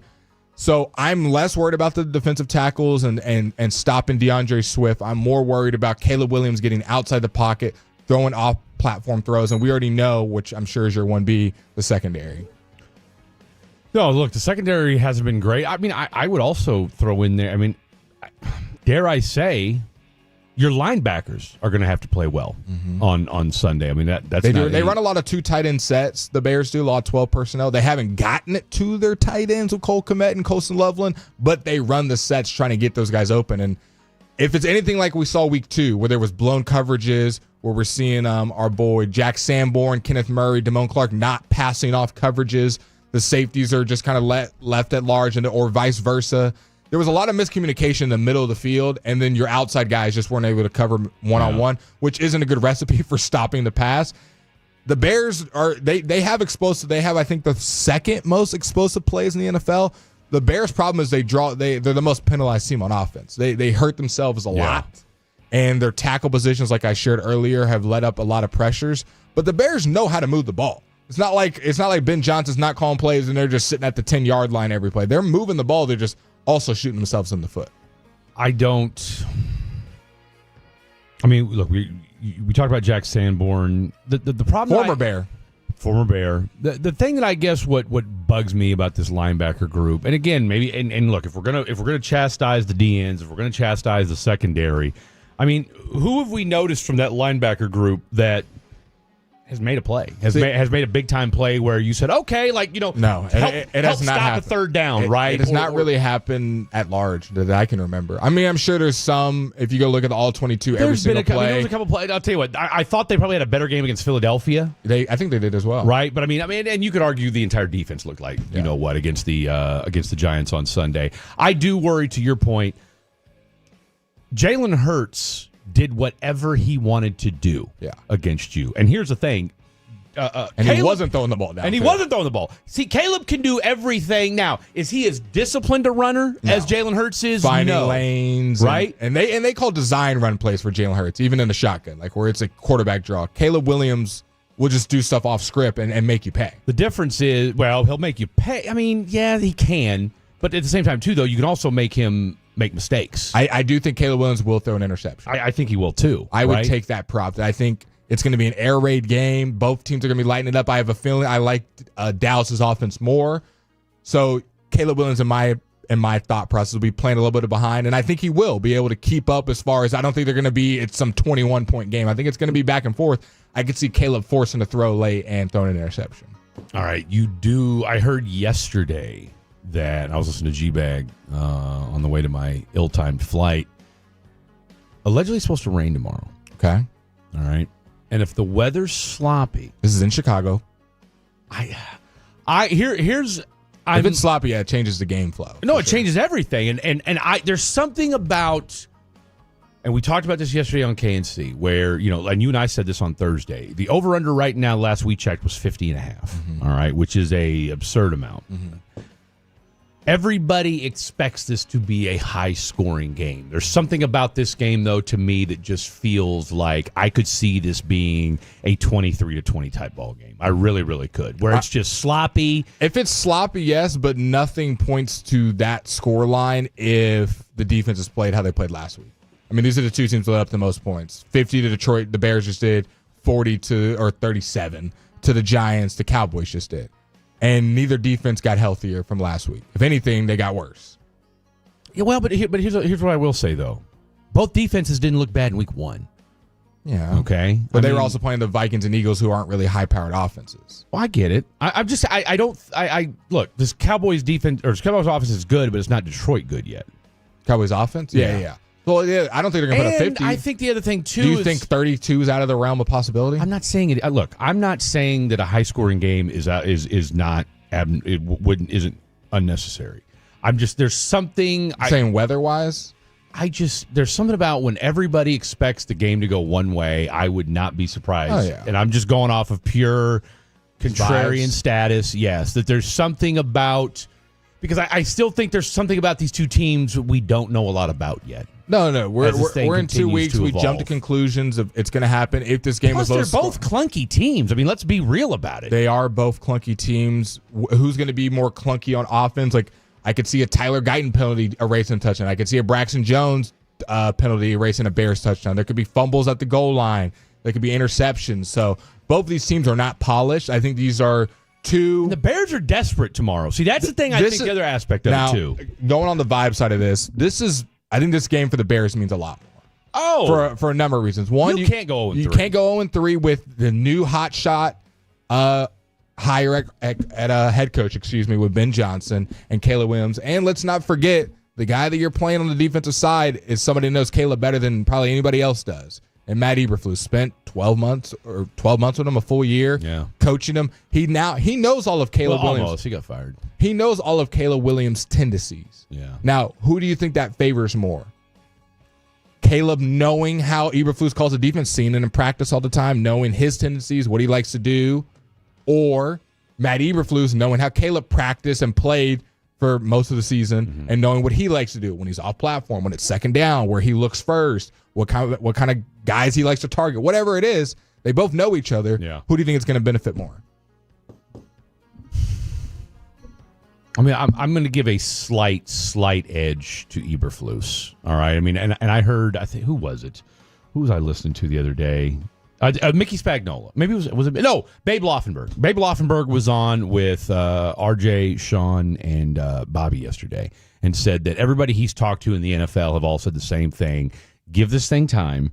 Eberflus is an extremely good defensive coordinator and has been where, at every place, has been great at wherever he's been. Obviously, head coach wise, not great at all. But I do think you've got two teams. Eberflus has something to prove. Ben Johnson, the Bears have something to prove. I could see this thing starting out kind of ugly. I really, really could. I could see this thing where, maybe it's a 10-3, 10-6. Brandon, the offense is kind of is sluggish a little bit tomorrow. I'm telling you right now, if the conditions are slippery at all right, and it's just a grind it out type of ball game, I could see this being a 10-6 game at halftime, and then this thing, you see a couple touchdowns and where it's like a 24-21 or 24-23 type ball game in the second half. That's just my, again. Now, so you're taking the under. If the weather's great, tell you what, we're going to check the weather here. I'll tell you what, let's talk to our boy Joey Christopoulos. All right, I'll tell you what, let's go to All City Chicago. We're going to talk to Joey Christopoulos next, get his thoughts on kind of what are the vibes. What's the weather like? He's in Chicago. What's the weather like? Because I think that's going to play a huge factor in tomorrow's ball game. That's Blake. I'm Fred. We got Dial on Behind the Glass. Don't go anywhere. Joey Christopoulos, All City Chicago, talking Bears next. Sean and RJ here, excited to bring you Underdog Fantasy. Football is back, and Underdog is the best place to make picks and win money all season long. We did it last year.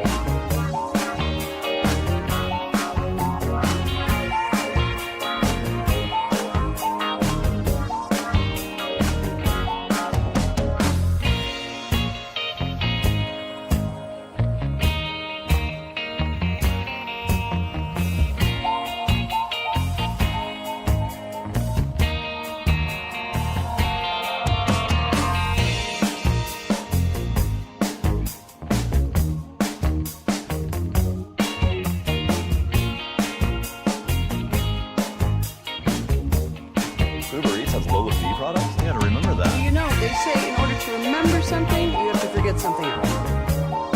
Okay, now that is a very cute haircut. That's like a little shag. I've never seen it before. Well, I mean, of course you have. It's the Rachel. Oh, is that your name? No, I mean like your name. No, I'm Jen. Your name's Jen. Right, but I just mean like this is your haircut, but that's hair on your hair. I'm not saying this is your hair.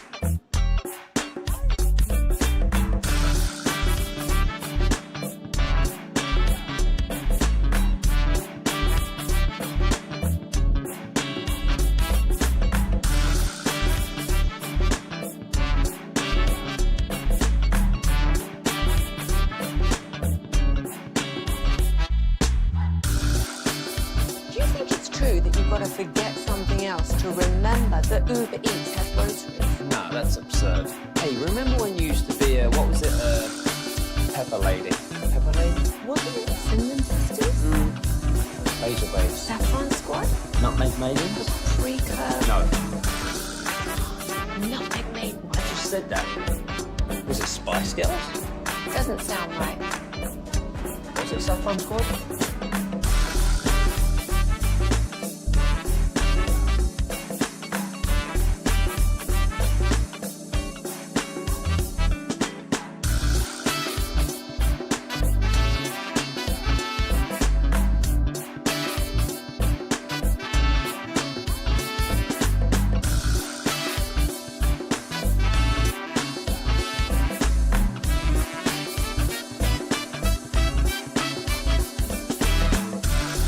They're holding them to 3. Guns up.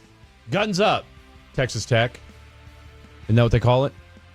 I'm Guns not up? my guns. I have no idea. Sick 'em Bears. What's that? I said sick 'em Bears. Rock Chalk, it's the best one around. Let's go out to the D&M Leasing Hotline and talk with one of the busiest men, maybe the busiest guy ever in the history of Chicago sports. He hosts the Big Ten football and Cubs for All City Chicago, and he also talks Bears on WLS AM 890. And he'll dabble in a little entertainment talk as well. The one, the only, the supremely talented Mr. Joey Christopoulos.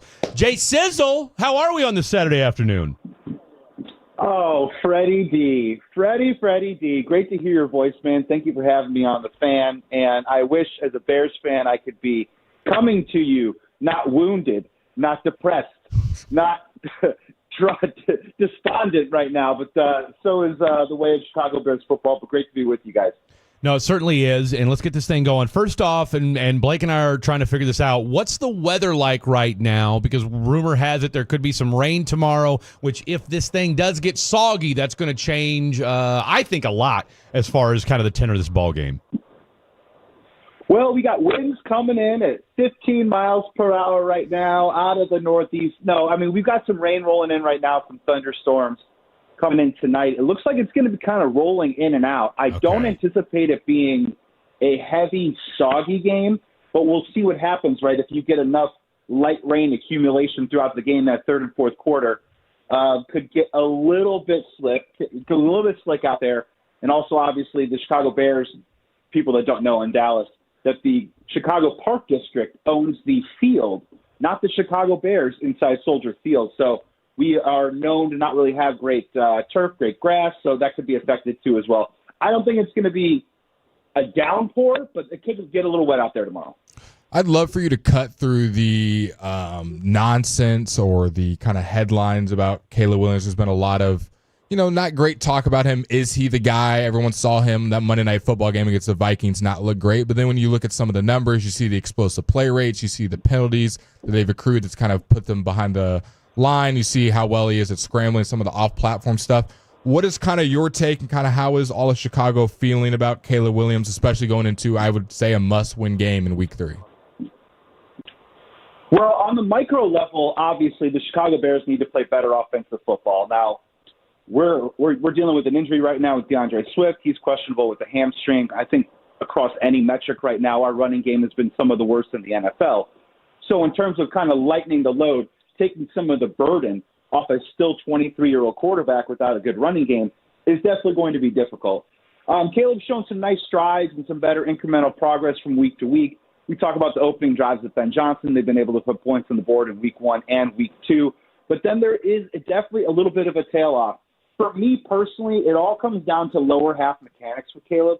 I absolutely think, and I don't think anyone's going to disagree with this one, that the arm talent with Caleb Williams is real. Yep. I think mechanically and some of the stuff in regards to slowing down and being able to process information post-snap, I think that's a bridge that every single rookie quarterback has to cross. So if he can get his lower half together and not have it kind of fly open on him, get a little inaccurate up and away, or even with that deep ball, which hasn't been so great, I think he should be able to make some progress. And obviously I don't think either of these defenses taking the field on Sunday are highly heralded, so there could be some points that they scored on the board. On the macro level, though, it is a really interesting, fascinating case of a kid who came from a Pac-12 school who, yes, he did win the Heisman, but it wasn't like Lincoln Riley was running this lasagna-layered offense out there at USC. He comes here with Shane Waldron as his offensive coordinator, Matt Eberflus as his head coach last year, in a year when you can maybe make the argument that Caleb Williams could have possibly benefited from a redshirt year, his first year last year. Of course, that was never going to happen with the Chicago Bears fan base. It's never going to happen with the number 1 pick because that's just the parlance of our times. But now he's with a new coach, Ben Johnson, who's trying to teach him this level of NFL play that I don't even think he's ever experienced before. So now it's a matter of talent meeting what he has to learn in terms of maturing as an NFL quarterback. So on a macro level, I'm trying to give this kid some grace because he still is 23. He's only made 19 starts in the NFL, and we see that it takes a different time. It takes a different amount of time for all these guys. Like, this isn't all on a linear path. So I don't know if we're going to see that progress tomorrow on the field against Dallas, but I am still hopeful by season's end we're going to look back and say, wow, Caleb Williams made some strides this season.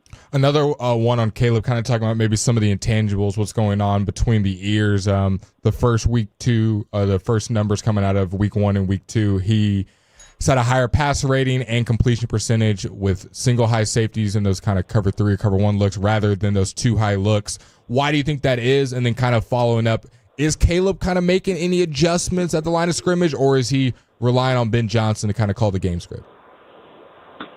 So that's a great question, and it's hard to kind of pick and parcel right now how exactly it's working out because I'll be honest with you, some of the things and one of the knocks on Caleb right now is that they're still applauding him for him getting out of the huddle quickly. Okay. For him reading the play right, for him getting up to the line of scrimmage, and we've been talking a lot, and Chicago Bears fans have had to learn a lot over the last week and a half about cadence.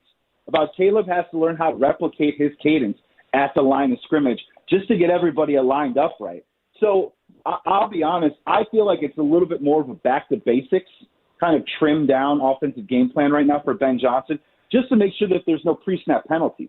And this doesn't always go on Caleb, right? The cadence is important for everyone to get their timing down.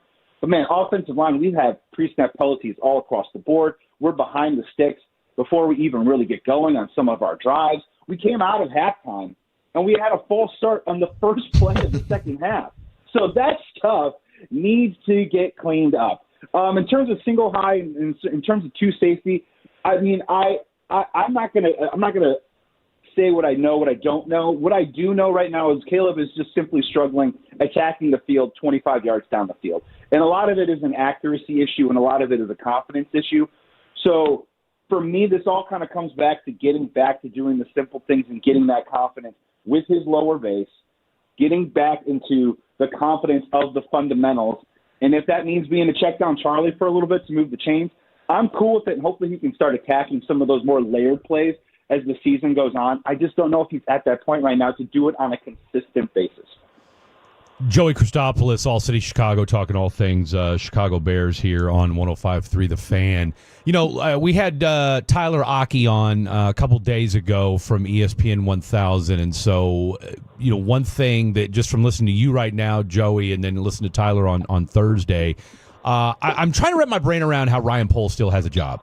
And what I mean by that, and look, what I mean by that is this. And look, I know from talking to my boy Kevin Zepak, you know, Chicago and the Bears are a notoriously cheap franchise.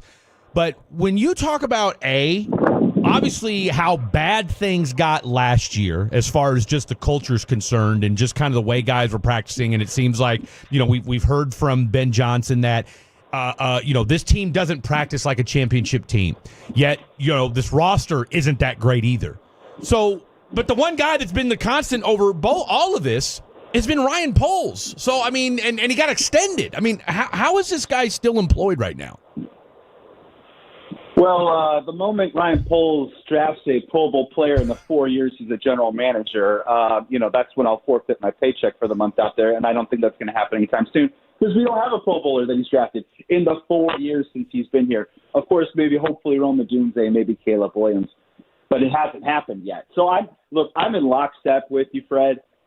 Here's where I'm coming from on this. This is just my personal perspective and my take on what exactly is transpiring right now.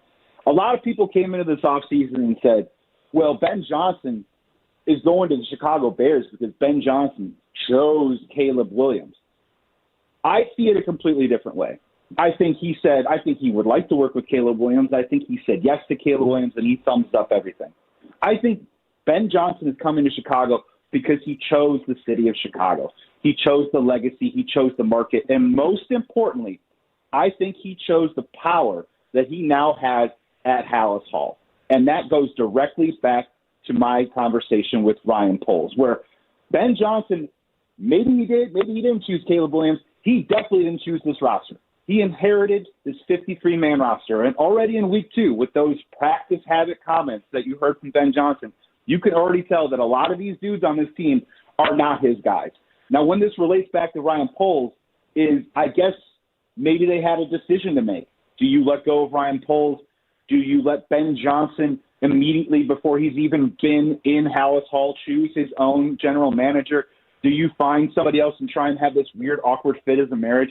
I've been told around certain circles that Ryan Poles' job has been widely marginalized around Hallis Hall. He is now mostly a scout. He is an information gatherer, and this information then trickles over to Ben Johnson and his team with Declan Doyle and Antoine Randall. And it seems more and more by the day that Ben Johnson, moving forward in the future, is going to be the guy calling the shots. People say, well, why did the Bears draft Colston Loveland, a tight end, at 10? And why did they take Luther Burden in the second round at number 39? In my opinion, was that maybe Ben Johnson said, I don't know how I feel about this roster. I don't think I like the roster that Ryan Poles has given me. This might take a while, and I'm sorry, Bears fans, this might be a transition year. So why don't I just take the guys that I like now, that I think are going to be on my team in 2 to 3 years, instead of force feed, the square peg in the round hole. Well, we got to get the left tackle here, no matter whether we don't rate him a certain way. Certainly, we have to do this to plug the holes in this particular roster for this year. I'm starting to believe Ben Johnson's thinking about this big picture. So, look, I'm not a Ryan Poles fan. I haven't been for several years right now. The way that he has neglected the defensive line and the offensive line is, frankly, insulting to me as a Bears fan. But from my seat now, I think it's Ben Johnson driving the car, and I think Ryan Poles is general manager almost only in title at this point. I want to sneak one question in 30 seconds or less. Score prediction, is there anybody on the Bears defense or any kind of game plan that can stop this Cowboys offense? No. To be long short about it, show me, don't tell me, Chicago Bears. I got the Dallas Cowboys winning this game probably in the range of 34-17.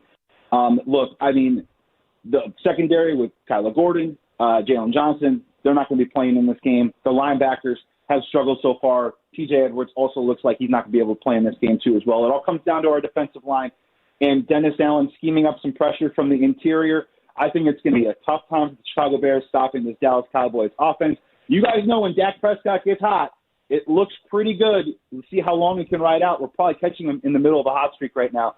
This is a show me, don't tell me for the Chicago Bears. I have them losing right now until they prove me otherwise. Show me, don't tell me. I may have to use that, but trust me when I tell you, Joey, I will give you credit for it. Tell the folks at home that loved what they heard, and why not, where they can find you out on the socials. Yeah, Freddie, man, it's so great to see you, dude. I love the work that you do. So happy you're over there with the fan. You can follow me at Joey Sports Guy if you want to on socials. I work for, the All-City Network and CHGO Sports right here in the West Loop of Chicago, producing for the Bears, but also hosting for the Cubs, covering Big Ten football. You guys are the best. Shout out to DLLS, too, as well, our All-City cousin company there in town. Love the work that they do. Love the work that you guys do. And, man, with a shrug and an eye roll, go Bears. Real quick, let's do this again in about a month, and we'll talk maybe Cubs in the World Series, but more importantly, a little Chicago Bulls. Sound good? Oh, my. Bring me back. Anytime. There you go. Gentlemen. All right, big dog. Take care. All right, that's Joey Christopoulos, the one, the only from All City, Chicago. All right, coming up next, hour number 2, let's talk a little NFL stat, get you ready for your Sunday. Don't go anywhere.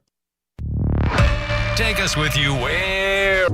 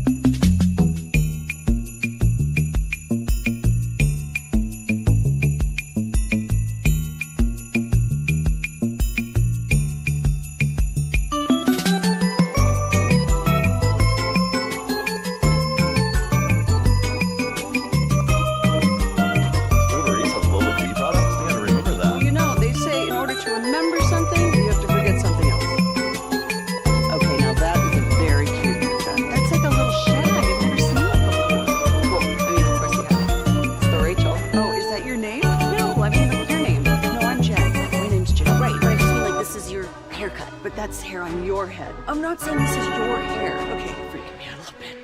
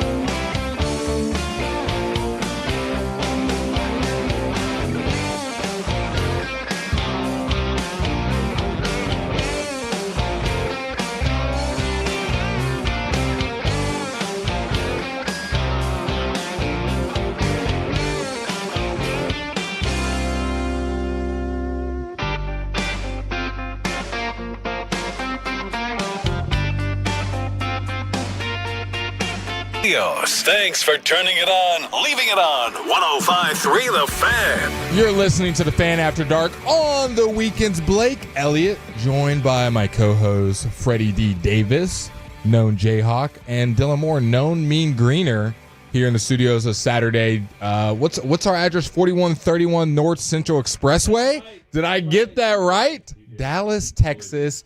Now, don't ask me the zip code because I will probably get that wrong. I know my zip code. Should I say my zip code out loud? Is that like kind of giving out your social? If I give out my zip code? 75207. I said it. I mean, I don't think anybody's going to.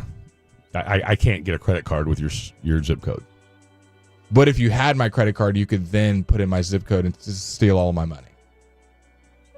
I mean, there's not that many zip codes in DFW. How many are there? You don't think? No. I mean, what's the line? I would guarantee in Dallas Fort Worth. The line is 40 and a half. 40 and a half. Absolutely. I don't know the answer. I'm taking the over. I don't know how I'm to taking even the over. I'm setting the line at 40 and a half. What do you take? What do you say? Well, you're the only one that kind of knows. I just looked it up. You just look. You taking over? I'll take under? the under. I have no idea. That's a horrible line. The DFW area contains over 100 zip codes. Wow. Thank you. Wow. So Dallas County alone has 84. Thank you. And you just said that there wasn't that many. I didn't think there were that many. Well, guess what? Shout out to Fred for hammering the over. We're going to give you guys a little NFL stack, all the injury news, whether it contains to your fantasy football team, just your real football team, and just how you can engage in football. I'll give you the Dallas Cowboys versus Chicago Bears injury report first, because that's what we're really here for. Deron Bland will not play. Still dealing with that foot ankle injury. He'll be out. Trayvon Diggs, who was dealing with an illness. Tyler Guyton, who was dealing with a shoulder. And Kevontae Turpin, who we saw in the neck brace, carry no injury designation, and they will play on Sunday's game. So the only player that will be out will be Deron Bland. The rest of your Dallas Cowboys will be healthy. On the other side of the ball, the Chicago Bears, they are not as healthy. Kyler Gordon, one of the best nickels in the game. He is going to be out. One of the best corners in the game, Jalen Johnson, is out for the year. Jalen Jones, their third string corner, is also out. So the corners for the Chicago Bears, listen up, folks, if you're thinking about playing any Cowboys wide receivers. The Bears corners will be Tyreek Stevenson, who was targeted 5 times last week against Detroit. All 5 were caught. He allowed 97 yards and a touchdown, had no PBUs, and had a coverage grade below 40. The other guy that's filling in, the nickel corner that came in for Kyler Gordon, is going to be Nick McLeod. He was targeted 6 times last week. All 6 balls were caught for 97 yards, 2 touchdowns allowed, no pass breakups, and a coverage grade also below 40. So I say that to say this. The Bears corners, just like your Cowboys corners, did not do a great job covering the Detroit Lions last week. So the other corner out there, you may remember this name, Cowboys fans. Deshaun Wright will be at corner for the Chicago Bears. So Deshaun Wright, Nick McLeod, and Tyreek Stevenson is the cornerback room for the Chicago Bears. They are also going to be without their star linebacker, TJ Edwards. I want to say Noah Sewell, Penei Sewell's brother, is the guy who's filling in for TJ Edwards, and he did not look good last week. He was getting cooked. They were missing coverages. The same way that the Cowboys had blown coverages and guys running by them, a wheel route not accounted for, goal line, red zone stuff happening. The same thing happened to the Bears last week. Yeah. Amon-Ra had 3 tutties. He was wide open on half of them. Jameson Williams was doing his thing. Jahmyr Gibbs was doing his thing. Jared Goff had 5 touchdowns. So as worried as you were about the Cowboys defense, the Bears defense was worse last week. Now that we're playing maybe a better offense, we shall wait and see. DeMarco Jackson, another linebacker for the Bears with a hamstring, is questionable. And then we just heard DeAndre Swift, with the quad is questionable. If he is not able to go, that's obviously a huge hindrance to the Bears offense. Real quick, from our boy Joey, did it kind of surprise you when he said that this could be Ben Johnson? Like he's kind of going to be this kind of pseudo head coach GM, and that's why he decided to take this job? It surprised me because I haven't heard that, but now hearing that and thinking about it, I'm like, it makes sense. It makes sense. It really, really does. And if you're Ryan Poles, I guess the surprising part is that, you hired somebody. Now, he did get an extension, and that's what our boy Tyler Rocky pointed out on Thursday night. He gets an extension, and so, do you really want to hire the guy that's ultimately going to take over your spot? Maybe he didn't know. Our boy Christopoulos just broke the news to Ryan Poles. Little scoop after it was all said and done. They're going to kind of usher him out slowly but surely. I doubt that was part of the negotiation. You're going to be taking my job and doing a bunch of the GMing stuff. You're going to do a phenomenal job. That is a weird connection or just a chain of command. Like, hey, I mean, I remember in Kansas City after dadgummit, he's in Detroit now. Like dadgummit. Anyway, it'll come to me. But the guy that was there before, Brett Veach, and then he gets booted out, and then Andy Reid's pretty much handpicked Brett Veach to be the general manager, and obviously that's turned out well. So you don't see that very often that the head coach, especially in a guy like a Ben Johnson who's relatively brand new. Little Texas Tech update. Baron Morton, the star quarterback for Tech, took a hit to the head on a scramble play. He is out. The backup quarterback, Dylan, do we know his name? I don't want to mispronounce his name. He has stepped in for Tech. He's looked nice. Yeah. Had a couple nice balls. Had 2 or 3 drops by the Tech receivers. Tech is up 13-10. This is 17th ranked Tech against, 16th ranked Utes. Yeah. In the fourth quarter, 9 minutes left. Will Hammond. Willie H. He's had some nice throws. By the way, if for all my horned frogs out there, the Iron Skillet Challenge, 35-24. Over SMU. And, of course, I know a lot of people are bemoaning the fact that game will not be played anytime soon. Speaking of bemoaning the fact, just pretty much feeds into what I've been trying to say for the last, 48 hours. Chiefs wide receiver Xavier Worthy now ruled out for Sunday night's game against the New York Giants and will not be traveling with the team. So we'll see. It was trending towards him playing. I thought he was going to play, but you called it. You said he was just kind of out there, a little gamesmanship. I don't think he'll play, but then I saw an article this morning that said he was practicing without a brace. Yeah. And so they're thinking, are we thinking next week? You should be able to beat the Giants. I think it's like, hey, we don't want to rush this guy back and he's out. Dude, you don't beat the okay, I'll tell you, I'm going to say this. You can beat him with Juju and Tyquan Thornton and Travis Kelce. You would think. All right, you would think. I'm going to say this. All right, for as much as you and I battled 2 days ago, if the Chiefs lose to the New York Giants on Sunday night, I will concede everything I said to you on Thursday night. Yep. Okay. Picks at 3:20, gentlemen. I will raise the alarm on Monday when we're on 8 to 11. If my I'll Chiefs, save it for 3:20. Our Chiefs back. We'll save it there. Okay. Going back to the NFC East, Jaden Daniels has dealt with heavy pressure through 2 games, leading to a knee sprain. The team is being extra cautious, not wanting to make any sort of RG3 type mistake, something that's been mentioned in the building. As a result, Marcus Mariota is starting this week, and the Commanders are experimenting with an O-line change. Andrew Wiley will be getting to start at right guard. He's had 88 starts over the course of his NFL career, played with the Chiefs for a while. So good, not great. All right. Jaden Daniels' thing is a little more concerning as the week went on. It was like, he'll play, he won't play. And now it's like, there's a reason. And they're playing the Raiders this week, are they not? I think that's accurate. Right. Yeah, so I think they're playing the Raiders. So that's an interesting little matchup there. And like you said, we'll have our picks later in the game. But, is there something to be said? That is correct, the Raiders. Yeah. For this sophomore slump for guys that go out and ball? I mean, let's call it what it is. C.J. Stroud's been dog you-know-what for a year and a half now. And doesn't look good. Doesn't look good. Nope. Okay. Jaden Daniels looked good in week 1. Mm-hmm. Looked last week. Now, granted, he was under duress a lot. But I think this speaks to a bigger issue league-wide. Do we have an offensive line problem in the National Football There's not League? enough good offensive linemen. And all it takes is one injury. Might see it with the Cowboys. Cooper Beebe being down and Brock Hoffman stepping in. It could. I don't feel as. I mean, look. Yes, there's a drop off between Cooper Beebe and Brock Hoffman, but Brock Hoffman is a serviceable backup. I'm just saying, all it takes is one injury, and now the chemistry's off. This guy's relying on that guy, and now you start seeing pressures happen. And it takes one QB hit to mess up a quarterback. No, it does. I do feel better about, and like I said, Andrew Wiley again solid, but I don't know that suddenly fixes everything. J.J. McCarthy from your Minnesota Vikings out with a ankle injury against the Bengals on Sunday. Carson Wentz will start the game. This is now his 6 different teams starting for in the last 6 years. So now we have Carson Wentz and Mariota both playing football on Sunday, and Joe Flacco. How do we feel about that? A lot of old quarterbacks. And Daniel Jones. We haven't had a chance to really say anything yet to our boy Khaki Kevin about this. Justin Fields is out for Sunday versus the Buccaneers. Tyrod Taylor will start. Justin Fields has a concussion. By the way, can we give for Tyrod Taylor?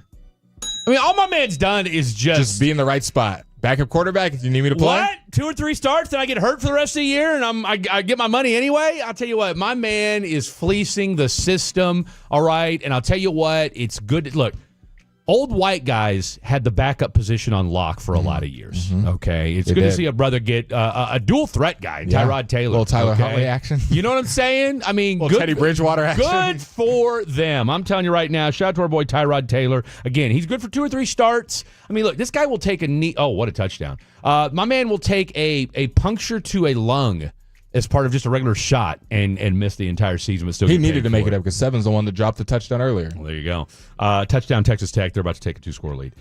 Brock Purdy is out versus the Cardinals. Mac Jones will start as a result. Day-to-day for our boy Brock Purdy. Your boy, I don't know how you feel about this, Bucs wide receiver Emeka Egbuka is questionable. But he was questionable, but it is expected to play Sunday versus the Jets. Now that's keeping him in my fantasy lineup.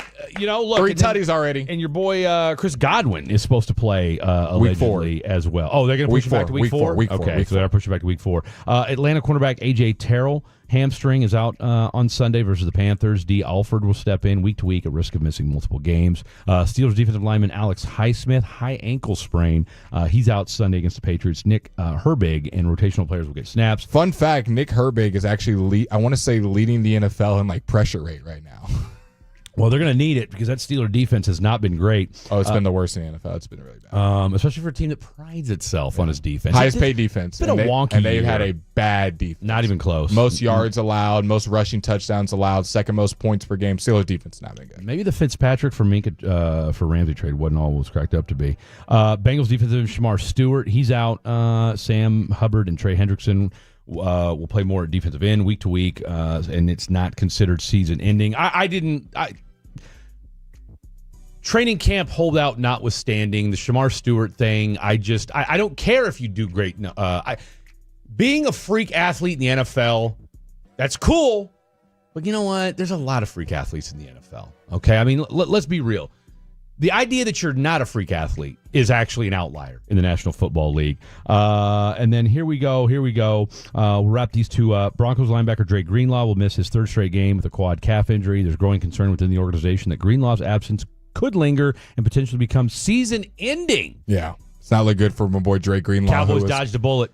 Yeah, Dre Greenlaw was a guy that a lot of teams wanted. One of the higher-rated linebacker, and he has been dealing with injuries with the Broncos. And that Broncos defense hasn't been as it's had its moments. I think everyone thought it'd be the number 1 defense, not allow a pass. And they've gotten a couple times. So I mean, let's call it what Dre it is. Greenlaw not being there is a big factor. The Titans should have beaten you. Yeah. Let's put it this way. Titans could have beaten you. Yeah. All right. And for what was that, an 8.5-point spread going into that game? And they hung around a lot longer than I think a lot of people expected. Titans nose tackle Tavondre Sweat with an ankle is out against the Colts. Jeffrey Simmons and Danico Autry will handle the Tennessee Titans defensive tackle rotation currently just this week. No long-term word yet. And then last but certainly not least, as has been bandied about all week long, that there will be further scrutiny, at least from an officiating standpoint, of the tush push. Do you think the Eagles run the tush push as many times as they did last week? They ran it more than Jalen Hurts threw the ball down the field.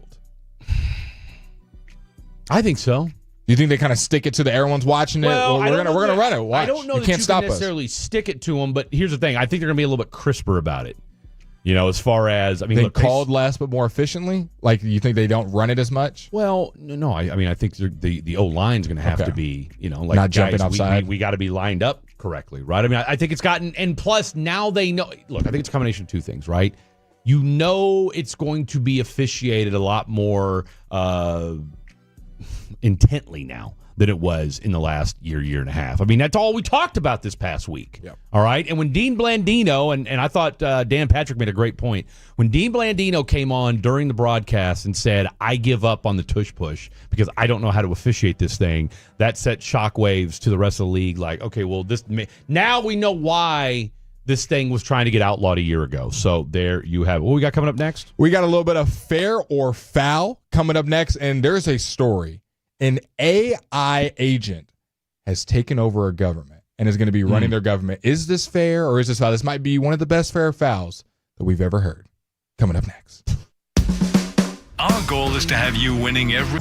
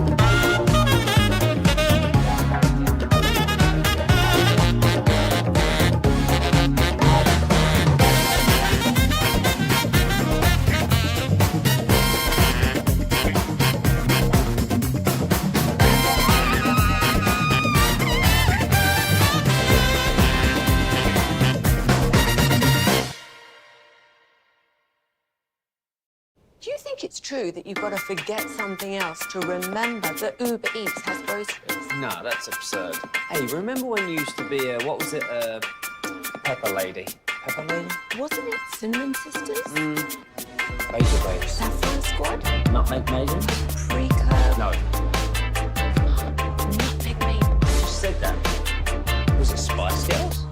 Doesn't sound right. Was it Saffron Squad?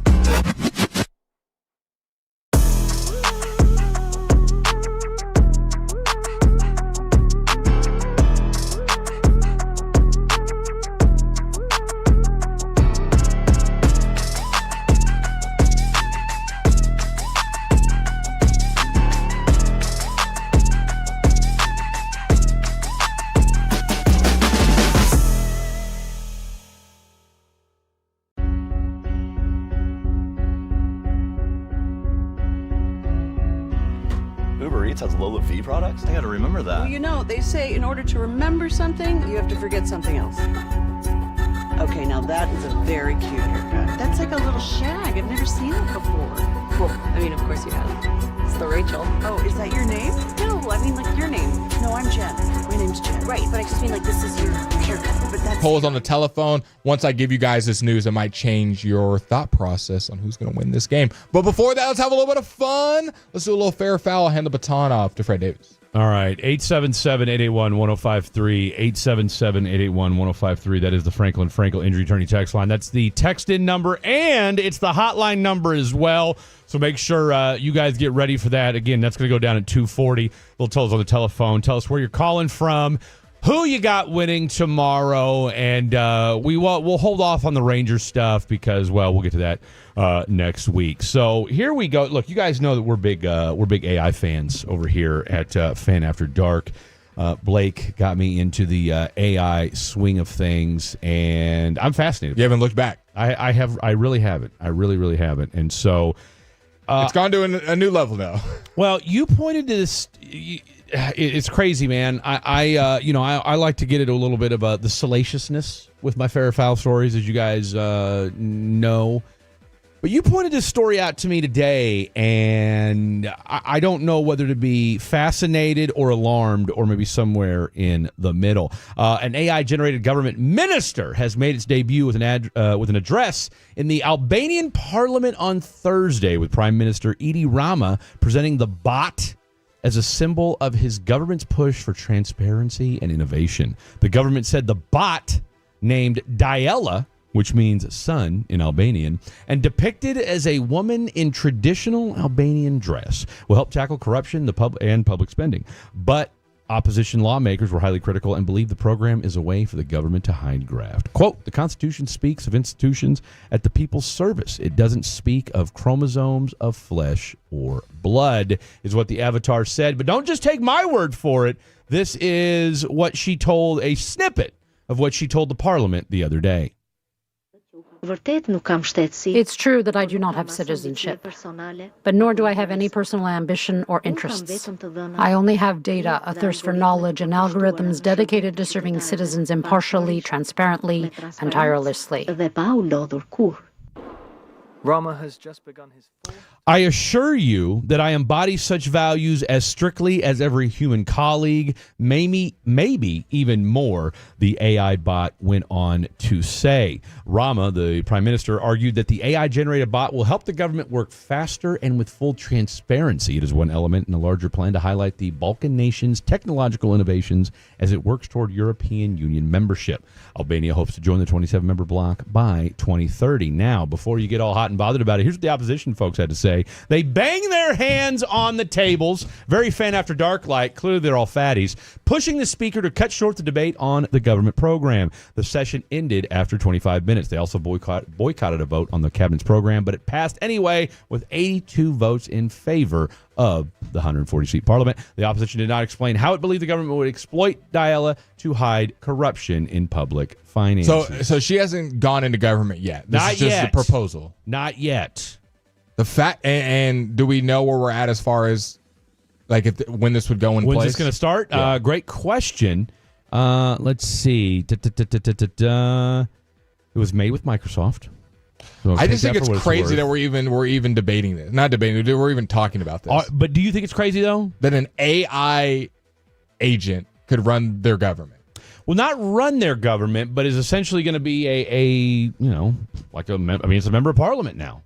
It's an unelected member of parliament that, let's call it what it is. The data has to come from somewhere. Yeah. Okay. I mean, that's the thing that I think is like someone's going to put it in there and they can skew it, or someone can hack it, or the government is the one that has the highest ranking people, all the smart people behind it, and they can, Diella said this is spend more. Y'all should pay more taxes. That's what it said. Diella was created earlier this year in cooperation with Microsoft as a virtual assistant on the eAlbania public service platform. It has helped users navigate the site and get access to about 1 million digital inquiries and documents, and now it's going to help run government. So it's pretty much if ChatGPT was in Parliament here in the Americas. Well, or Congress, yeah. or any state government. I mean, imagine an AI bot being the mayor or a city council person or the program director. And see, I get it because there is a lot of black and white in Congress and lawmaking. Did you do it? Did you not? But there's also a lot of gray area. Well, there's a lot context. Why did you do this? Did someone break into your home? Was there this? Is there a reason you did it? Did y'all used to date? Is there any? Because you need empathy, you need forgiveness, you need compassion. I think when you, or do you? Does it just need to be black and white? So here's just in case you were wondering about Albania. By the way, they've got great food in Albania. Great food. Okay, I've heard great things about Albania when I was out there in Greece. Shout out to my guy, my boy Billy at the Double Egg Cafe. He's Albanian. I haven't met an Albanian I didn't like. Shout out to all the Albanians. I knew some Albanians when I was in Beaumont, and they may or may not have been. I've said too much. Let's see here. When it comes to Albania, okay, in case you guys were wondering. GDP. Location, not good. Location, southeastern Europe, bordering the Adriatic Sea and Ionian Sea, between Greece to the south and Montenegro and Kosovo. Right next to it. All right. Were you wondering what their geographic coordinates were? Yes. I know you were. 41 north, 20 east. So put that in your compass. Let's see here. Let's see. Someone said, well, our country's run by podcasters, so not much difference. Oh, we know the FBI is anyway. Terrain, mostly mountains and hills, small plains along the coast. Climate, mild temperate, cool, cloudy, wet winters, hot, clear, dry summers. Interior is cooler and wetter. This is probably the first fair or foul where I truly don't know if it's fair or foul. I really don't know what my answer is. Because I could see both sides. I could see this being so foul and you having an AI bot. Fair. But I can see the fair part of just kind of not having emotion and just giving facts. And my gut tells me it's foul, but the realist in me says it's fair. Because here's the reality of it, right? Somebody was going to do this. All right. Somebody. Do you think it's the start of something? Albania is not going to be the last person to do this. Well, I think people are going to see how it goes.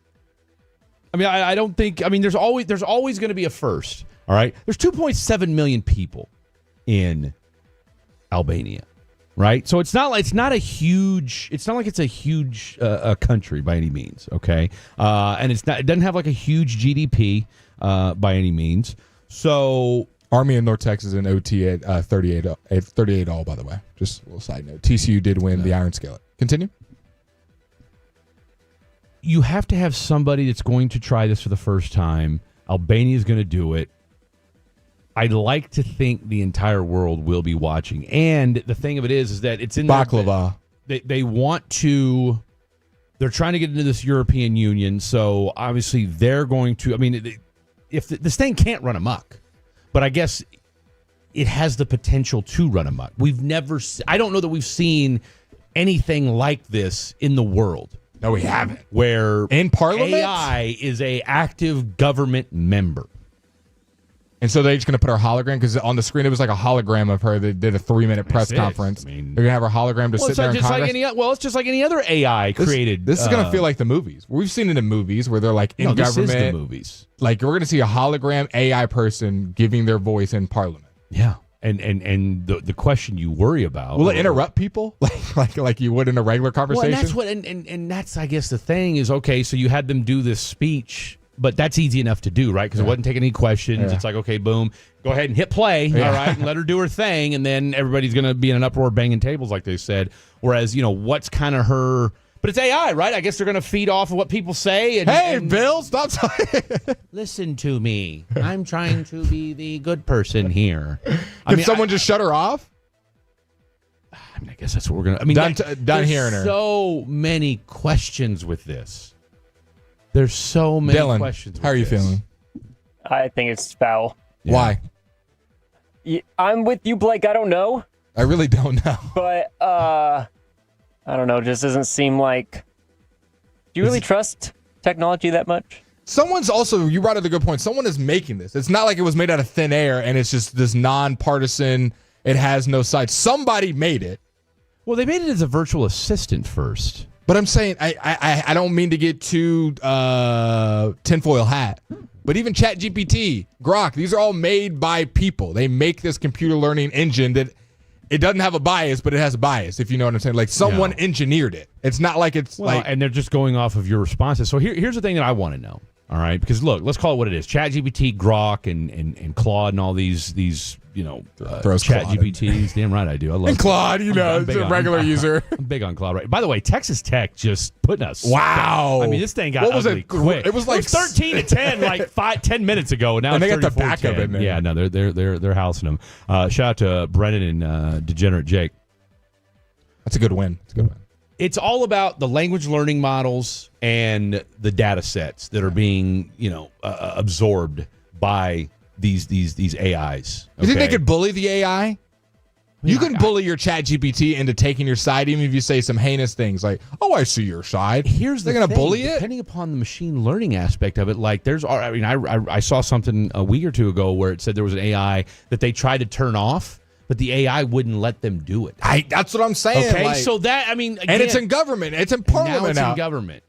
Now, what do? Do you just pull a plug? I don't know. I don't know how that's I don't work. like your answers, Fred. Give me the RPG. Well, I'll tell you what. Your boy's got a little AI podcast. Can it pick things up? Is it going to be like a robot, or is it going to be a hologram? It's not a robot. I think it's just going to be a computer. Well, then someone can just turn it off. I don't know how it can be an active member of Congress / Parliament, and it's just a hologram.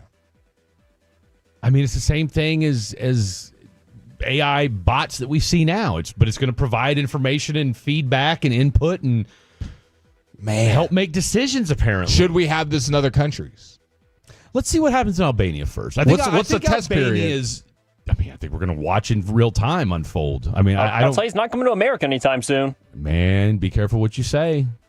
How can you? I wouldn't put it past anybody here. I think I could see like a we state like our power doing it. Too much. I could see like a state doing it. I don't disagree. Could you see like California saying for governor? Look, New York's on the verge of becoming. New York City is on the verge of electing a socialist mayor. Okay, let's be real. I don't think the idea of having an AI bot run a city in some city here in the United States, maybe in the Northeast, I don't think that's a far cry. I really, really don't. My vote's California. AI governor. I can see California doing it. I can see Massachusetts doing it. Yeah. All right. I can see Michigan doing it. I can see Minnesota doing it. So I'll tell you what, it's a slippery slope, boys. It's a slippery slope. All right. Coming up next, fair or foul. I say it's fair only because maybe we can learn from it. That's or it takes over it takes over and iRobot. I'm just telling you right now, make sure we can find John Connor when all hell breaks loose. All right, coming up next, we'll do a little totals on the telephone, 877-881-1053, 877-881-1053. That is your number to chime in. Tell us where you're from. Actually, we'll know where you're from. You got 40 seconds. Don't ask how we're doing because we're doing swell. Cowboys win tomorrow, yes or no? Also, we'll be giving you some injury news. Some players hit the injured reserve, and a Dallas Cowboys player was just added to the injury report. I'll tell you who that is, as well as take y'all's calls on the other side. If you're 55 or older and into that whole saving money thing, T-Mobile has an exclusive. Okay, freaking me out a little bit.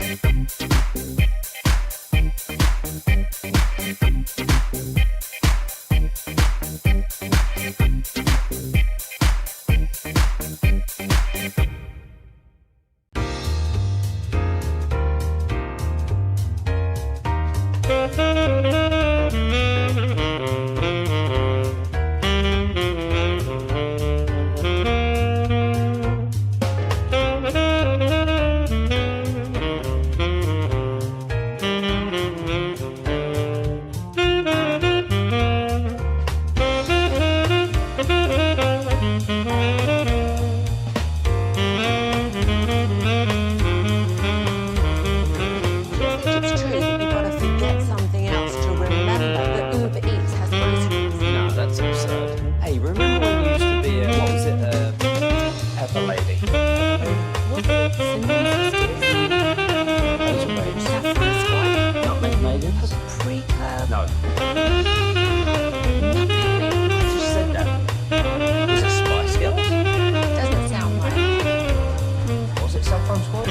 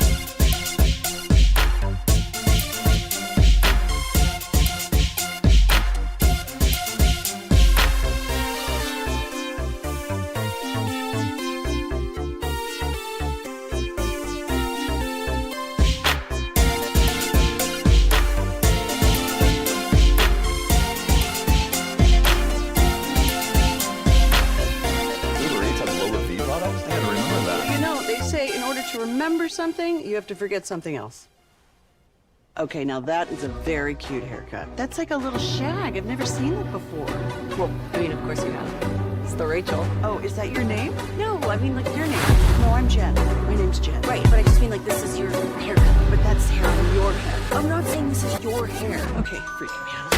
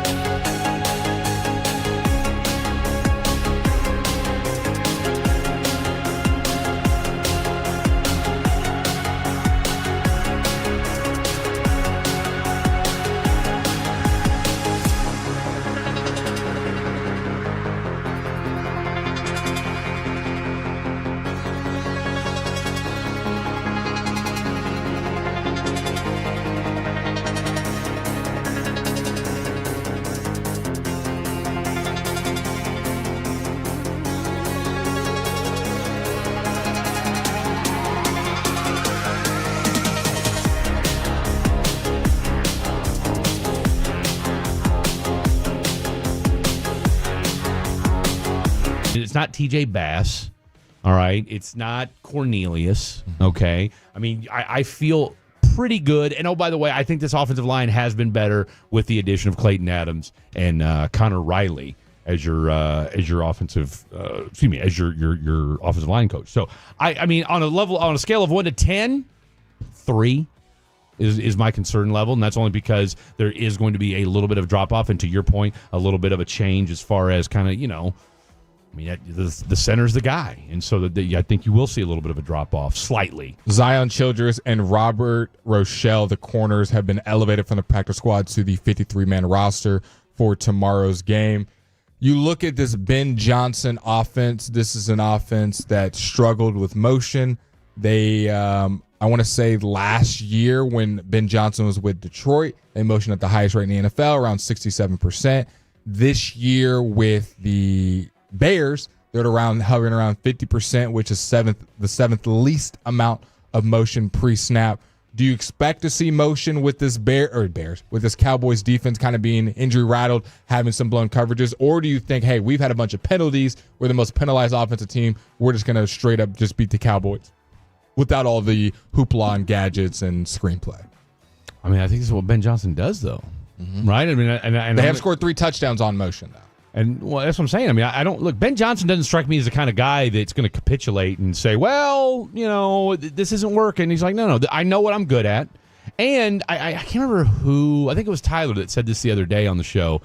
The Detroit Lions had some growing pains with his offense, right? So it's like one of them things where, he needs to find out who's worth keeping on this roster. Agreed. Yeah. Right? So it's like, they've had good success when they do motion correctly. Like I said, they've gotten 3 touchdowns off it. They're second in explosive plays. There's a lot of downfield passing concepts.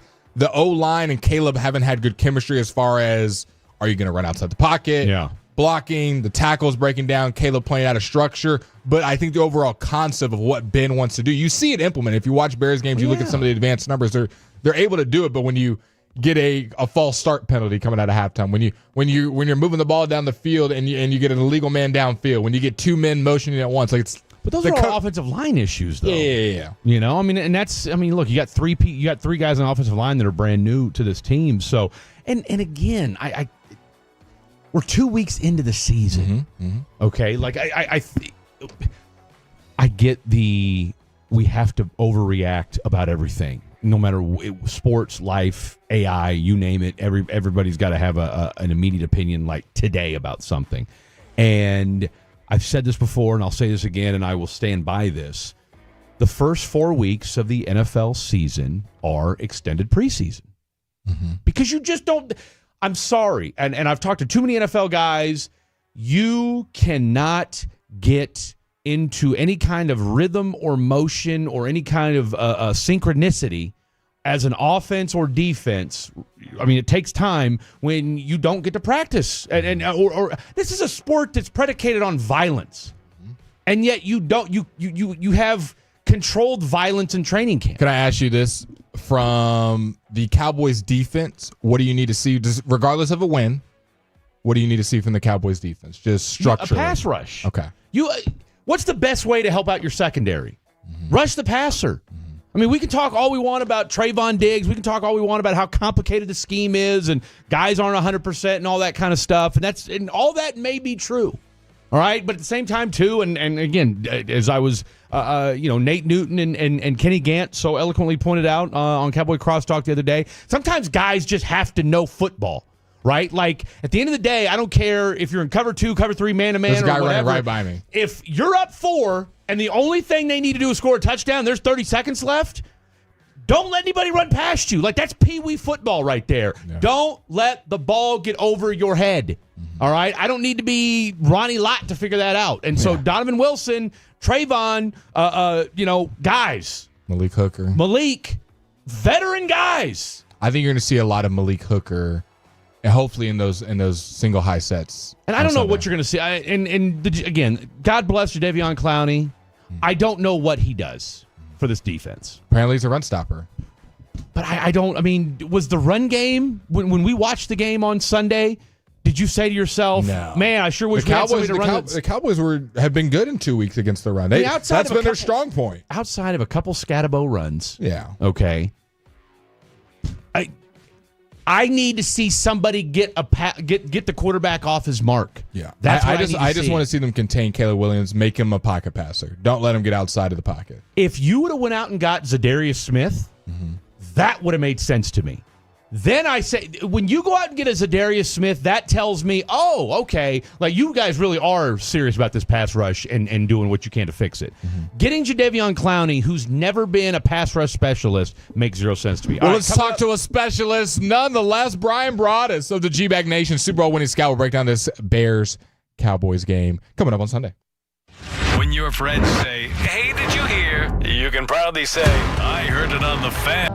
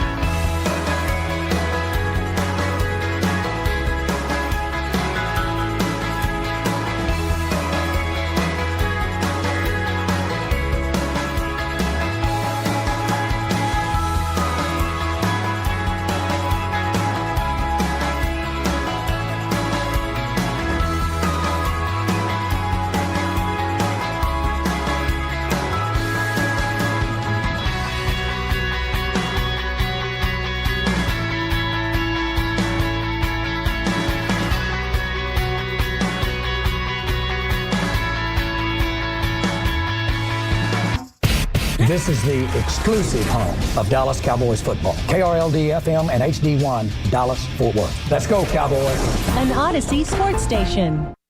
Driven by our D&M Leasing Studios. Thanks for turning it on, leaving it on. 105.3 The Fan.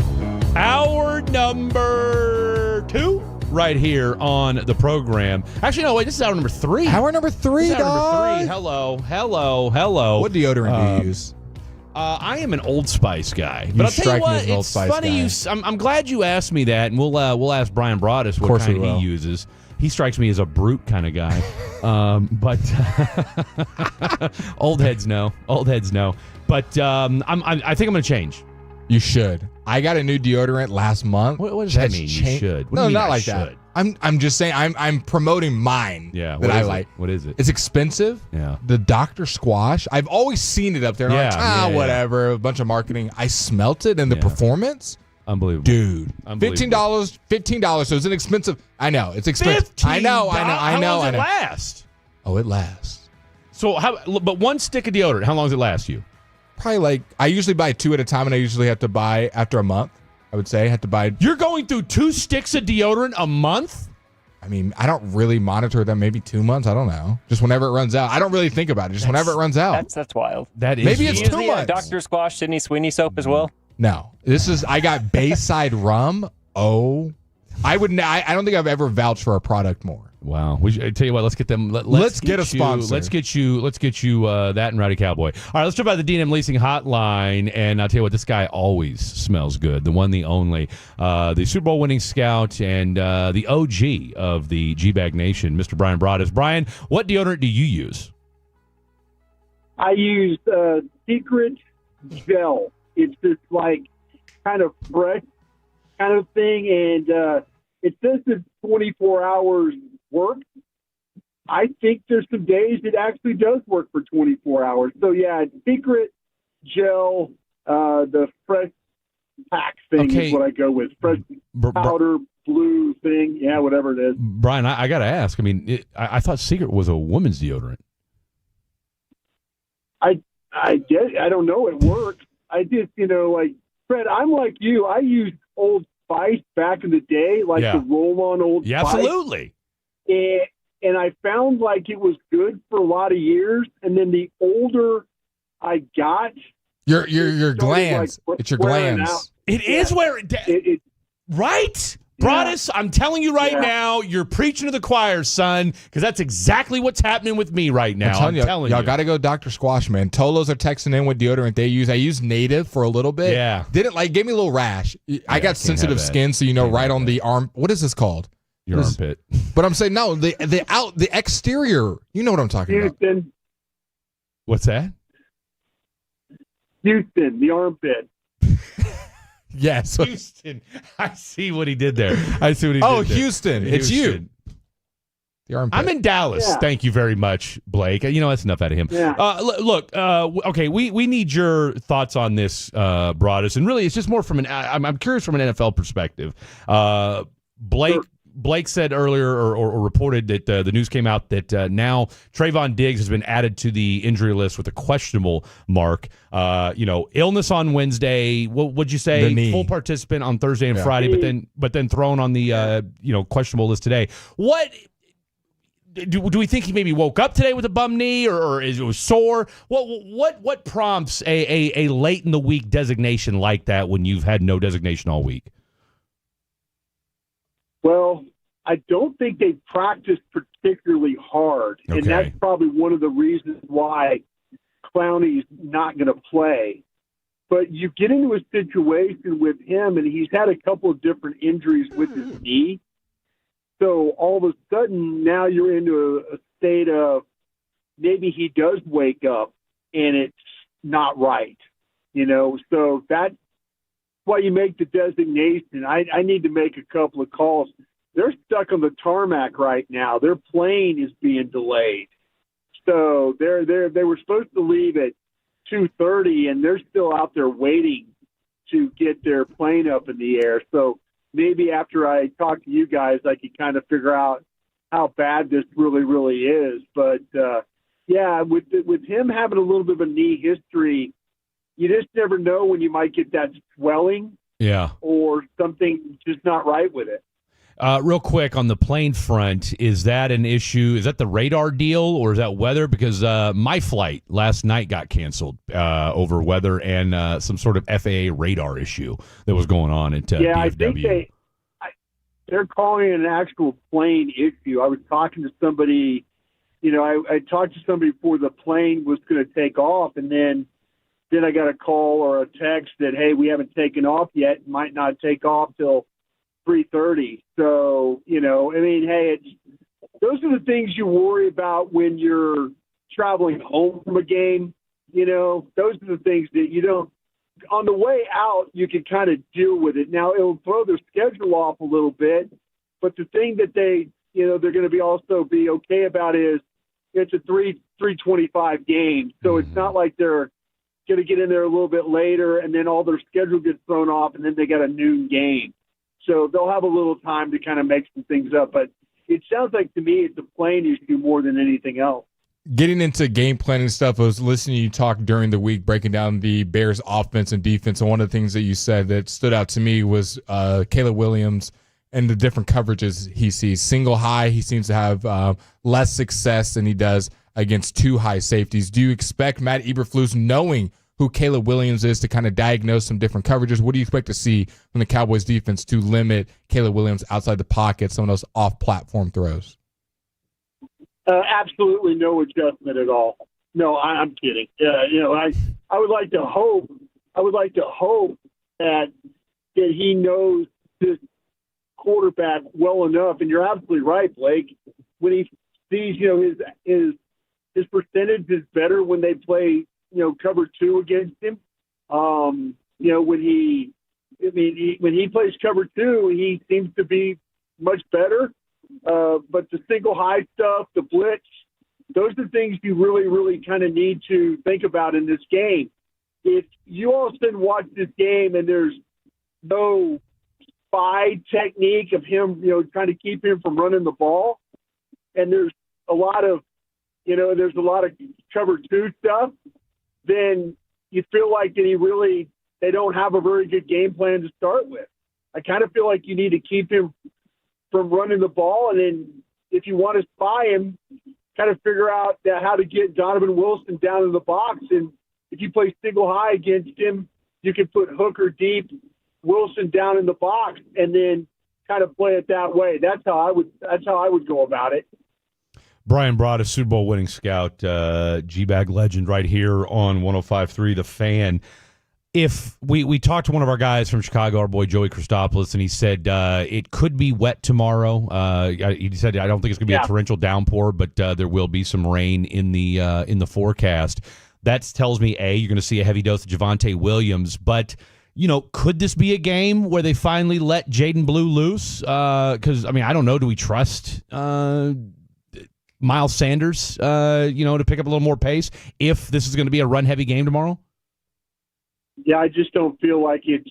I don't think like they feel that Blue's ready to play yet. Still not. And that's and I feel like that's there's a couple of these guys now. There's the Mozzie Smiths and the Jadon Blues that I'm kind of like, initially it was a little bit of a shock to the system, but now I don't think it's a shock to the system anymore. I think that that Brian Schottenheimer's been pretty clear that Jadon Blue needs to improve practice habits, needs to improve probably stuff in the classroom, needs to improve in a lot of areas of being more of a pro.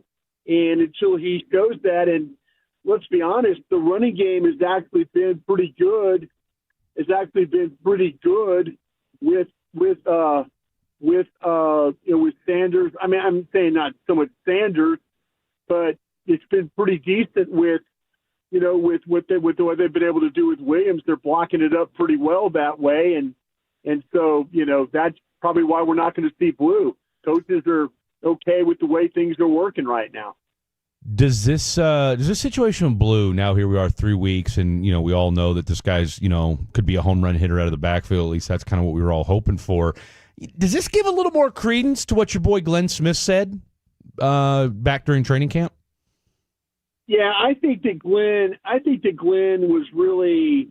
I think Glenn had talked to his college coaches. I don't think this was something that was seen. That they had just. I mean, they had just literally had drafted this guy. Yeah. So all of a sudden, you drafted him, and they really didn't have time. They kind of, it's just like, oh, he's lazy and he's this, that, and they really didn't have time. Now, I wouldn't be surprised if Glenn had talked to his coaches in Texas, and one of those coaches at Texas is now coaching the Detroit Lions, I believe. Yeah, Tashard Choice. So, Tashard Choice. So I think that Glenn and Tashard, I think we were all kind of knew each other a little bit, and so I wouldn't be surprised if that's where he got what he got about Blue. When it comes to the Bears defense, they just let up a 50-burger to the Detroit Lions. Do you expect Dak Prescott and this offense to continue doing what they did, especially with Tyreek Stevenson, Nashawn Wright being some of the corners out there, with Jalen Johnson being out for the year, Kyler Gordon, one of the better nickels, being out? Is there a way that the Bears defense can scheme some up to stop this Cowboys offense? And if it is, what is that way for the Bears defense? Yeah, it's going to be about, are they going to be able, and listen, they're not going to get pressure, I don't believe, like the Giants did. I think the Giants, if you had to kind of handicap the pass rush that they've seen so far, I think the Giants' pass rush was pretty damn good as compared to Philadelphia's, and then also compared to what you're probably going to see in this game. If all of a sudden you get out there and this Bears defensive line is getting pressure on Dak Prescott, that's a very bad sign. So, yeah, it's the front. It likes to twist. It likes the gap exchange. It does things that, that could cause you some problems, but they don't have that guy like the Giants had. Giants had three guys that could rush the passer, and if you want to include the defensive tackle as well, that's another guy that can push the pocket pretty darn well. So I think if you see all of a sudden Dak Prescott having to move around a bunch in this football game, that's probably a pretty bad sign. When it comes to the Cowboys defensive line, we've seen Kenny Clark step up. We've seen Osa step up. The defensive ends, though, on the other hand, have not been a huge bright spot for the Dallas Cowboys. We know Jadeveon Clowney was signed to the team. As far as his activity and as far as the rest of the defensive ends, what do you need to see from them in a Week 3 matchup? Yeah, I've been really wrong about this group, and I haven't had any real consistent. And when I say, oh well, hey, Marshawn Nealon's going to have a really good game. Oh hey, Fowler's going to have a real good game. Here's another bad sign for you. I don't think that Clowney's going to play tomorrow. I just don't. And so. But if you get in this game and the Bears' offensive line is not as bad as what the Giants' offensive line was, and now all of a sudden here you are again, can you get pressure? The tackles for the Bears, with Jones and stuff, they struggle a little bit, with pressures and some sacks. But if the Cowboys come out there and you don't see that, if you don't see, Fowler and Ezra Raku and those guys getting pressure, that's just another bad sign. So this game very well for the Cowboys can hinge in a couple of different spots. It could hinge in the offense and defensive line. If one's getting pressure, if the Cowboys is getting pressure, great. If the Bears are getting pressure, that's not great. So how this game is going to be played is probably going to be really, really up front. We mentioned Jadeveon, and, I've been saying this for a while. I mean, look, this guy's played for, 6 teams now in the last 7 years. And, again, he's been a solid NFL player. What are the Cowboys hoping to get out of this guy? Are they hoping to get kind of the Baltimore production he had from a couple years ago, and maybe, these next 13, 14 games, he could be that guy, give you 7 or 8 sacks, and just be somebody to be a veteran guy in the locker room? Yeah, I think that, They actually are thinking of a guy that could play at a pretty high level. And, that's a guy that, and you missed it, he's had days where he's been, years where he's been really pretty good. Yeah. And then, just kind of like finishes the season and doesn't get another contract and has to bounce to the next team. But I think they're really expecting a guy that could give them some pass rush, but also does a pretty good job of playing the run. And to me, this is the thing where I said this before the day when Parsons was traded. I think Dallas's offense is good enough to put a bunch of points up on the board. And if you and I asked Stephen Jones this question on yesterday, I said, you're in a situation where your run defense could naturally be okay because your offense is putting up points, but you don't have any way to finish games. You don't have a pass rusher. Yeah. And that's what you have to, that's where I would have stood up. That's where I would have stood up in the room, and I said it the day he was traded. I would have said, are we really sure we want to trade this guy if we think our offense is this good? You don't have to have good run defense if you're scoring 35 points or 30 points a game. You don't have to, because people are going to be chasing points on you, and they're going to have to throw the football. What you're going to need to do is be able to kill this game with pass rush. And right now, they just don't have that. And so that's the problem. The run defense, we say, yeah, great, Kenny Clark. And Kenny Clark has been really good. Yeah, yes. But they don't have a way, they needed a way to kill the Giants in that game instead of allowing a touchdown with 25 seconds to go. They needed to find a way to get, and fortunately for them, they did get pressure in overtime. They get a pressure from Sam Williams that forces an interception. Yeah. But overall, they needed that. They needed that earlier in that football game. The one, the only Super Bowl winning scout, Brian Broaddus.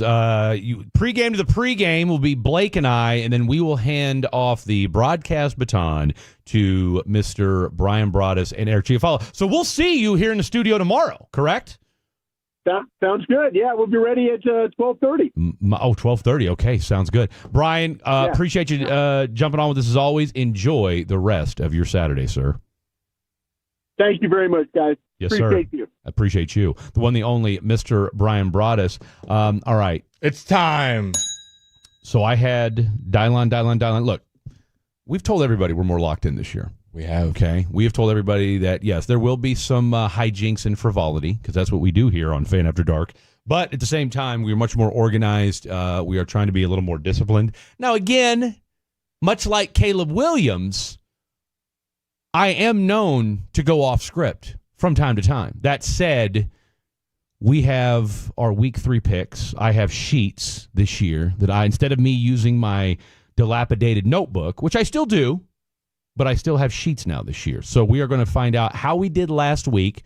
Blake is already up 1-0 on this week because he picked the Dolphins to cover the spread. I picked the Bills. We all know how that turned out. How's week 3 looking for tomorrow? Let's discuss next. Don't go anywhere. Sean and RJ, the KNC Masterpiece, G-Bag Nation, and Fan After Dark. Live and local. Turn it on and leave it on. 105.3 The Fan. And our Odyssey, iHeartRadio, and TuneIn apps. Cool cars, cool people, good times. It's DFW's biggest hot rodding event of the year. The Good Guys 30-Second Summit Racing Lone Star National. September 26th to the 28th at Texas Motor Speedway in Fort Worth. Over 2,500 of the country's finest classic cars and trucks on display. The crowning of the Good Guys 2025 PPG Street Machine. BASF Most B****ing Awards. Free family fun zone, live music, and more. September 26th to the 28th at Texas Motor Speedway. Details at good-guys.com. Sean and RJ here, excited to bring you Underdog Fantasy. Football is back, and Underdog is the best place to make picks and win money all season long. We did it last year. We're doing it again this year. You can play in the state of Texas. It is super, super easy. You pick whether that favorite player of yours is going to go higher or lower on stats like touchdowns, receiving yards, interceptions, whatever. It's all available at Underdog. Download the app, promo code TOLO. That's promo code TOLO to get $50 in bonus cash once you play your first 5. TOLO. Use our promo code. Must be 18 plus and present in Texas. Terms apply. See assets.underdogfantasy.com/web/play and get terms _DFS_.html for details. Concerned with your play? Call 1-800-GAMBLER or visit www.ncpgambling.org. We're here at Genesis of...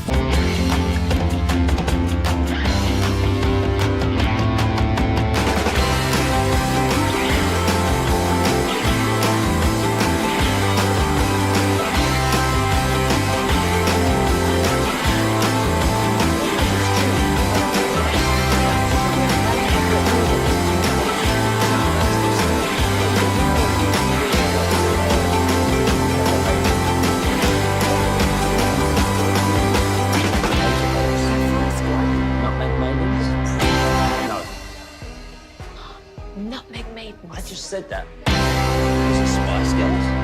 Doesn't sound right. Was it Saffron Squad?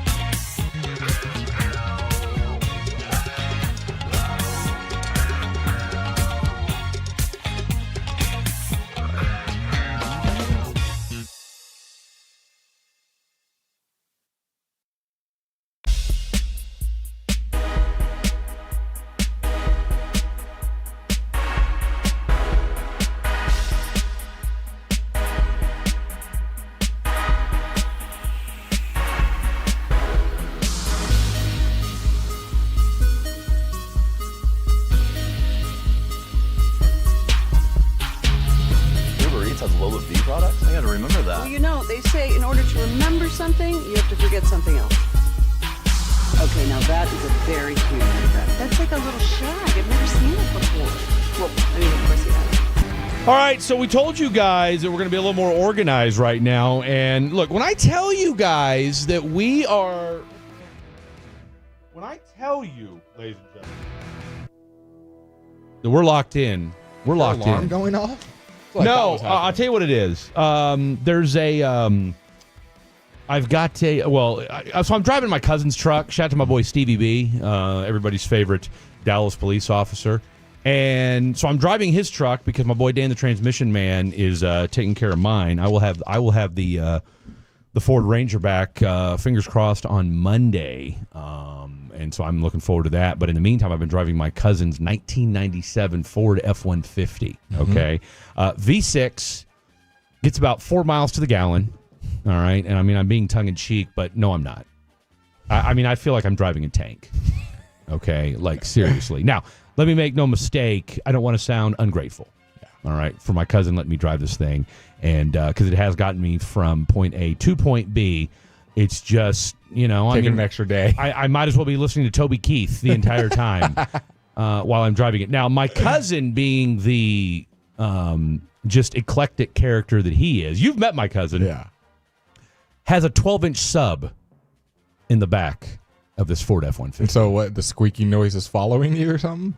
Well, no, it's just the fact that, you're in this Ford F-150 and yet the bass is, I feel like I'm in a 1990s rap video because the bass is just that intense. Because it's just, there's no trunk. It's just in the back. It's a super cab. So literally, you look to your right and there's a 12-inch sub just dun, dun, dun while you're driving. Yeah. So it's, but anyway, tell you this. That's a, what do they call those? That you can use the AirPods? No. The Apple, where you can stick those things to kind of track people. Oh. An AirTag? AirTag! That's an AirTag. That's what that was. So that's what that noise is. No, we're not being taken over by aliens. That's just an AirTag. Okay, we are all through 2 weeks and one game of week 3.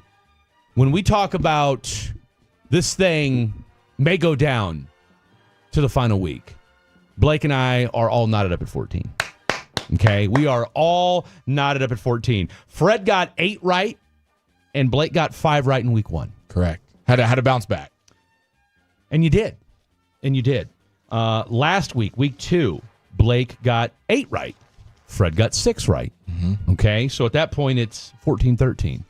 And as I alluded to, and if you're a true fatty or Tolo and you know who you are, Blake called Miami. I called Buffalo. And we all know who won that game. Miami held on to cover the spread. 31-21. And as a result, we are now all knotted up at 14. Now, you may be saying to yourself, well, Fred and Blake, what were some of the games you guys whiffed on and some of the games you got right on week 2? And again, Blake, and I hope this isn't a sign of things to come, because essentially what's happened is, and again, this is all early data. This is not AI. This is week 2. Okay, this is Fred and Blake AI. Okay, we call this Fan After Dark Eye. Fat eye. Okay, I like what you did there.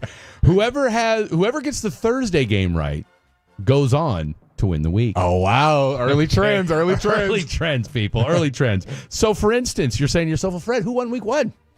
Fred did. Fred called Dallas to cover the spread against Philly. Blake didn't. Guess what? I won 8-5. Last week, Fred called Washington to cover the 3.5-point spread.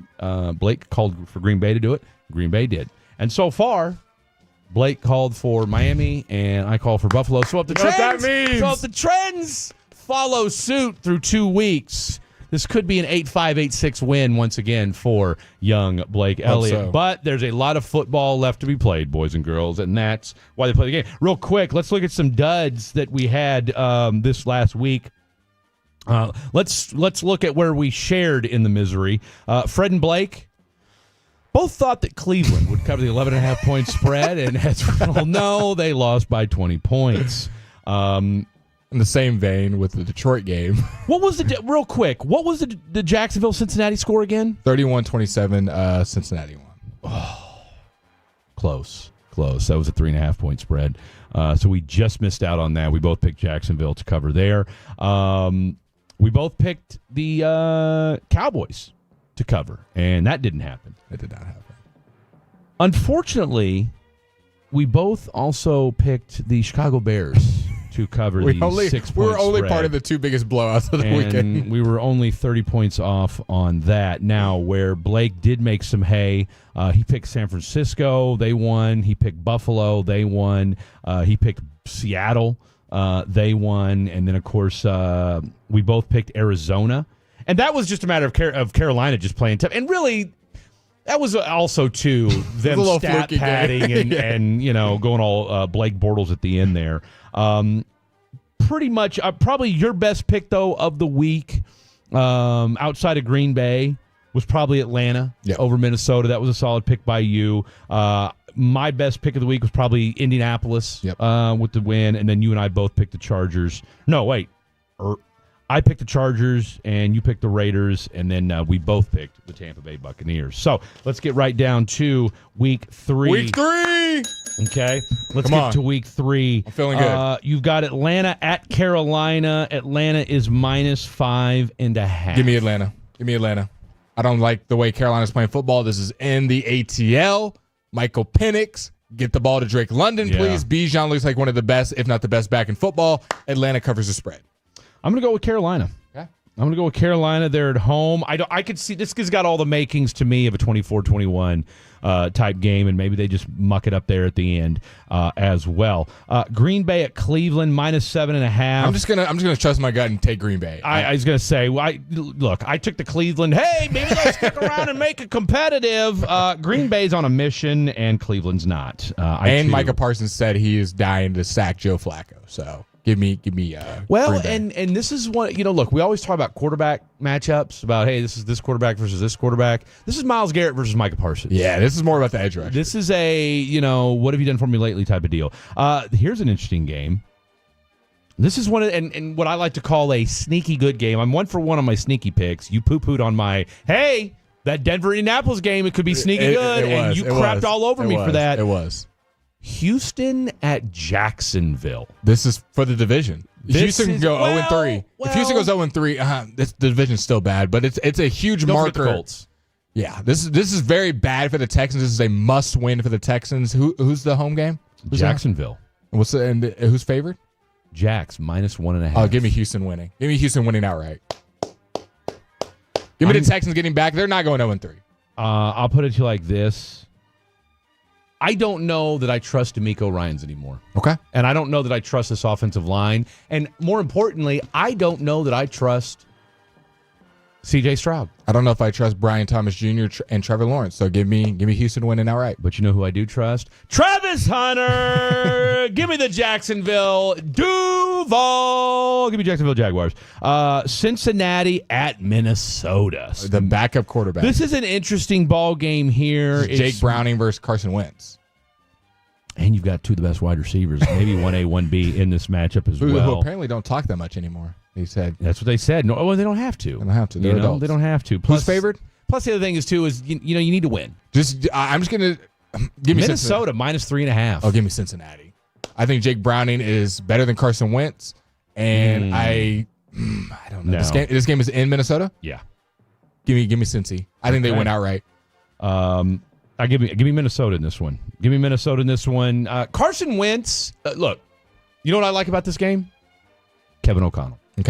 Okay, he is Kevin O'Connell has taken every quarterback that he's had and made them into a winner. Carson Wentz, let's not forget, was an MVP candidate 5-6 years ago. I agree. All right, I trust Carson Wentz. 5-6 years ago, I was like 18 as well. Well, hey, look, stranger things have happened. Put it like this: if you can resurrect Sam Darnold, you can resurrect Carson Wentz. Give me Minnesota all day, every day.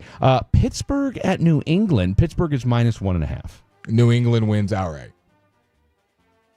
I don't like the Steelers' defense. I don't like the way they're playing. I don't like the vibes out of there. And I think this defensive line gets Aaron Rodgers, who's been sacked more times through 2 games in his entire career. There is something wonky about this Pittsburgh defense. They're not that good, but at the same time, too, I don't know that I really trust New England's offense just yet either, though. You're going with New England? Yep. I think they went outright. I'm going to put my faith in Aaron Rodgers one more time. One more time. One more time. Do it to me once. Shame on me. Do it to me twice. Shame on you. Or maybe it's the other way around. Okay, and I've heard a couple people talk about this. This is a sneaky good game going into the at the noon o'clock hour. Rams at Philly. Oh, that's a very good game. I don't think that's sneaky. That's a very good game. What's the spread? Well, sneaky in the sense that you don't normally see it at noon. At noon, right? yeah. At a game like that at noon, that's got Sunday night or afternoon day, especially Fox game. Give me the Rams. What's the spread? Philly -3.5. Give me the Rams. I think the Rams went outright. All right, perfect. To me, I'm not even worried about some of these spreads. I just think the Rams are a better team and they'll win. All right, I tell you what, we're up against it. Let's go ahead and what were we supposed to do? 340. It's okay. We can. It was just another segment. We can do the picks. All right, let's keep with the picks. 877-881-1053. 877-881-1053. Chime in with your picks. Who do you have? And then of course, Syracuse Clemson. FireDaboSweeney.com. Is that still a thing? Let's find out next. Lots to get to. Don't go anywhere. More picks here on Fan After Dark. Football is back, and so is your shot at big.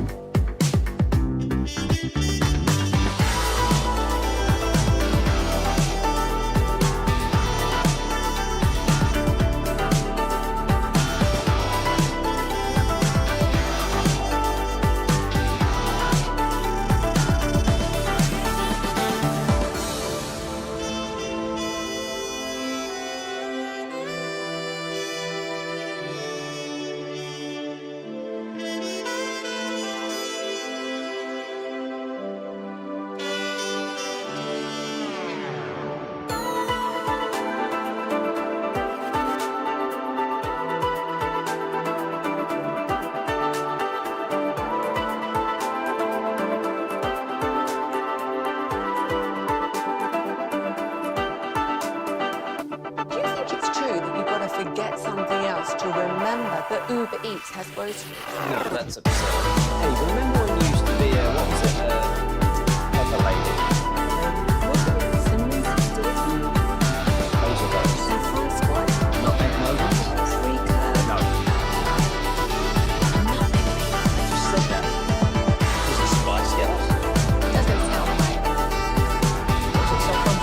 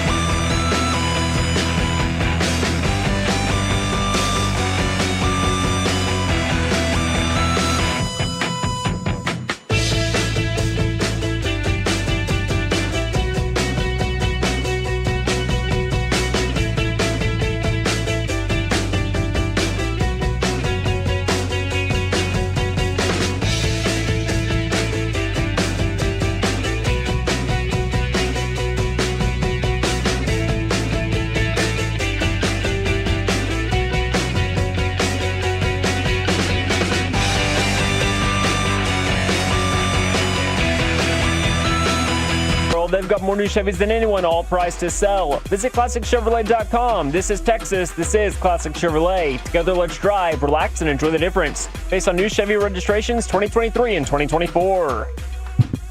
Dylon. The pride of Mesquite. You got it. Texas. Glad it's not Garland. They're right next to each other, aren't they? Hey, you know what? I've already had my boy Dan the Transmissions man say, watch your mouth. Okay.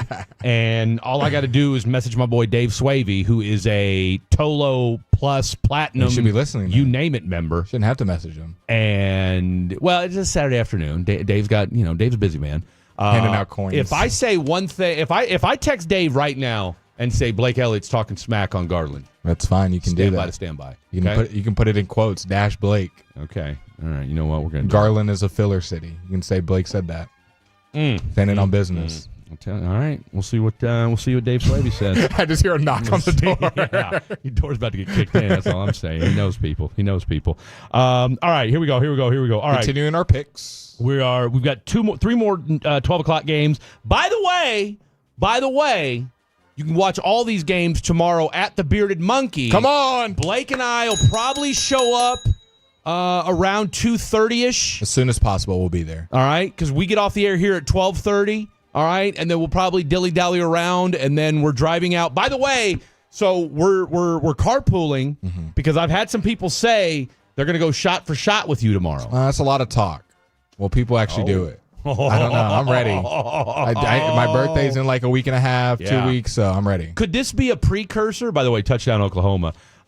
Could this be like a pregame to the pregame Blake celebration bash? That's up to the Tolos and Fatties. Okay, you've heard. I'm not working. I'm not like on air tomorrow. Yeah, so no, that's the beauty of it. Is there? And again, I'm driving, so therefore.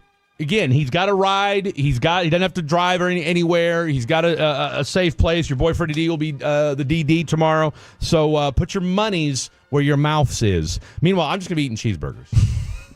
Okay? So take that however you want it. All right. Jets at Tampa Bay. Tampa Bay minus 6.5. Come on. You know how I already feel. You ain't got to read the line. Give me the Bucks. Give me the Bucks. The backup quarterback. This is in Tampa? Yeah. In Tampa, and their starting safety for the Jets just went down. He's not playing. No, this could be a bloodbath tomorrow. I can see this one being a 20-pointer.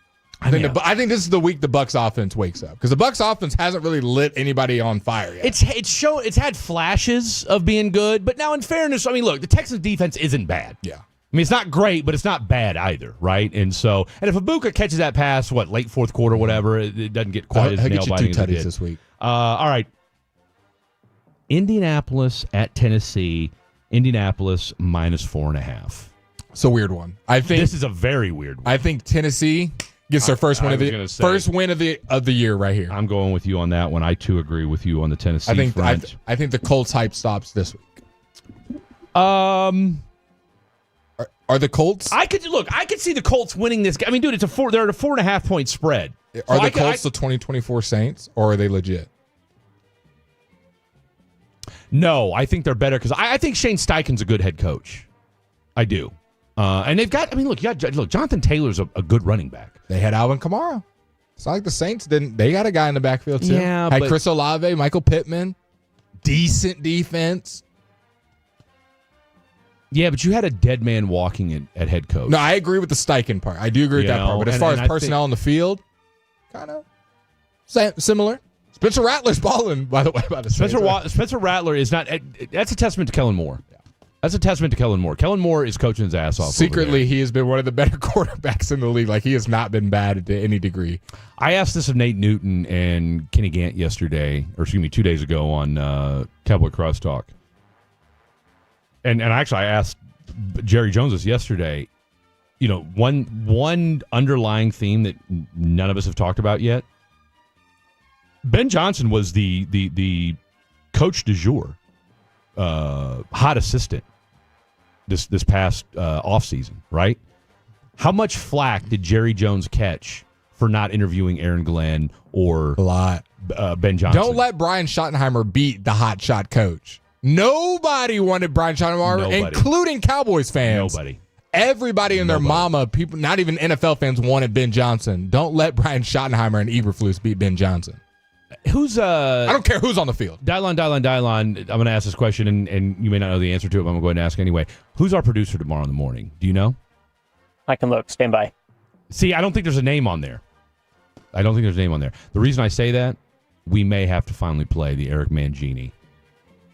It's like a perfect. There's no name. Is it Kevin? I think it's Khaki Kev. I think it's Khaki Kev. I think Tim didn't want to write his name down. Tim won't even write his name down. Shame on Tim. It's a potpourri. Maybe we'll have Blake produce. I'll do it. run the I'll run the board and do a little show. Okay. Yeah. I mean, hey, look, what's the worst that can happen? Tomorrow's the day. Tomorrow's the day. If you know, you know. Tomorrow, we have been teasing this since January 24th. Yeah. It's not quite September 24th. This has been a 9-month tease. We pay it off tomorrow. Eric Mangini. Pay off. Eric Mangini. What did he say about Brian Schottenheimer after he was hired as the head coach for your Dallas Cowboys? Vegas at the Commanders. Washington -3.5. And remember, there's no Jaden Daniels. That's a huge factor. Marcus Mariota's playing. I don't know that I trust the Raiders, though. 3 interceptions last week versus the Chargers. Commanders' defense isn't that good, especially when it comes to run defense. Give me Ashton Jeanty balls out. Raiders win outright. He better ball out because I'll tell you what, he's getting dragged, as the kids say. He said he wants more touches. Well, okay, well, how about you just go ahead and pick up a blitz? Yeah, I mean, that's part of it. Say what you want. That's part of the gig. Raiders O-line / Ashton Jeanty / running game. Yards before contact, they are dead last in the NFL. Not giving Jeanty a lot. And I think Jeanty's like top 10, I believe, right now and missed tackles for. So he's trying his best. O-line's not helping him at all. Give me Raiders covering the spread. All right, you're going with that. I'm going with the Commanders. Marcus Mariota's good for 1 or 2 games a year where he kind of surprises everybody and balls out. I need Geno Smith to play better than Mariota. I mean, you definitely do. I need to see You definitely do. Otherwise, that's a bad hire. If you can't beat the Commanders, the Commanders are a good team. But Marcus Mariota, I need you to outduel him, Geno Smith, and he get the ball to Bowers, hand the ball off to Jeanty, throw it to Jacoby Myers. If he doesn't, that's a bad look. Denver at the Chargers. Ooh, what a good game. What's the spread? Game. Chargers -3.5. It's weird because obviously if you asked before, everybody would pick Denver, but Denver hasn't been playing that well this year. Chargers have been playing well. Am I going to let my preseason expectations make this pick or how they're playing right now? Bo Nix just hasn't looked Where's good. this game at? It's in L.A. It's still going to be a lot of Broncos fans there. There still will be. This is the hardest pick of the week. Give me the Broncos. Bounce back. Give me the Broncos. Give me the Broncos. I'm going with the Chargers. Broncos cover at least. Yeah. I mean, this has got 27-24 written all over it. Yeah. But I like the Chargers. There's just something about this Charger team. Yeah. They just muck it up and they win ugly. And that's what Jim Harbaugh does. New Orleans at Seattle. Seattle -7.5. New Orleans covers. I want to say that, but I could see this being kind of like the Steelers game last week where it's kind of nip-tuck and then they kind of pull away and win like 31-21. Give me New Orleans covering. 7.5's a lot. It really is. And New Orleans has played every game tight. They have not got blown out. I think every game's come down to the final drive for them. And they've played teams that are right on Seattle's line. I like Seattle's defense, though. Give me the Seattle Seahawks. Okay. Arizona at San Francisco. This is a good game right here. Arizona, San Francisco. San Francisco -2.5. San Francisco. This is a statement win. I like San Francisco to win. This is a game where if Arizona wants to kind of establish itself, or at the very least say, "Look, we're for real this year. Yeah. This isn't your father's or grandfather's or hell your play cousins." Arizona Cardinals. They need to win tomorrow. Kansas City at the Giants. Kansas City -6.5. Give me the Giants covering. I hate to say this. I think the Chiefs win. I would be very surprised if the Chiefs lose, even without Xavier Worthy. But give me the Giants covering. This is in MetLife. We know the vibes haven't been great around the Chiefs right now. We know the Giants are 0-2. I think there's only 2 other 0-2 teams in the NFC. They want to get out of that spot. Give me the Giants covering. I don't think they win, but I think they cover. How does the Chiefs fan feel about this? Let's go to Detroit at Baltimore. Detroit at Baltimore. Baltimore -4.5. Give me Detroit covering. 4.5. Yeah, Detroit covers. It's too many points. It's in Baltimore? It's in Baltimore. Yeah, Detroit covers. It's in Baltimore. I feel good about that. I have no idea who'll win the game, but Detroit covers. This is This is going to come down to the last drive, field goal to win it. Do we think they learned anything against the Buffalo Bills? To put the game away? Cleveland doesn't count. No, Cleveland doesn't count. That's a disaster. To put the game away, yeah. This is a statement game for Baltimore. It's a big game for both of them. Yeah, it absolutely is. Take reins of, hey, we're real Super Bowl contenders and towards the top. And don't let it, I think it's going to be a close game. But if a team does pull away, not a good look for the other team. Like, hey, this is maybe what they look like when they play upper competition. I'm Especially going with Baltimore. If the Ravens lose, this would be bad. You've now lost to the Bills and Detroit. You're frauds. Yeah. Give me Detroit covering. I'm going to go with my heart and say I'm still marinating on this Kansas City Giants game. Kansas City -6.5. I mean, where are they getting 6.5 from? I mean, seriously, what about this Chiefs team that you're sitting there looking at them? No Worthy, no Rasheed. You're saying to yourself, yeah, this team can put up this many points. And we know Malik Neighbors and Russ can put up points. We just saw it last week. But let's be real. The Chiefs defense is better than the Commanders and the Cowboys. I agree, but we shall see. Malik Neighbors. You know what?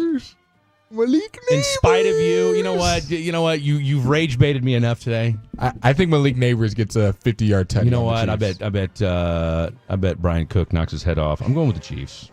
You know what? The Patrick Mahomes slander will stop after this weekend. I'm going with the Chiefs -6.5 to cover the spread. Cowboys Bears. Guess what? Because Blake and I are on tomorrow, we will give you our Bears Cowboys picks tomorrow before the game. So there you have it. All right. I feel good about these choices. How many picks did we disagree with? Can we? Great question. Great question. Can I make some room, or did we agree too much? We only agreed on. Okay, so we have 1, 2, 3, 4. Yeah, there's no bye weeks, right? No. So you got what? So you got 16 games? Yes, yeah. Sir. So 1, 2, 3, 4, 5, 6, 7, 8, 9, 10, 11, 12, 13, 14, 15. Okay. We agree on 1, 2, 3, 4, 5. We only agree on 5. So there's 11 games. There's 10 games up for grabs. 10 games. 10 games up for grabs. And will the trend continue? Will the trend continue of whoever gets the Thursday game right goes on to win the week? I say no. I say it's the buck stops here. Your boy Freddie D pulling off the dub this week. Where are we going next? A little bit of Fred Lines. We reset the show, give you everything that's happening in the world of sports, and especially what is happening here in the DFW. Next on The Fan. Tolo means...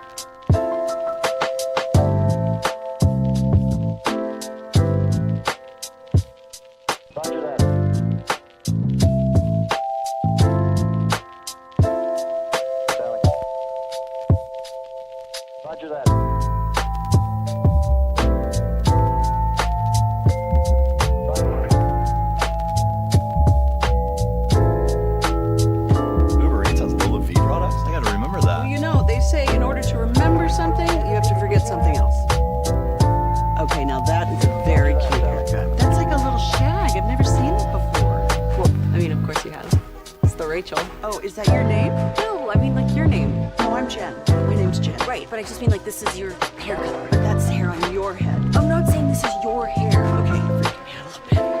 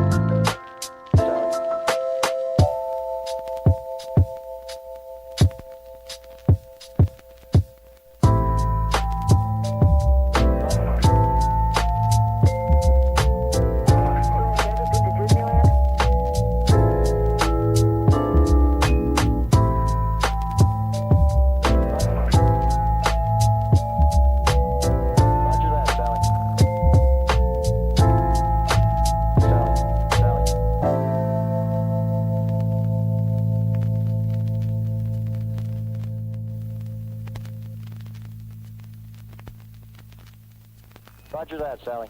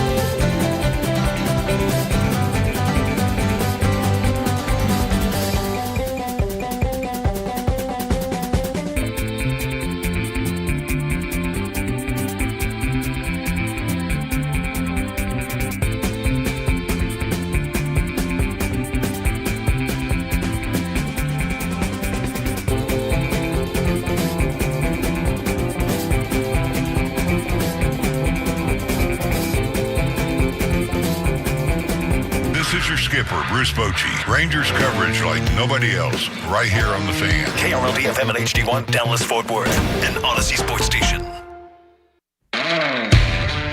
Driven by our D&M Leasing Studios. Thanks for turning it on and leaving it on. 105.3 The Fan. Hour number 4 of the program happening right now. Now, this is a 4.5-hour show. We're taking it up until 5:30. It took us 3 hours before we finally mentioned that the Rangers lost last night. Dial on. Look, you're one of our more diehard Ranger fans here at 105.3 The Fan. Anything you want to say after last night's heartbreaking loss? And we're now, 5 games out of the playoffs with 8 games left? I mean, look, stranger things have it! Stranger things have happened, but it was pretty much the nail in the coffin after you got swept by the Astros. Yeah. Swept, I mean, not even It one. sums up the whole season. The Rangers will get on this high, and you're like, oh, I'm so back, and then they'll go and lose a bunch to take you out of it. But every time they brought you a little bit of hope, you jump back in. You know, who was the most toxic team in the DFW? Toxic girlfriend-ass. They keeps pulling you back in and disappoint you. Probably the Cowboys, right? It's the Cowboys. Probably the Cowboys. Just because the hype is so real in the offseason. Like the Rangers, yes. The Rangers at least won. We'll put it at that. They won. That's a good point. At least they do have something you can go back to. No, I would say the Rangers. But the Rangers, they have something you can go back to. Hey, we won 2 years ago. We didn't win 20 years ago. We won 2 years ago. Yeah. And a lot of those players that won are still on this team. Yeah, which makes it even worse. Look, the Cowboys have been doing this to you for 30 years. But we're grasping at straws with the Cowboys. The Cowboys is the definition of insanity. Yes. Okay? Doing the same thing over and over again. I've literally never seen that. It's a folk tale to me. When I moved to DFW a year ago, all right, and I was working for... It was over a year ago now. Yeah, over a year ago. Last April. I was doing a roof out in... Garland? Denton area. Not in Garland. Great city now. Now you're talking about Denton, great city. Although I have done a couple roofs in Garland. You're trying to get out of there quick, weren't you? No, I wasn't. Represent, okay? Because I stand on business, okay? 10 toes down. But I was, we were doing, I think it was, the adjuster was there, so we're doing the adjuster meeting, and he had his son with him, so he's kind of like trying to learn the business, yada, yada, whatever. And so I asked him, I said, oh, so you're, and again, I'm new to DFW still. I wasn't working for the Fan yet. So I asked him, I said, hey, Cowboys fan, right? Kid probably Dylan's age. Nope. Oh, no? But born and raised here in DFW.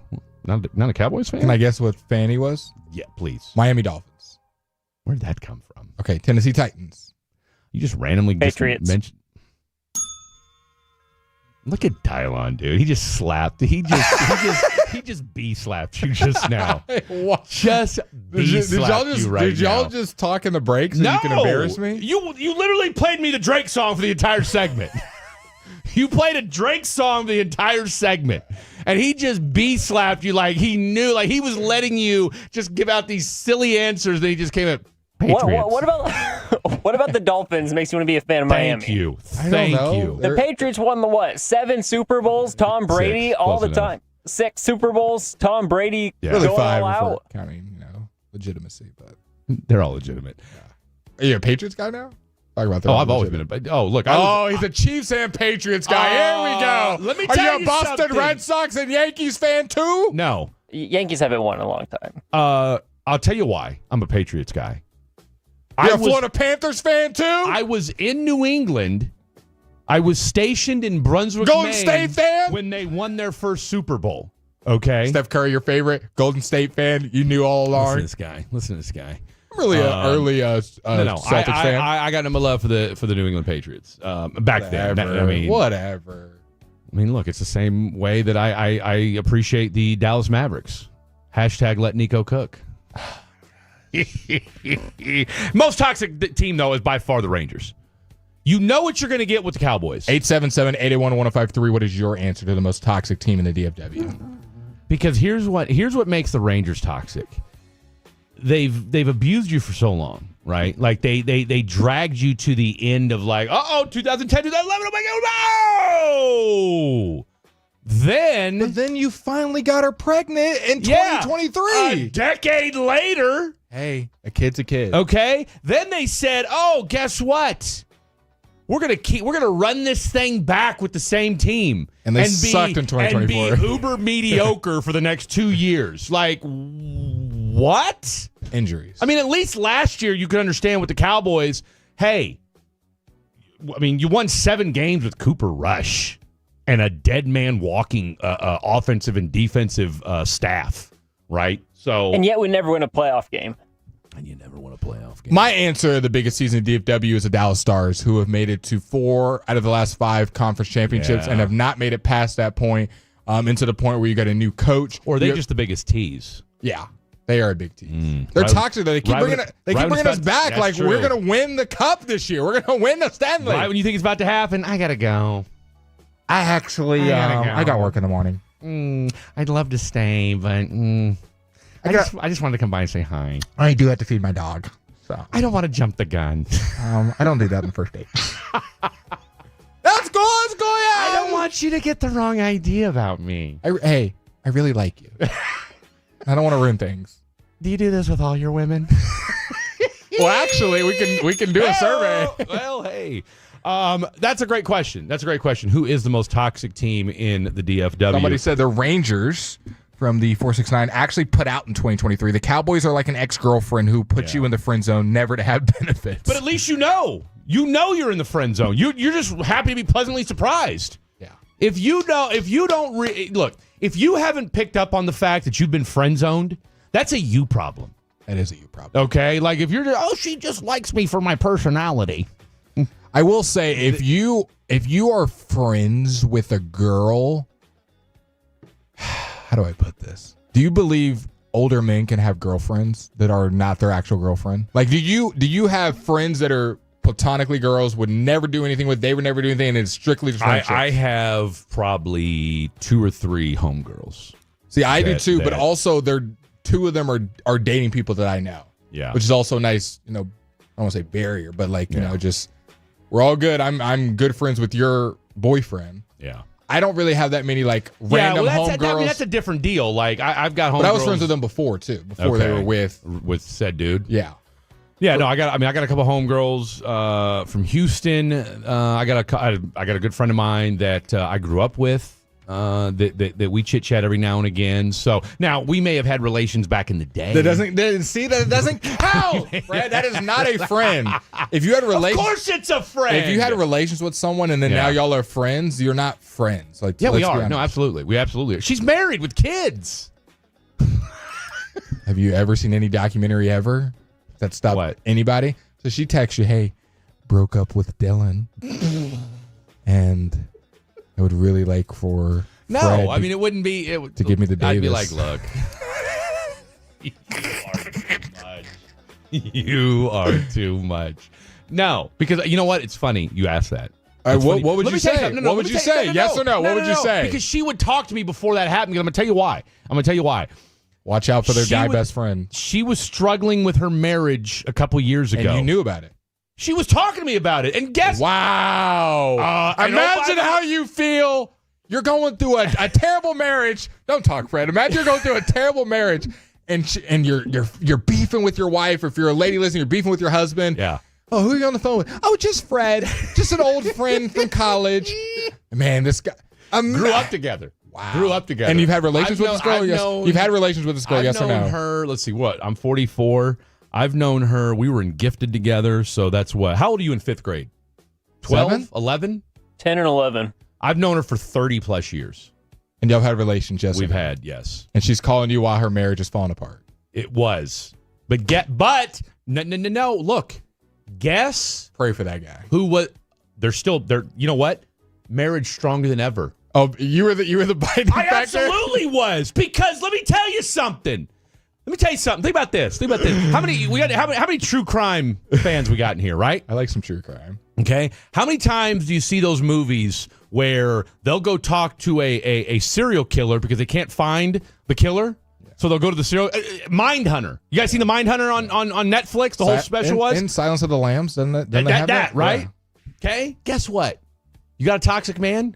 Who better to talk to than Freddie D? Okay. Why is my man doing this? You're the whisperer. I am the whisperer. I hear you. I know why he's doing this. Let me tell you what's going on This is what he's feeling. That's exactly right. So, you know what you should do, Fred? You know, they have a business for this.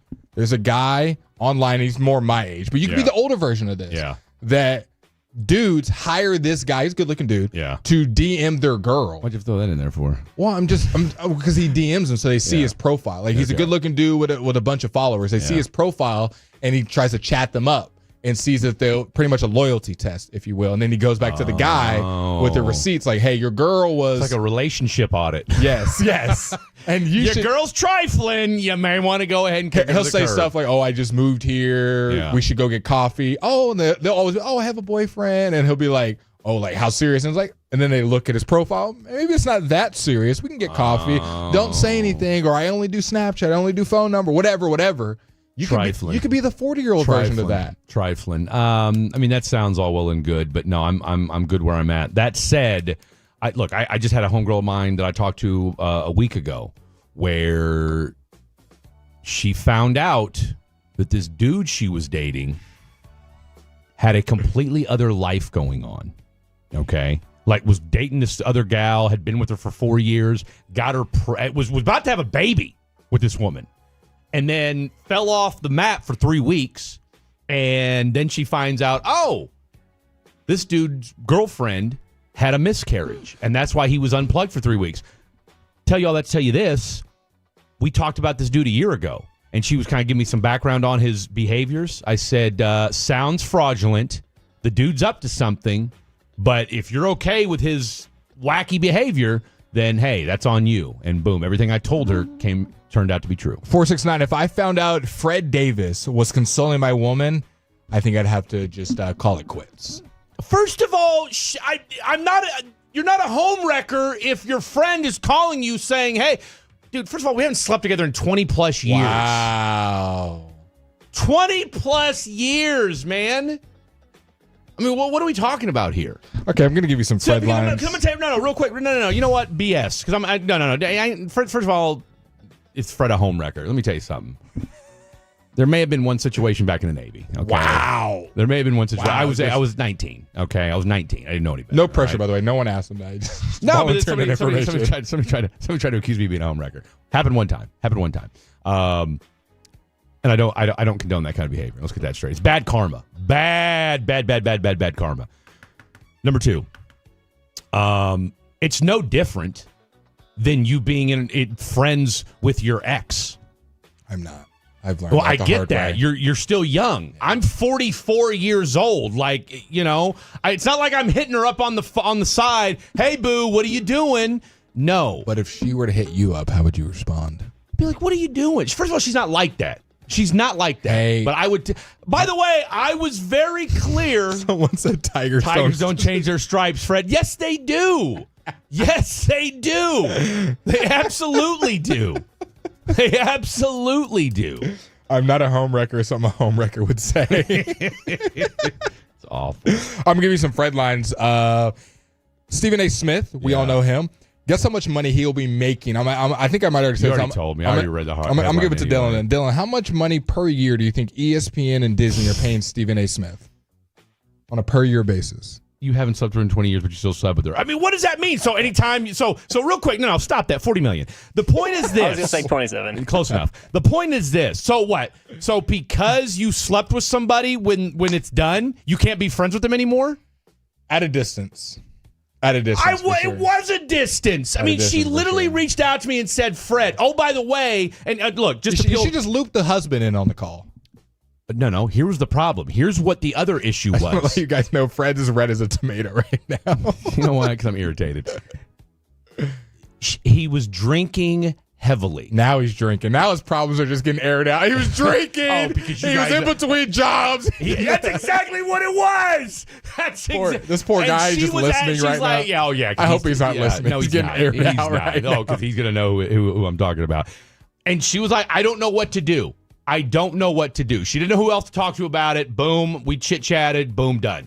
And she took some of my advice, and now they're good to go. Right now, you got at least a handful of Tolos that have had a rocky marriage, that have drinking problems. They're like, is he talking Tammy? Were you talking to Fred? Man, you know what? You know what? Hey. This is today, after everything you've heard Fred say, gentlemen, go through your lady's phone tonight. And if you see anything that says Fred, Freddie D, Frederick, Fan After Dark. It's not going to be me. I can promise you that. It's not going to be I'm me. just stirring the pot. Yeah, you are. Rage baiter. Rage baiter is what this guy's doing. He's making $40 million a year, Stephen A. Smith. The reason I bring it up is because what if I told you on Monday Night Countdown, ESPN, previewing the football game, you see Stephen A. Smith pop up? How would you feel? Because that is what exactly is going to happen for Detroit versus Baltimore on Monday night. He will be on the Countdown. But he's been on Monday Night Countdown before. He's going to be on Countdown, I think, 3 more times this year. Has he been on the Countdown like right before the game for football? I don't recall him being on a football game like on the desk, like when they're doing the little sideline on the desk, the little Monday Night Football Countdown. Not like in studio. I'm talking about at the game, giving his like in-game or pregame analysis. I feel like he's done a handful, like nothing crazy. Like he would drop in if maybe they were doing a game or something, or maybe they were doing a broadcast there or something like that. I mean, I don't know. I'm not gonna. First of all, you and I are on the air on Monday nights. Mm-hmm. So the TV's on. I mean, some more Fred lines. How much are we locked in anyway? Odell Beckham says his retirement is not happening despite some rumors with an interview with Complex. Can Odell Beckham still help a team? No, he can't. From the 325, husband is the problem, Fred is the solution. There you go right there. Take that, you know what? Take that home. Not me. That line. Noah Lyles wins his 4th 200-meter world title. He matches Usain Bolt as the second man in history to win 4 world titles. We need to start having the Noah Lyles discussion as maybe the greatest runner. No. Greatest American runner? No. Ooh. Okay. No. My bad. No. Here's the problem. We just don't care about track and field. Okay, you got to be. Alec Medford just dropped Disney. I'm not telling anything Alec he doesn't already know. You have to be larger than life to get people's attention. I mean, think about it. Noah Lyles has picked a fight with everybody, and I'm not mad at all of America at large. I don't know why the NBA's called a World Championships. They ain't winning. They ain't playing the world. And he made a point. He had a point. He's like, oh, okay, that makes sense. There's some sense to that. Okay, he wanted. He's gone after the NFL. He's gone after the NBA. Usain Bolt. Was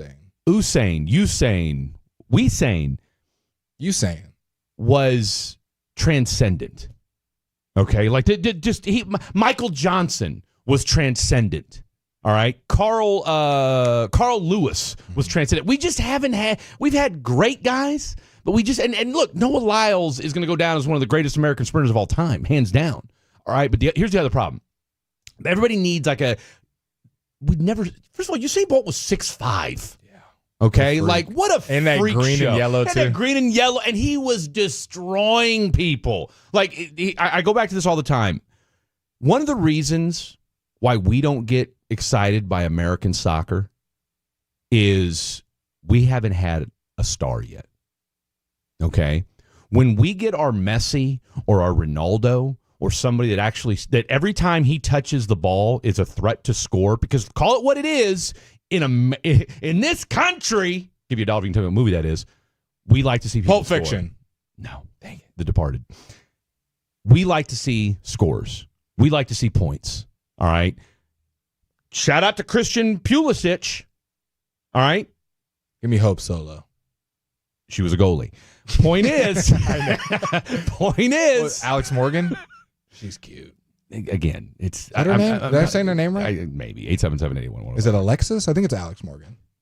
Who was the other girl? Rapinoe. Megan Rapinoe. Rapinoe? Megan Rapinoe. It's also a Pulisic.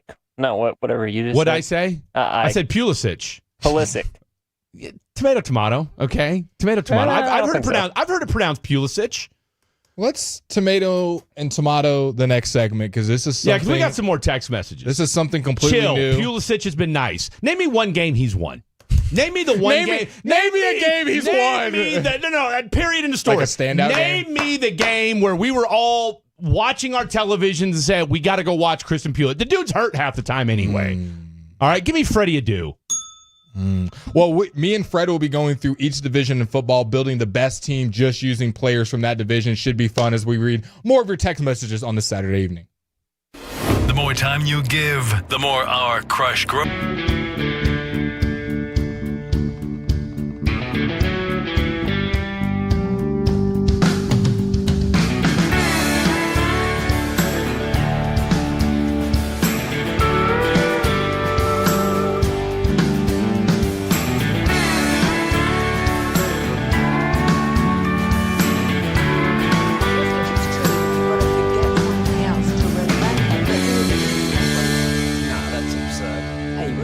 Used to be what was it?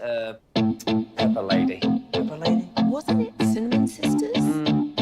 Basil Babes. Saffron Squad? Nutmeg Maidens? Paprika? No. Nutmeg Maidens. I just said that. Was it Spice Girls? Doesn't sound right. Was it Saffron Squad?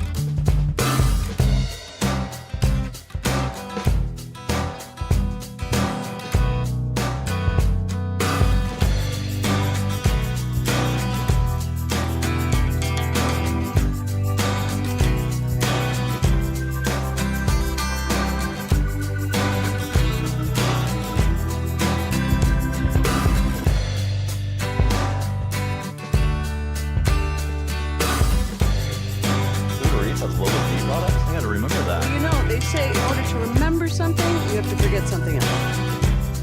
Okay, now that is a very cute haircut. That's like a little shag. I've never seen it before. Well, I mean, of course it's the Rachel. Oh, is that your name? No, I mean like your name. No, I'm Jen. My name's Jen. Right, but I just mean like this is your haircut, but that's hair on your head. I'm not saying this is your hair. Okay.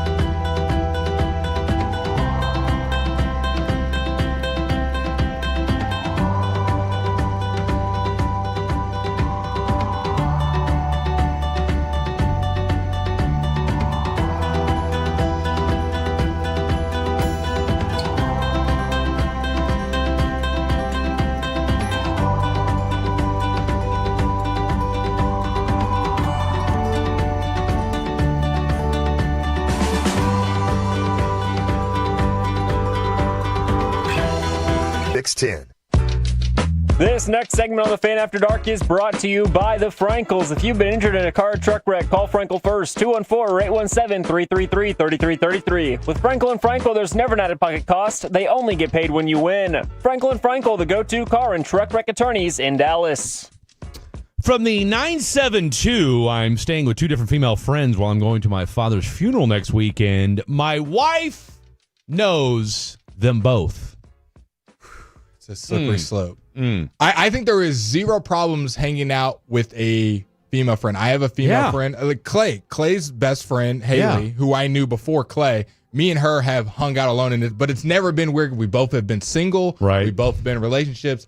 Nobody's ever made a move, and there's no weirdness there. And I've hung out with her. No weird synergy. Gone to the mall and shopped for my girlfriend at the time. Like it's, I think there are ways to get around it. But if I had just met a girl and I said, hey, we're just friends, that's, I think, is a no-go. If you knew prior to and you've introduced to your partner and the partner has had a couple times to hang around and read girls read girl energy. By the way, I've met her husband. So let's get that straight. What do you think of him? He's a great guy. He's a Brit. He's a Brit. We've talked soccer. Alpha?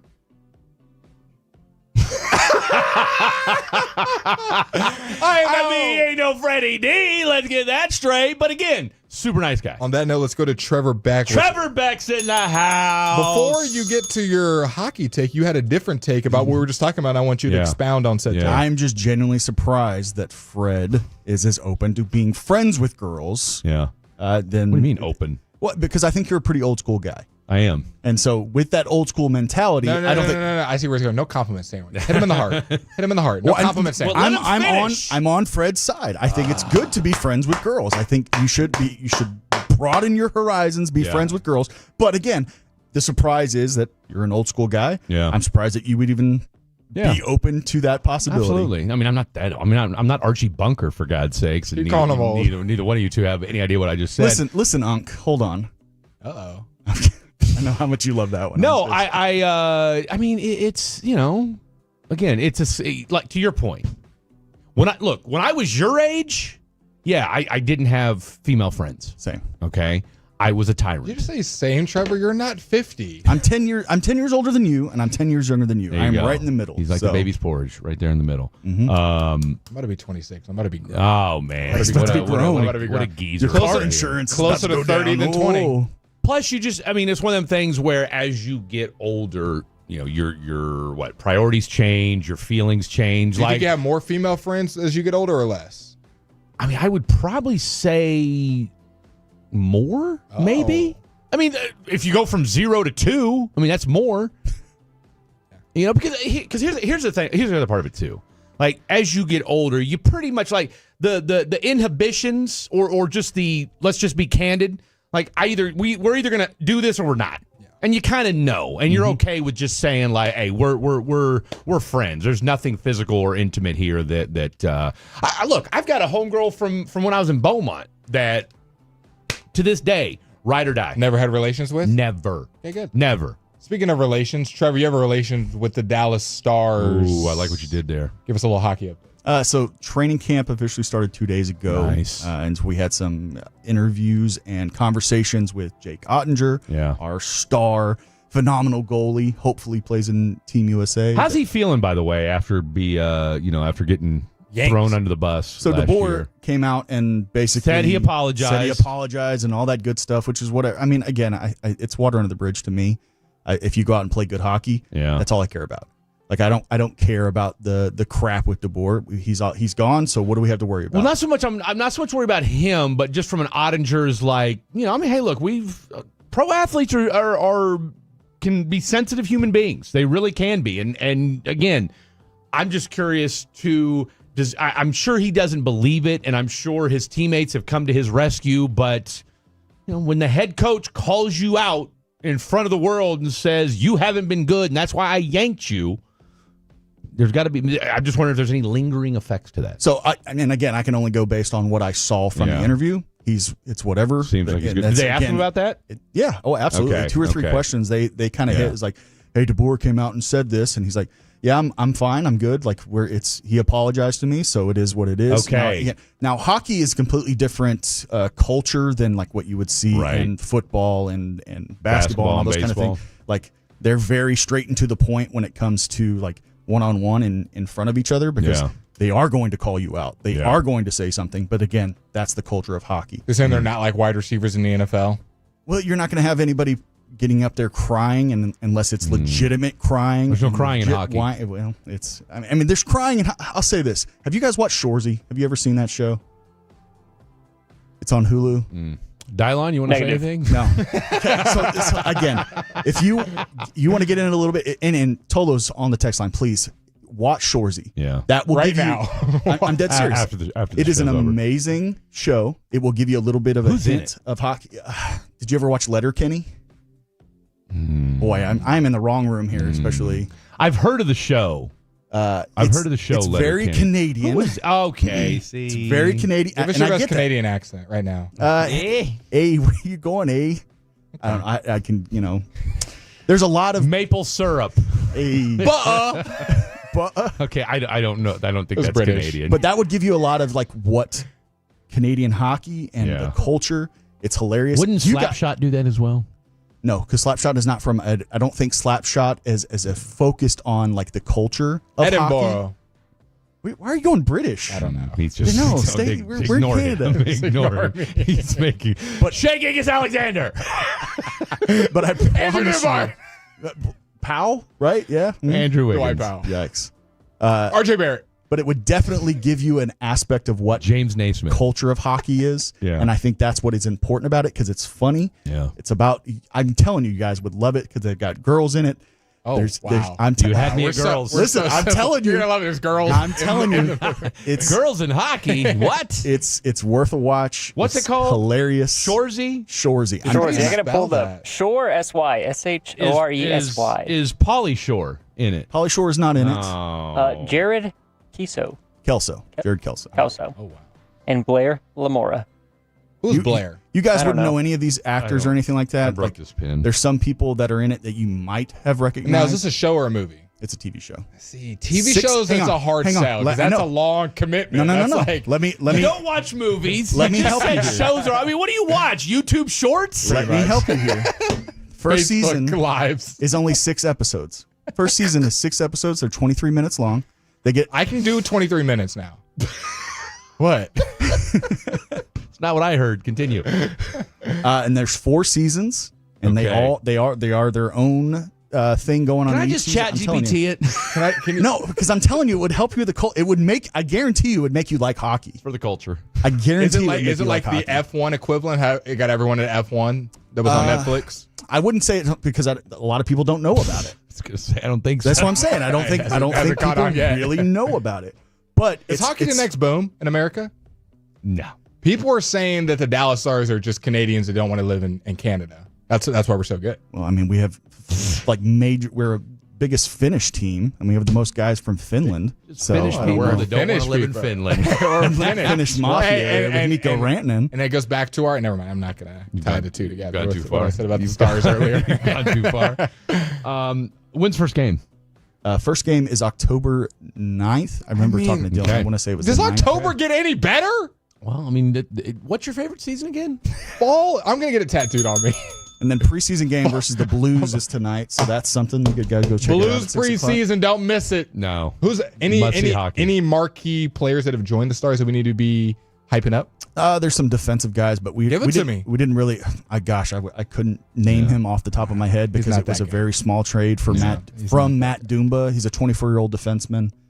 Is this team better than last year? Let's just give it to us, Trevor. Let's just get to the hardest brass tacks. This is what's hard is the defense. Our top two lines, Asa Lindell and Miro Heiskanen. Miro was our guy. It was hurt last year. That's locked in. That is going to be probably the best defensive line. You have Asa with his defensive skills. He's a pure defenseman. Amazing. Miro plays both sides. I would try to pronounce the guy's name we acquired, but that's what I'm saying. It's hard. Ready? Here we go. Give us your best shot. shot. I did it in a TSN and it was tough. Vladislav Kolyachonok. That sounds like a dog. That sounds like a dog. We call him Vladdy. I actually think that's right. I think that's we call him genuinely Vladislav. It's not as difficult as it looks. So we'll call him Vladdy. Yeah. I feel good. Okay. Do we have a bruiser on the team? Because that was kind of the mark was Liam Bishel. Okay, he's our 6'6", 2021 year old. I'll tell you who we're going to keep an eye on this year, especially here at Fan After Dark. Orc. Maverick. He's still around. He almost got traded last season, but we still. What? Well, he was almost part of the Miko trade. Yeah, well, because they knew we're not getting rid of our boy Maverick. Well, because Maverick is going to be one of those guys that could be third, fourth line guy that we're we Team can Maverick see here on Fan After Dark. We got a little bit of hockey. Dude, let's get him on the show. We got Fred and Trevor talking about their relationships and Fred being a home wrecker. I'm not a home wrecker. Trevor just home wrecked the segment. I'm not a home wrecker. We love him. We might even keep Trevor around. We're going to be building the best teams we can with each division, as well as reading your texts and getting you guys caught up on all the college football scores that have gone down here on the Fan After Dark. We're live at Specs, where elite snack strategies are unfolding.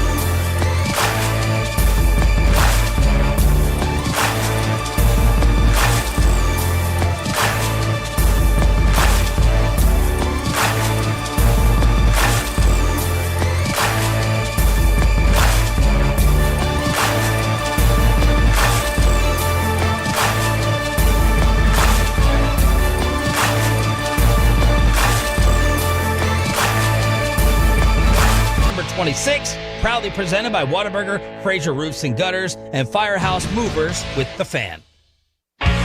If you're in the market to upgrade your vehicle, get to Classic Chevrolet and Grapevine. Back-to-back #1 Chevy dealership in the world. They've got more new Chevys than anyone, all priced to sell. Silverados, Tahoes, Blazers, Malibus, Equinox, and more. Visit ClassicChevrolet.com. This is Texas. This is Classic Chevrolet. Together, let's drive, relax, and enjoy the difference. Based on new Chevy registrations 2023 and 2024. You guys have made it a fun show with your text interaction. You guys have been fantastic. Fred, Blake, and Dylan here with you guys. You just got a little bit of a hockey update on the Dallas Stars, as well as Fred being a home wrecker. You guys know what? Stop with that, because I'm not. You guys can continue to text in with that. I will read all of those texts. Who right now is leading the AFC West, Fred, off the top of your head?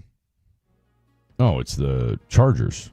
Who is leading the AFC North?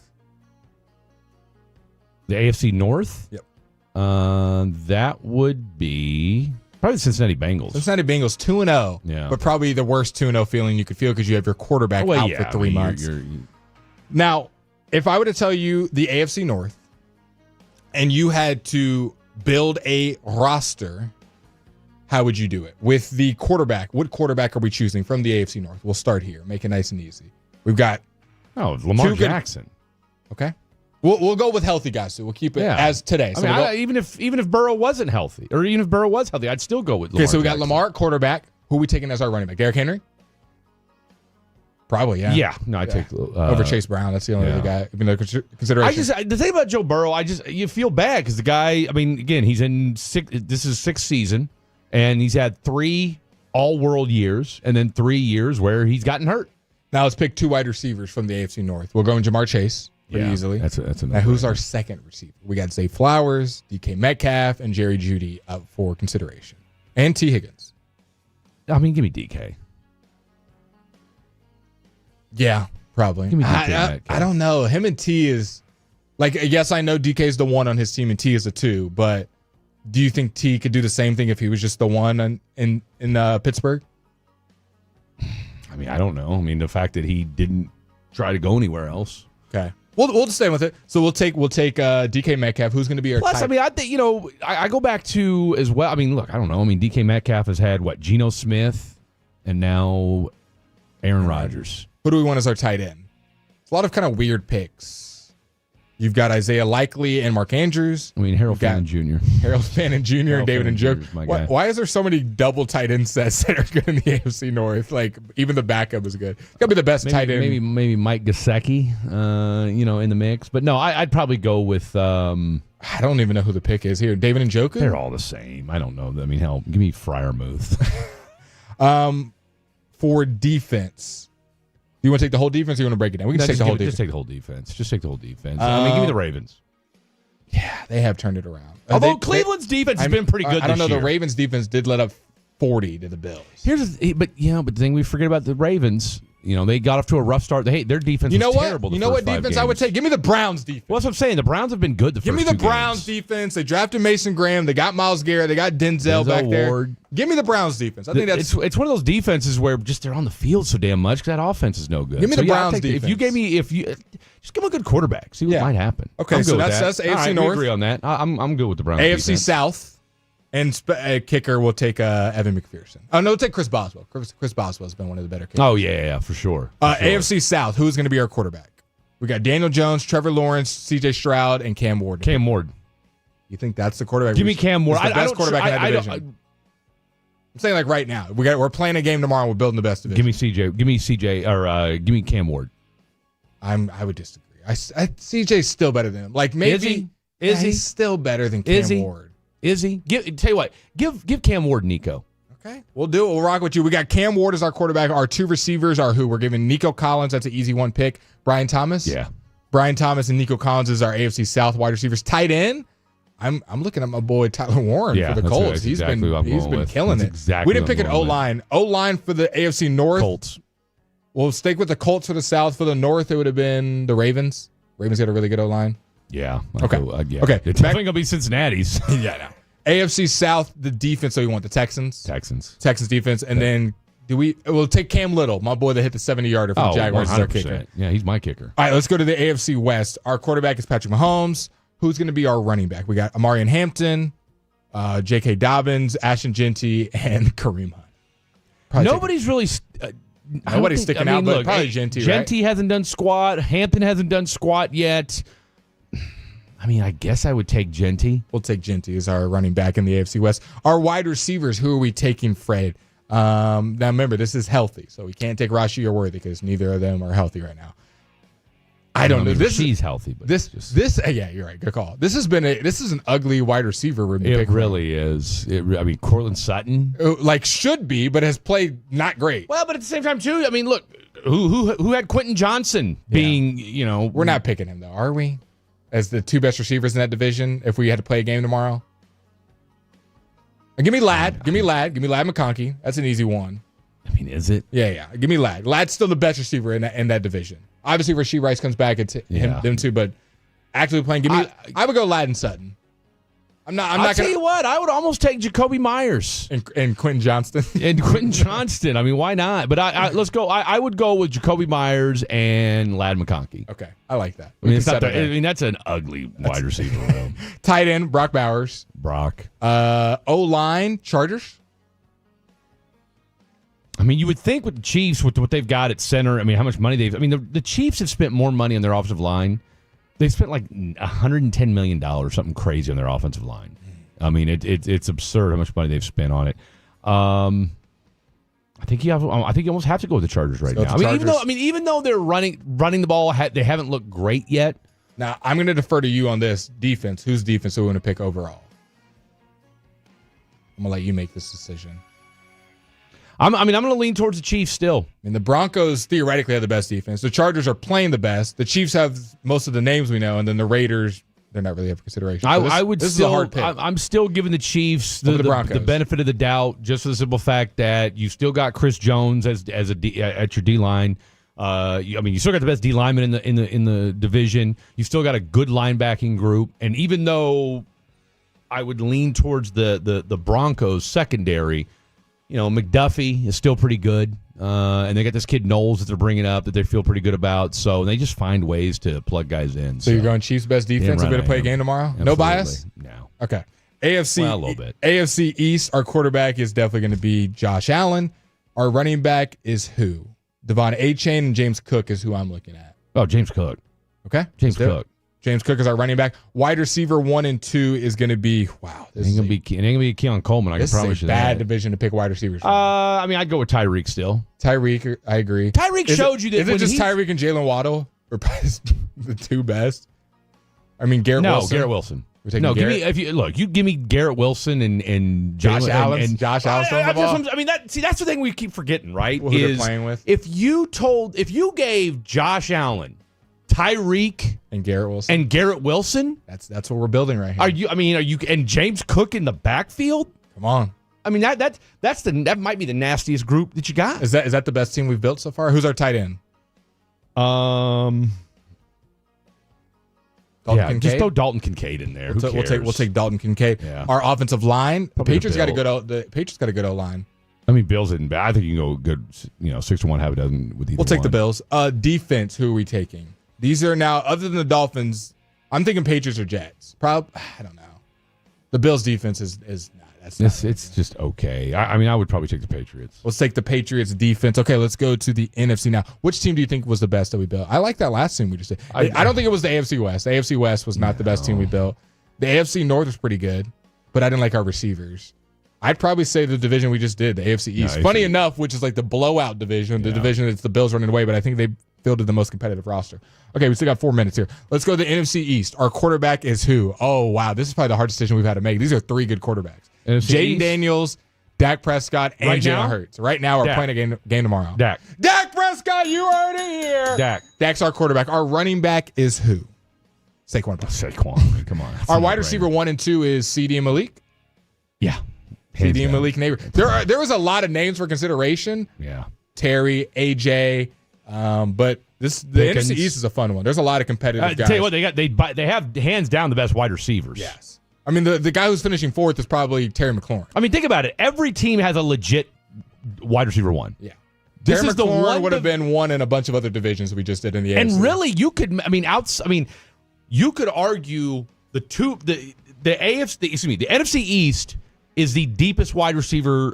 Easy. All right, because each team. Say what you want about Debo. Debo is a good wide receiver too. Yeah. All right.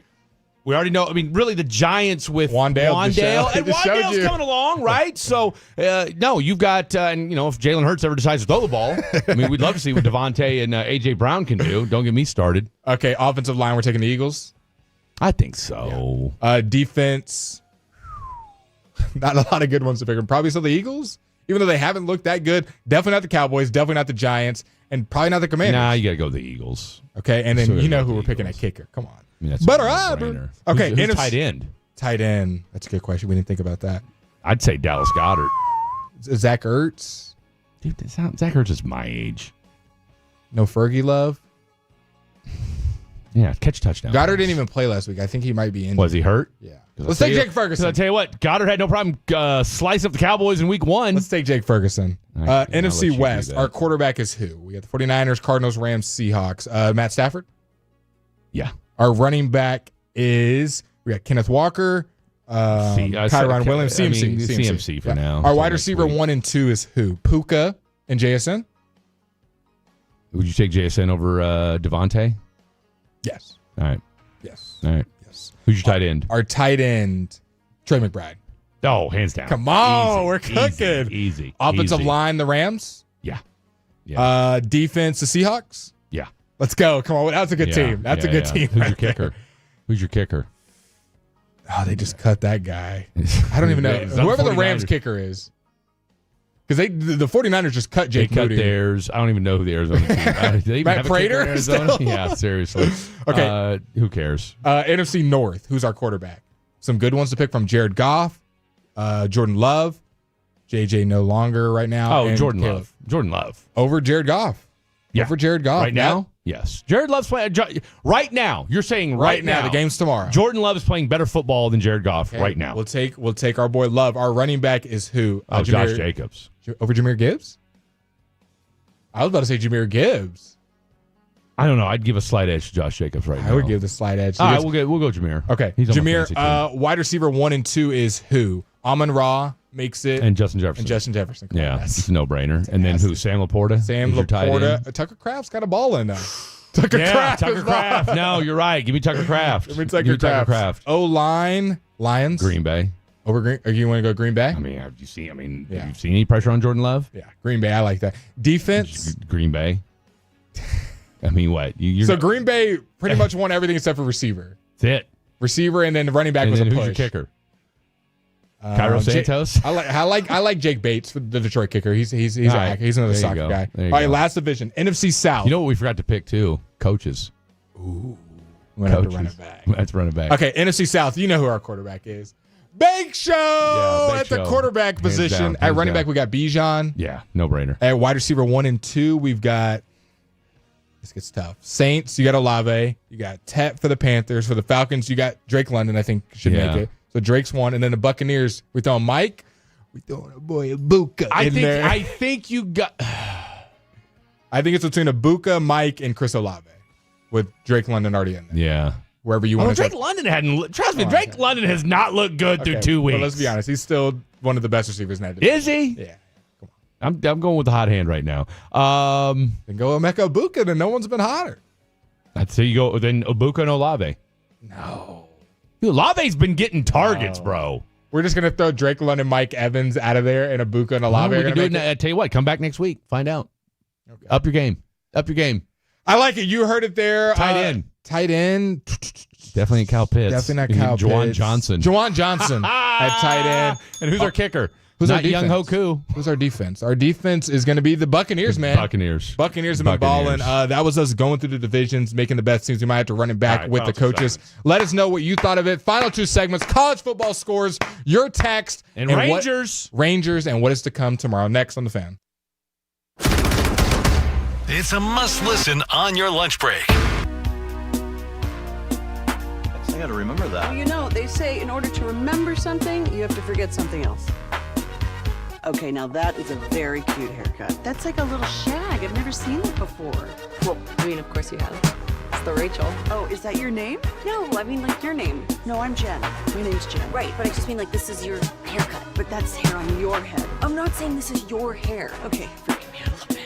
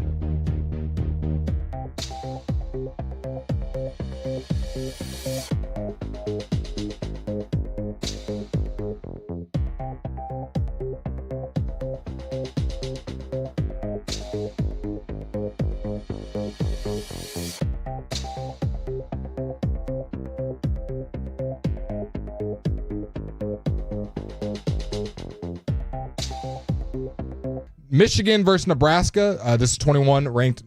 Michigan is up 27-17. Nebraska has not won a ranked game in the last 26 tries at Hate such. to see it. Hate to see Florida it. State up 45-7 on Kent University. That game is in the third quarter. Some games in the fourth. Oregon is playing Oregon State. Any guesses on the score of this game? Oregon, this is number 6 Oregon going against Oregon State. 2 minutes left in the fourth. I'm going to go 53-9. 41-7. Oregon is up on Oregon State. Ole Miss is playing Tulane. This is 13th ranked Tulane. The fourth quarter is about to be abound. 23-3 over them. Purdue and Notre Dame is at a delay right now. Notre Dame ranked 24th in the nation. They are up 28-13 on the Boilermakers. Auburn and Oklahoma, the game that we all have our eyes glued on. Drew Mateer going against the Tigers. That game is 10-10. Wait, Drew. 11-minute. I think his name was John. Did I say Drew? My bad. John Drew. Mateer. John Mateer. My bad.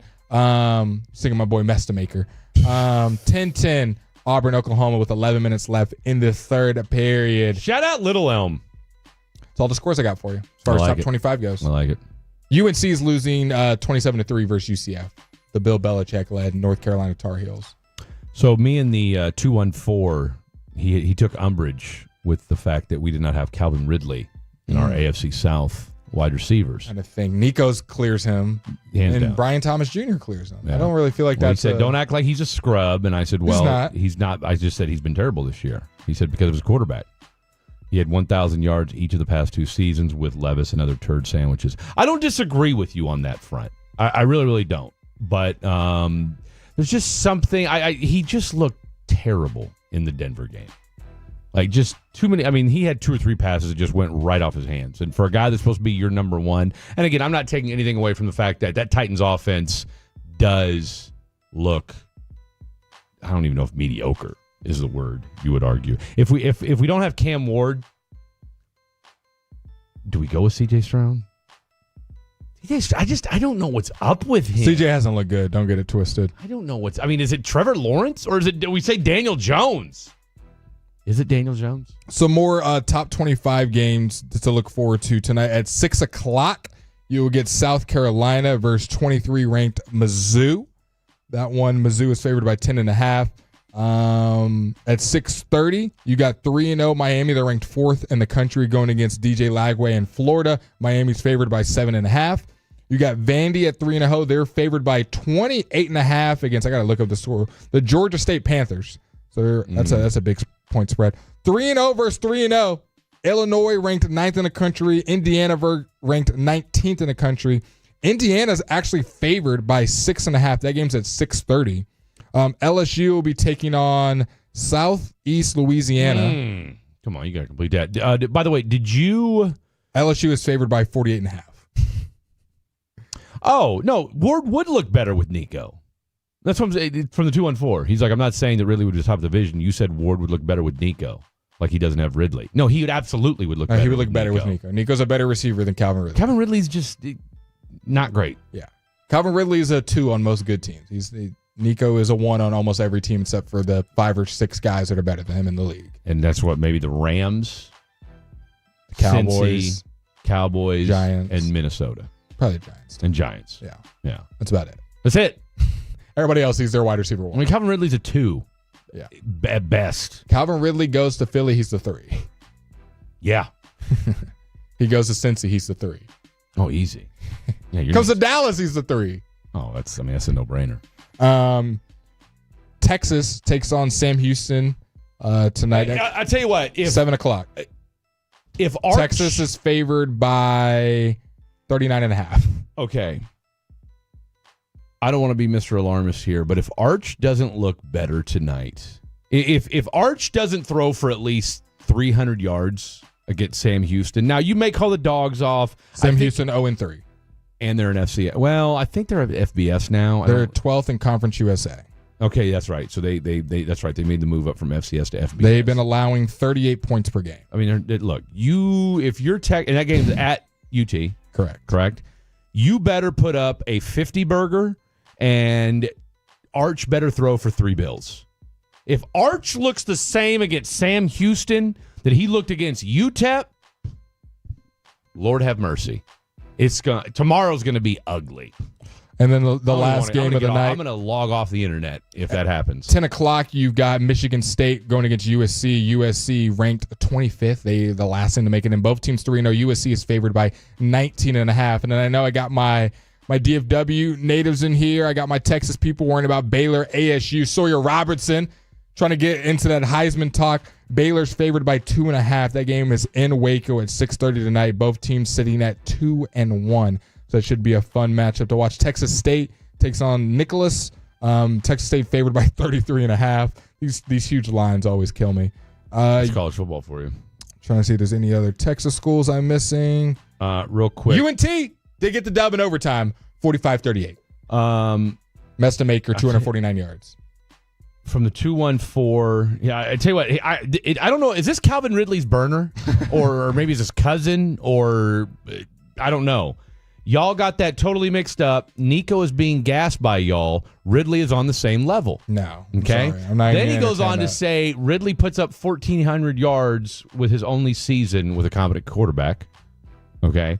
And then from the 713, Fred, I moved here to DFW last April from Houston. I used to work nights at Budweiser and listen to you and AJ. Let's go. I heard you here in Dallas, and I became a Tolo. A couple things there. I never worked with AJ. You're thinking of Fred Fowler, who's dead. All right. R.I.P. Fred Fowler. He and I did a short, and I do mean short-lived radio show together. It was an epic disaster. But Fred Fowler, rest in peace. But I did do the night show, and it was with Ted Johnson. And a little bit of Henry Thomas back in the day. And then also want to give love to TCU, the Horned Frogs. They got the win 35-24 over the SMU Mustangs. Kevin Jennings, 24 of 38 with South Oak Cliff. 2 interceptions for Kevin Jennings. By the way, shout out to Rockwall with the big win last night as they beat North Crowley. Yeah, they beat North Crowley last night. Yeah, your North Crowley stand on the text line. They haven't heard from today, have I? Haven't heard from I want to say, and correct me if I'm wrong, you're the high school guy, Duncanville lost last night, too? They did. To Waxahachie? Yeah, they lost. Yes, they did. Well, Waxahachie's got that kid that's going to TCU, John Meyer III, I think is his name. But look, North Crowley and Duncanville losing on the same day. I didn't do the Mythical High School football show last night. I was in my feels after, and I didn't even get to this in today's show. That's how jam-packed we were today. I missed my flight. Well, no. Let me make that clear. I did not miss my flight. But let's just say American Airlines, get your story straight. First, you had a captain that was in Albuquerque. Then you said it was weather, even though it was clear blue skies. And I get it before all you airline people. Well, just because it's blue doesn't mean there's something going on 30,000 feet. I get it, whatever. And then all of a sudden it was radar. Okay, so I don't know. When you hear that many different stories, I don't know what to believe. Point was, the flight got canceled, and so I missed my son, who ended up spraining his ankle last night. So, can I give you some good news, though? Give me some good news, and we got to go. Kansas up 6-0 on West Virginia. That game is 3 seconds in, 41-yard touchdown catch. All right, well, hopefully we'll get that extra point. All right, coming up next, let's put a bow in this bad boy and get you ready for a little Ranger baseball. Sean and RJ here, excited to bring you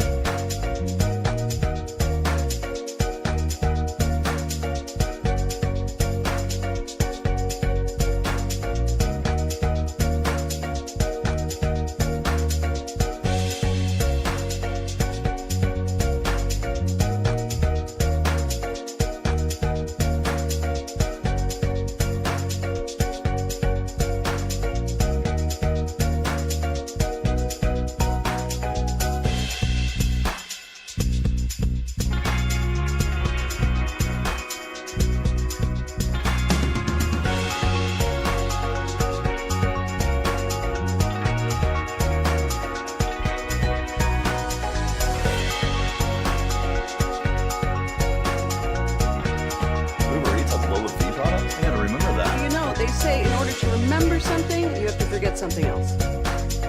Okay, now that is a very cute haircut. That's like a little shag. I've never seen it before.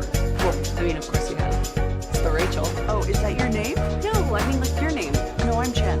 My name's Jen. Right, but I just mean like this is your haircut, but that's hair on your head. I'm not saying this is your hair. Okay.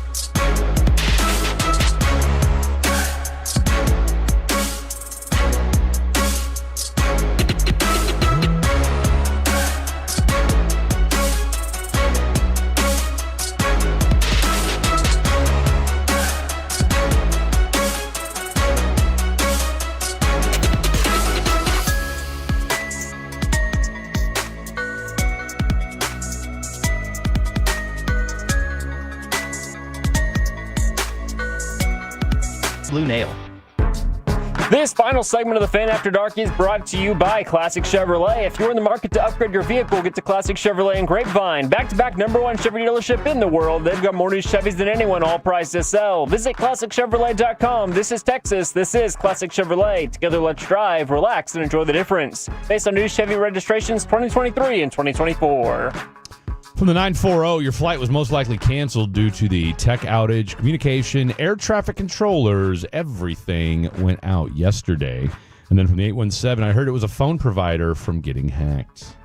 Yikers. Well, hopefully the Texas Rangers lineup doesn't get hacked. Doesn't matter.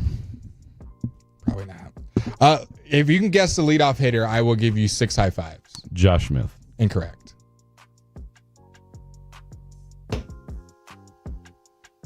Hellman. Incorrect. Adolis. Incorrect. Jake Berger. Incorrect. Cody Freeman. Incorrect. Osuna. Incorrect. Dylan Moore. Incorrect. Haggerty. Incorrect. Josh Young. Incorrect. Telez. Incorrect. Did we already say Jock Peterson? Are you... Jock Peterson is leading off tonight? I mean, what are we... Jock Peterson at the DH spot is your leadoff hitter tonight, ladies and gentlemen. I mean, let's just wave the white flag. Batting second, playing second, batting second, Cody Freeman. Batting third and left field is going to be Alejandro Osuna. That's Alfredo to you. And your 4 hole is going to be Rowdy Telez at the first base spot. In the 5 spot, you got Kyle Higashioka at catcher. Batting 6, playing short, is going to be Josh Smith. Batting 7th at third is going to be Josh Young. Batting 8th in right field is going to be Ezekiel Duran. And cleaning it and finishing it all up, is going to be Michael Hellman in center. That lineup that I just read you, the top 4, Jock Peterson, Cody Freeman, Alejandro Osuna, and Rowdy Tellez. That's your top 4. That's your $241 million roster. That's what that is. So Adolis came back for the Astros series, played one game against Miami, and then is, I guess, I would assume, done for the year. Yeah, well, you still got 8 games left. I mean, he could still pinch hit. Yeah. I'll ask you this. With the playoffs most likely out of reach, Jack Leiter on the bump tonight, what do you want to see from the Rangers in these 8 games? I mean, I would assume it goes to the young development of some of the young guys or some of the guys that you're hoping to have, like Adolis and Seager. We don't need to see anything. Who do you want to see play well for this 8 games for a little bit of optimism? Osuna, okay. Because he could be your Adolis replacement. Did you say Langford's not in that lineup, is he? No, sir. Yeah, give me the only kind of everyday player that's in the lineup is Josh Smith and Josh Young. Everybody else is kind of rotational guys. Don't forget Rangers. Let's try this again. Don't forget Rangers presented to you by Blue Nail Roofing. Blue Nail Roofing. It's easy for you to say. I've got a carb deficiency going on right now. Jock Peterson, like yesterday. Rowdy Tellez. Josh Young. I'm just sad. Okay? I mean, I'm just sad. I don't think I'd ever say today that Jock Peterson's leading off for you. And Dylon said it best a couple segments ago. And, I said this on Thursday, and all the Tolos and fatties that were like, Fred, you were wrong, blah, blah. It sounds like you are dancing on her grave. I mean, I said this team was going to be 82-80. Someone said this sounds like the A's lineup. I mean, exactly. The A's lineup isn't bad. It's really not. Rooker.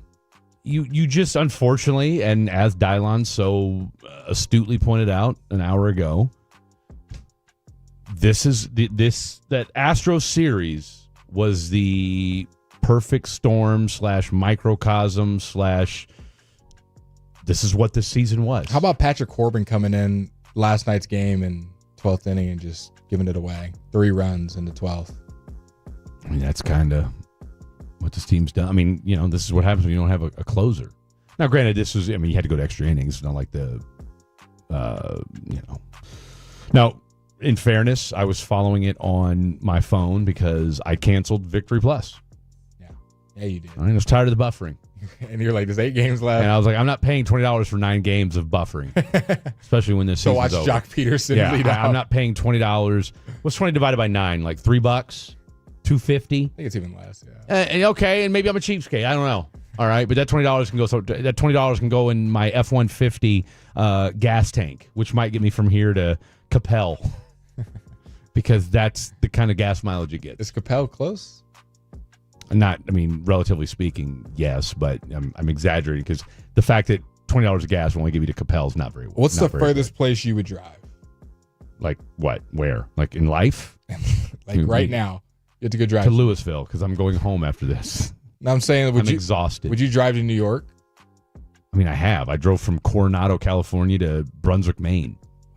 Wow. Yeah. That's about as far as you can get, probably, right? I mean, that's damn near one corner of the country to the other. How long did it take? 4 days? I stopped in Kansas for a couple days to hang out with the fam. You broke it up. I absolutely broke it up. But I went straight through both times. Like I went nonstop from Coronado to Kansas, and I went straight nonstop from Kansas. Like when you say nonstop, you mean not even just stopping for gas and that's it? That's it.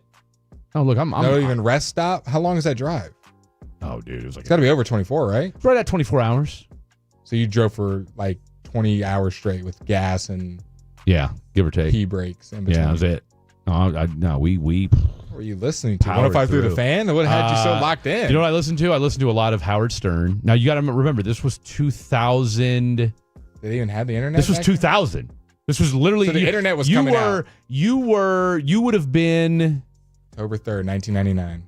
This was June of 2000. So what were you, 9 months old? Yeah. You were 9 months old, and Fred conversing. Davis was starting his Navy journey. Yes. So there you go.